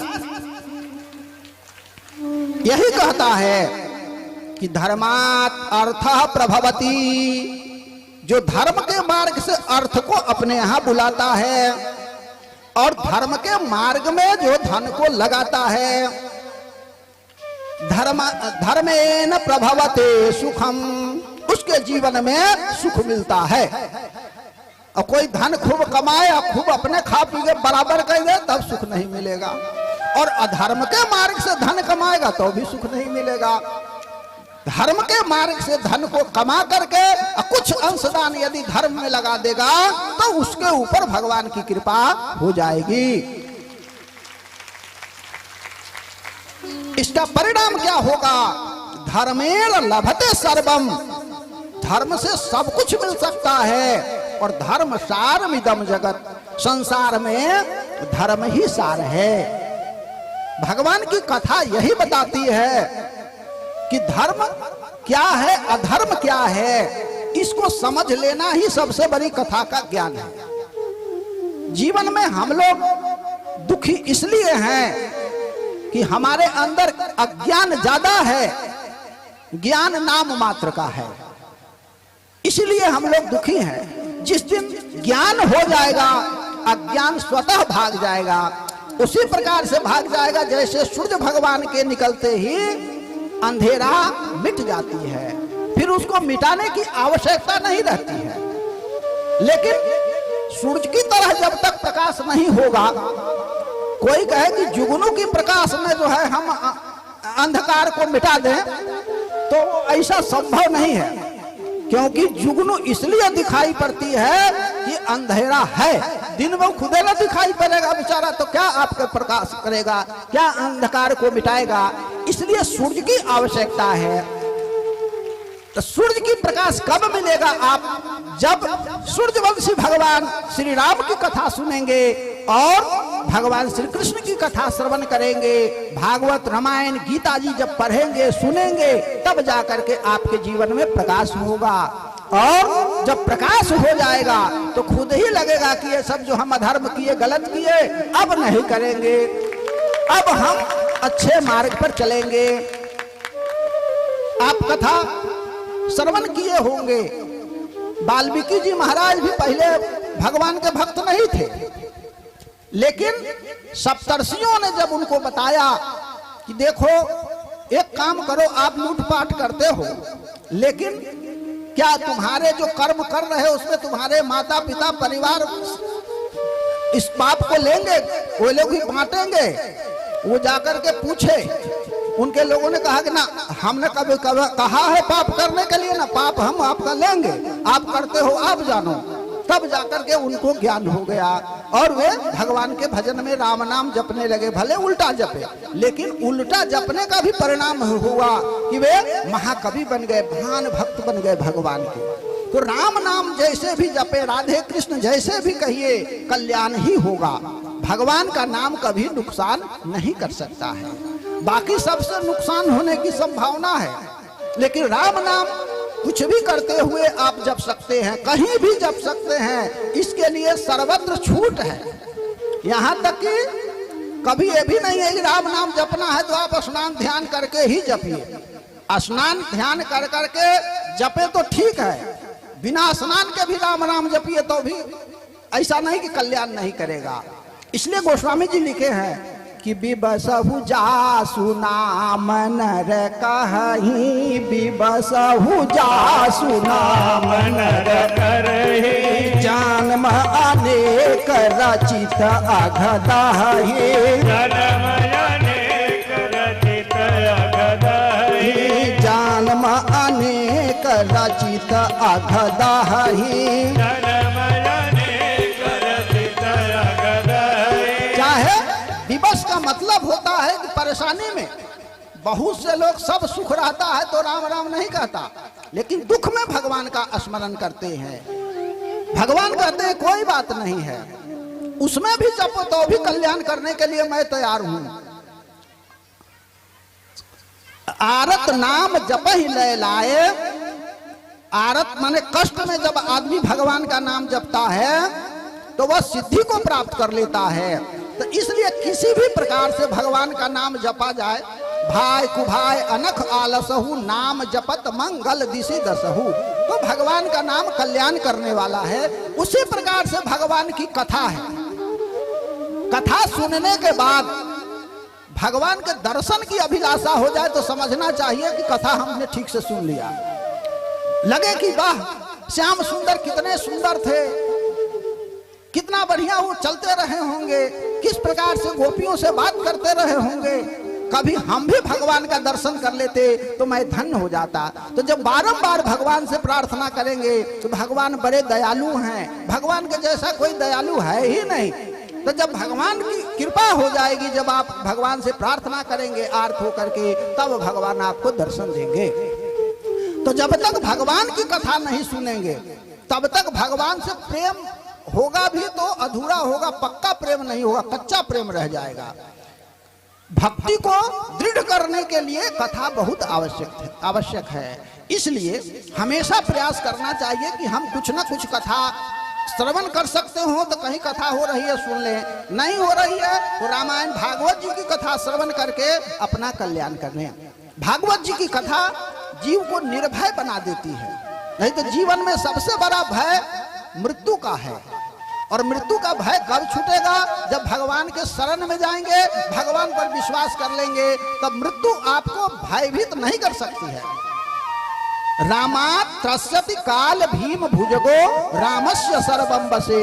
भगवान के बस में काल है और हम लोग काल के बस में हैं, इसलिए काल से डरते हैं। और जिस दिन राम जी से प्रेम हो जाएगा उस दिन होगा कि राम जी का काल भी जब भगत है तो हमारा क्या बिगाड़ेगा, तो गुरु भाई ही मेरा है, इसलिए मेरा ये बिगाड़ नहीं सकता है।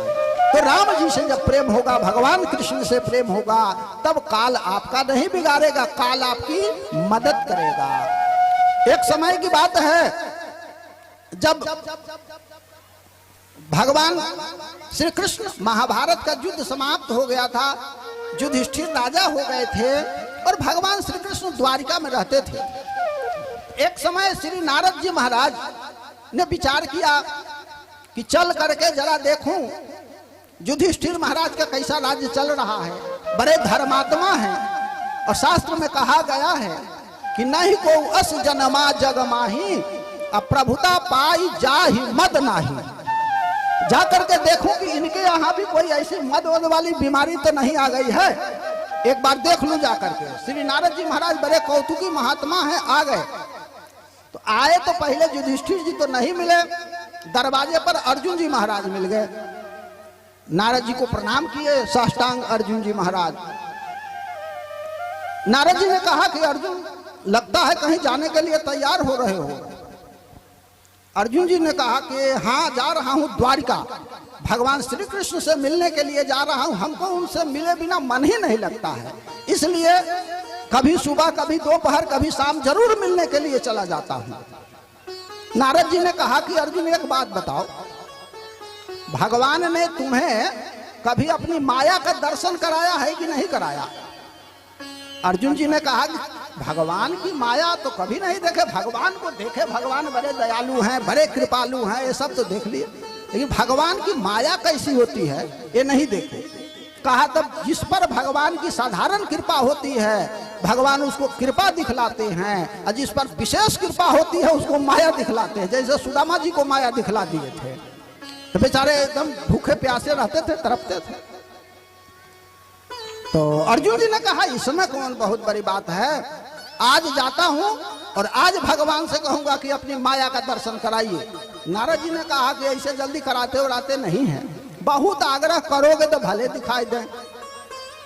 अर्जुन जी ने कहा कि यदि नहीं करेंगे तो आज से मित्रता खत्म हो जाएगी। अरे काहे के मित्र जब माया न दिखावे, सारा खजाना, सारा तिजोरी हमसे कुछ छिपाते नहीं, यहाँ तक कि पत्नी से जो बात होती है वो बता देते हैं हमसे। तो जब इतना जो सब बता दे रहे हैं तो ये इसमें क्या लगा है कि माया नहीं बताएंगे। अर्जुन जी महाराज पहुंचे वहां पर, भगवान कृष्ण पूछे क्या कुशल से हो? कहा कुशल तो है, लेकिन हमें लगता है सब बात आप अपनी बताते नहीं है, कुछ बात गुप्त रखते हैं, और मित्र से कोई बात गुप्त रखने की आवश्यकता नहीं रहती है। कहा क्या हुआ? कहा आपने माया कभी नहीं दिखाया हमको। कृष्ण भगवान ने कहा कि देखो अर्जुन, माया से बचने का प्रयास करो, आग है तो उससे काम बना लो। अब कोई कहे आग कितना गर्म है, टोक देखो तो जल जाएगा कि रहेगा बेचारा, है ना? उस पर भोजन बना लीजिए। आग घर के अंदर रहे तो ठीक है, लेकिन आग जो है घर भर में हो जाए तो बेकार हो जाए, आग रहने न दे घर में फिर। तो इसलिए तुम माया से बचने का प्रयास करो। अर्जुन जी ने कहा कि सब हमको मत भटकाइए। अरे जिसका मित्र श्री कृष्ण उसकी माया क्या बिगाड़ लेगी? भगवान ने कहा चलो ऐसी बात है तो दिखा दूंगा, लेकिन अभी नहीं दिखाऊंगा, अभी पहले चल रहा हूं मैं एक तीर्थ में स्नान करने के लिए, अब वहां से लौट कर आऊंगा तो दिखा दूंगा। कहा चलिए ठीक है। अब रथ पर बैठे अर्जुन जी महाराज, श्री कृष्ण भगवान दोनों लोग चल पड़े। एक जगह एक नदी थी, बहुत कम पानी, इतना ठेहुना भर पानी था। भगवान कृष्ण ने कहा अर्जुन प्यास लगी है, तुम रथ को संभारो, हम पानी पी कर आते हैं। अर्जुन जी ने कहा हम जल ले आते हैं, आप बैठिए।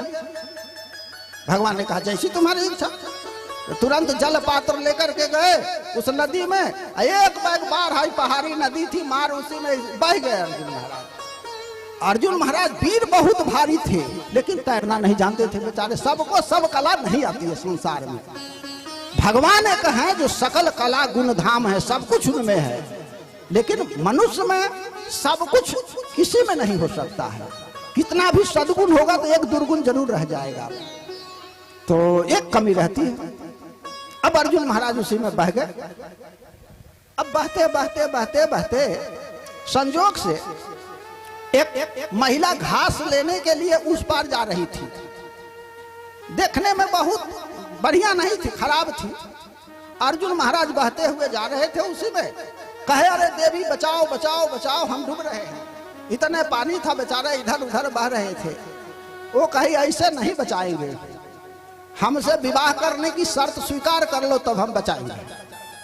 अर्जुन कहे अरे एक एक नंबर स्त्रियां हमारे घर में है, तुम ऐसे कुरूप से हम विवाह करेंगे? कहा ना करोगे तो मरो, जौन मरो तौन करो, हम अपने काम में जा रहे हैं नाव से। अब बेचारे अर्जुन ने कहा कि मर जाने से ठीक है, कुरूप से भी आ गए, अब मर जाते बेचारे। अर्जुन महाराज ने कहा देवी जवन कहो तवन करे। कहा एक और शर्त है, हमारे 3 लड़के हैं, उन पर कभी क्रोध नहीं करोगे, जवान दो अभी जल में खड़े हो, नहीं कल कवन ठीक उसको मारे लो, कल चल के तू पहलवान हो। अर्जुन ने कहा कि अरे मान लो कहीं गलती करे, कहा माफ करना, जब तुम हमारे पति हो जाओगे तो तुम्हारे लड़के हो जाएंगे। लड़का जो भी अपराध करे माफ करने की शर्त रखो, 2 बात मान लो, विवाह करना है और उनको गलती को माफ करते रहना है, चाहे जितना करें। अर्जुन ने कहा मरने से बढ़िया माफे कर देंगे, चलो। दोनों शर्त मान लिए अर्जुन महाराज, पकड़ करके नाव में बैठा लिया। गए फिर घास वास कटवाए अर्जुन से, कहा कि चलो घास काटो, अब तो हमारी बात सब मानना है। घास काट करके जब ले आए, उसके पिता ने, उस महिला के पिता ने पूछा बेटी ये कौन है? कहा एक नौकर ले आए हैं। वहां कहा कि आई विवाह करेंगे, घर पर लाए, कहे नौकर लेकर आए हैं एक ठे। अर्जुन महाराज बड़े मन में घबराए, राम राम, वहां तो कहीं विवाह करेंगे, आप कह रहे नौकर लाए हैं एक ठे। अब सारा काम घर के बता दिए, ये अब करो।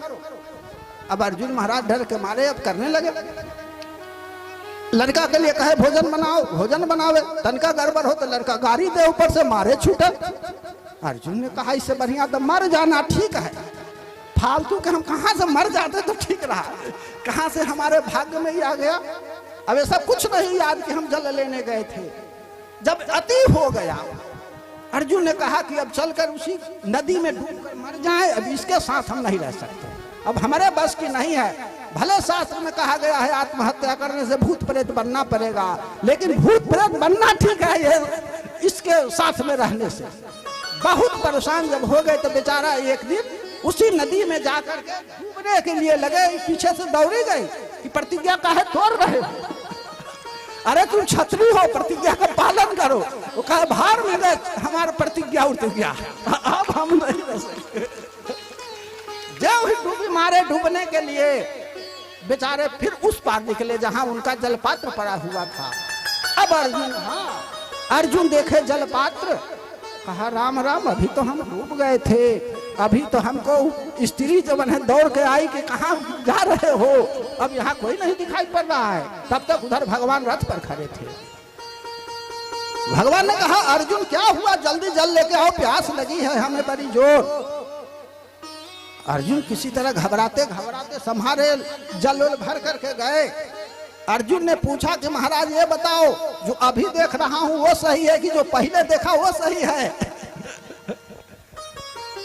भगवान ने कहा कि अर्जुन जो पहले देखे हो वो सब कुछ भी सही नहीं है, अभी जो देख रहे हो हमको वही सही है, केवल मैं ही सत्य हूं, बाकी सब माया है ना।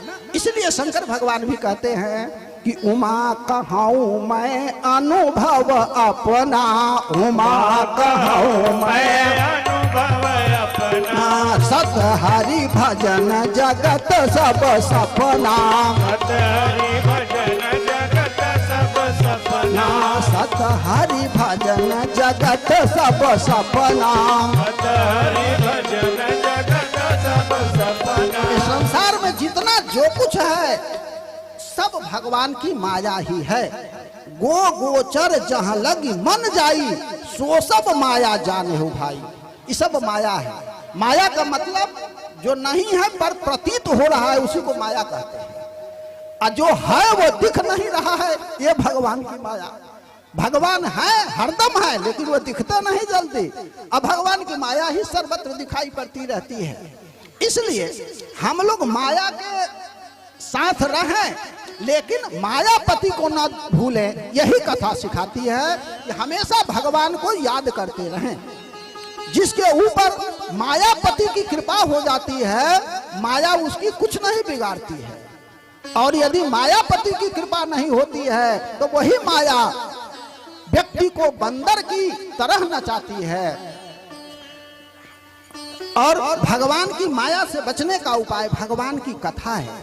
आप लोग भगवान की कथा श्रवण किए, और हम भगवान से प्रार्थना करते हैं कि आप लोग संसार में रहते हुए भगवान का भजन कीर्तन करते हुए इतना कीर्तन भजन करें कि भगवान के धाम में आप लोग जाएं और भगवान आप लोगों के ऊपर प्रसन्न हो जाए।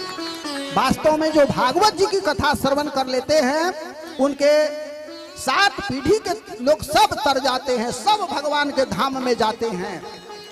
इसलिए भागवत जी की कथा बहुत आवश्यक है जिंदगी में सुनना। कदाचित कोई से भूल हो गई हो, किसी कारण से वे भगवान के धाम में जाने से वंचित रह गए हों, तो वे लोग भी पहुंच जाते हैं।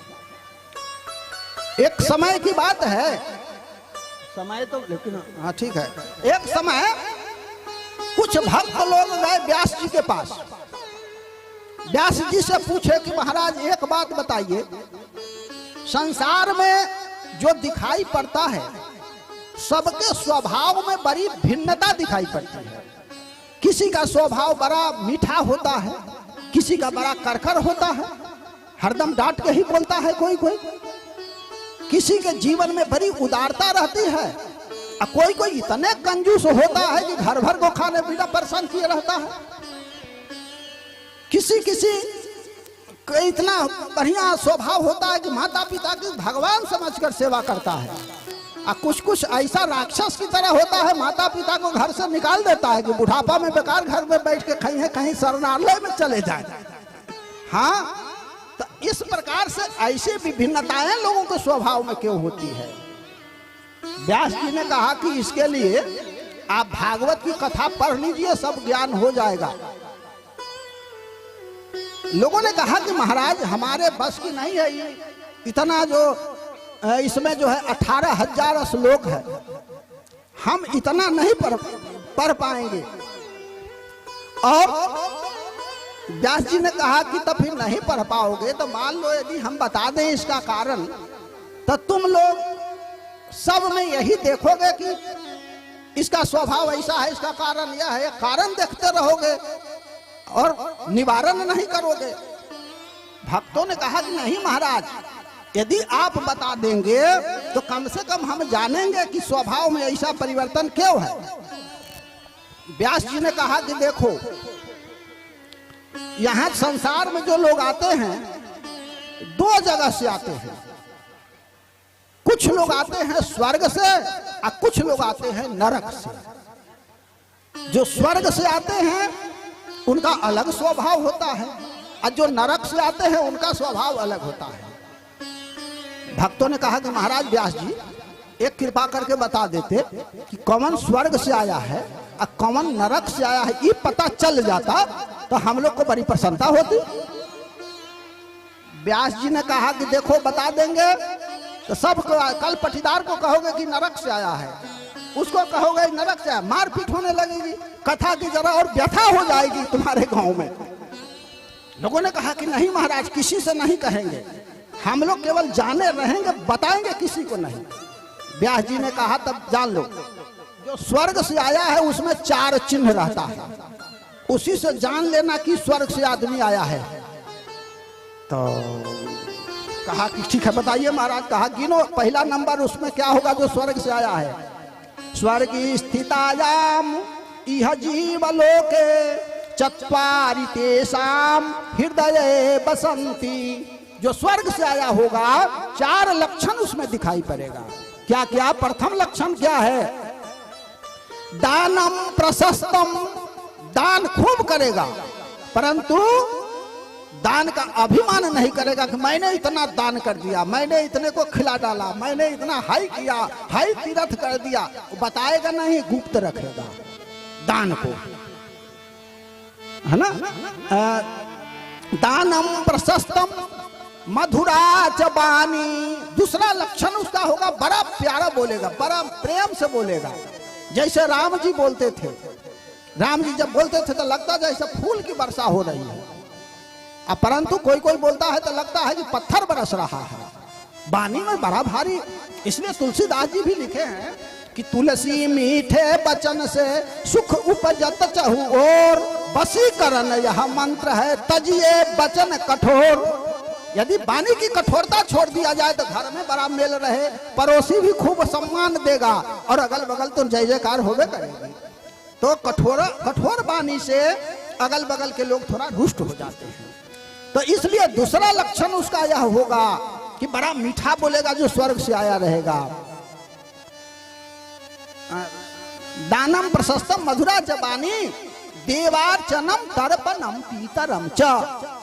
देवता की पूजा खूब करेगा, देवता पर विश्वास करेगा।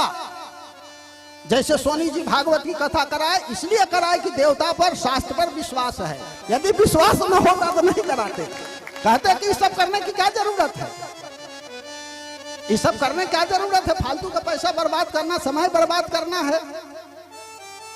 एक आदमी था, तब उसके माता पिता घर में थे, 2 भाई थे, लेकिन दोनों भाई संजोग से नास्तिक थे। पिताजी मर गए, पिताजी की कह गए थे अपनी पत्नी से कि मर जाए तो बेटों से कह देना कि गंगा जी में जा करके हमको जला देंगे। बेटों ने कहा कि इतना दूर है, यहाँ से जो है 15 किलोमीटर गंगा, गर्मी के दिन में जाते जाते हम लोग मर जाएंगे खुद, इनको क्या ले जाएं इतना दूर। उस समय गाड़ी घोड़ा का साधन नहीं था। कहा कि यही गांव में ही बगल में जला दिया जाता है। माताजी कही अरे इनकी इच्छा थी, कहा इच्छा थी लेकिन हम मर जाए जा करके, इनके लिए अभी तो मर ही गए, हम मरे साथ में, हम इसमें विश्वास नहीं करते हैं। अब जला दिए बेचारे। उनका जो है अस्थि कलश सब ले आए घर में। माताजी ने कहा कि बेटा एक काम करो, पिताजी तो नहीं जा पाए, अस्थि कलश ही गंगा जी में डाला जा करके। 2 बेटे थे, एक सरकारी नौकरी करते थे। उसने कहा कि भाई देखो हमको तो सरकारी नौकरी है, यदि ना जाएंगे तो वहां पर जो है सस्पेंड हो सकते हैं। छोटे से कहे तू ले जा करके गंगा में डाल।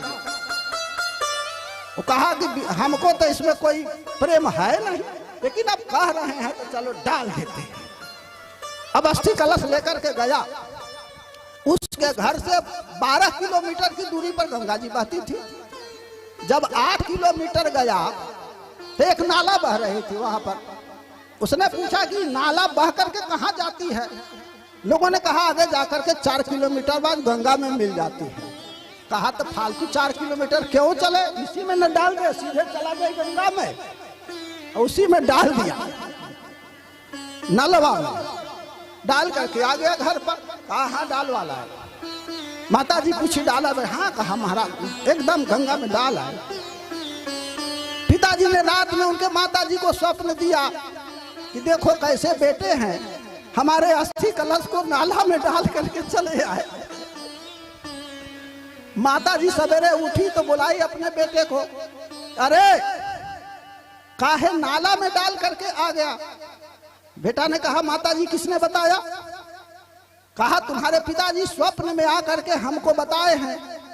कहा देखो पिताजी अज्ञानी के अज्ञानी ही रह गए, पहले भी उनके पास ज्ञान नहीं था।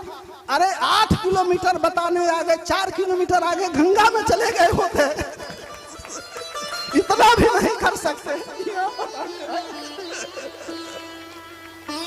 ऐसे ऐसे भी लड़के हो जाते हैं, लेकिन जो स्वर्ग से आया होगा वैसा नहीं करेगा।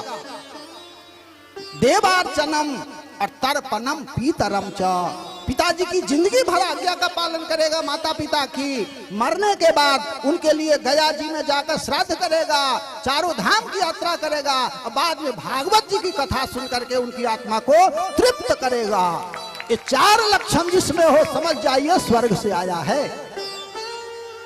भक्तों ने कहा महाराज जी तो जान गए, अब नरक से आने वाले का क्या चिन्ह है उसको भी बता दीजिए। व्यास जी ने कहा रे जाने दो, नरक वाले का नाम मत लो। कहा महाराज लेकिन बड़ी कौतूहल है हम लोगों को सुनने की। व्यास जी ने कहा तब सुनो, जो स्वर्ग से आए हैं उनमें 4 लक्षण है, और जो नरक से आए हैं उनमें 1.5 गुना ज्यादा 6 लक्षण होता है। कहा बताइए क्या क्या लक्षण है। व्यास जी ने कहा 1 नंबर का लक्षण नोट करो, कार्पण्य वृत्ति, बड़ा कंजूस आदमी होगा। पहला नंबर उसका, न खाएगा न खाने देगा, भले सर जाए सामान घरे में, है ना, वस्त्र नहीं पहनेगा, भले चूहा काट दे। कार्पण्य वृत्ति। और दूसरा नंबर लक्षण स्वजनेषु निंदा, साधु संत की निंदा करेगा। तो फालतू का काम रात भर राम राम करने से बढ़िया कुछ काम का धाम करे, खेती बाड़ी करे, फालतू में समय बर्बाद कर रहा है, ये कहेगा। कार्पण्य वृत्ति, स्वजनेषु निंदा, कुटिलता, कुटिलता भरी होगी उसके जीवन में, कहेगा कुछ करेगा कुछ, विश्वसनीय नहीं रहेगा। नीच जनेषु भक्ति, चौथा लक्षण होगा नीच लोगों के, जो शराब उड़ा पिएगा, गंदा काम करेगा, चोरी बदमाशी, उसके साथ जुआ खेलेगा, उसके साथ रहेगा।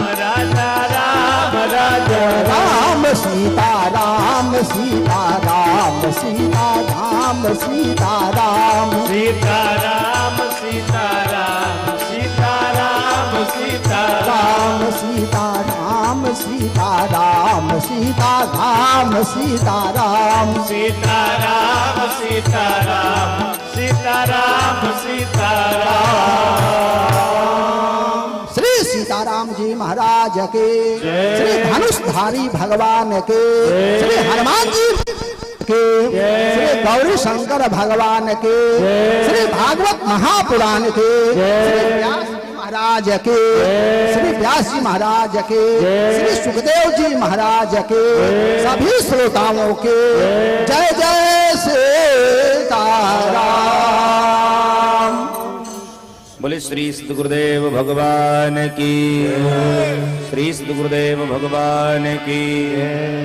हम आप परम ही सौभाग्यशाली रहें कि पूज्य श्री महाराज जी के द्वारा मंगल हम आप सभी लोग आश्रय वचन श्रवण प्राप्त लाभ किए। आइए हम सभी एक पद, क्योंकि समय बहुत ज़्यादा हो गया है, तो एक पद होरी का आनंद हम सभी लोग लेते हैं। भागवत क्योंकि फाल्गुन मास के ये शुभ अवसर पर होरी का आनंद हो रहा है, तो जिनके हाथ में पुष्प आदि हैं सभी लोग लेकर के सभी लोग खड़े हो जाएंगे और कोई भी मंच पर नहीं आएगा, ये ध्यान धरिएगा। गुरुदेव जी की मर्यादा का आप सब थोड़ा ध्यान धरेंगे। आप सब अपने में ही बड़े मस्ती के साथ सब आनंद लेंगे, कोई इधर नहीं आएगा। कम से कम आप सभी 5-10 फीट पीछे रहिए आप सभी। हाँ, मंच पे कोई फेंकना भी नहीं, ये ध्यान में रखिएगा। आइए बोलो होरी रास बिहारी भगवान की। अरे होरी खेले रघुबीरा बधमा, होरी खेले रघुबीरा, होरी खेले रघुबीरा बधमा, होरी खेले रघुबीरा, होरी खेले रघुबीरा,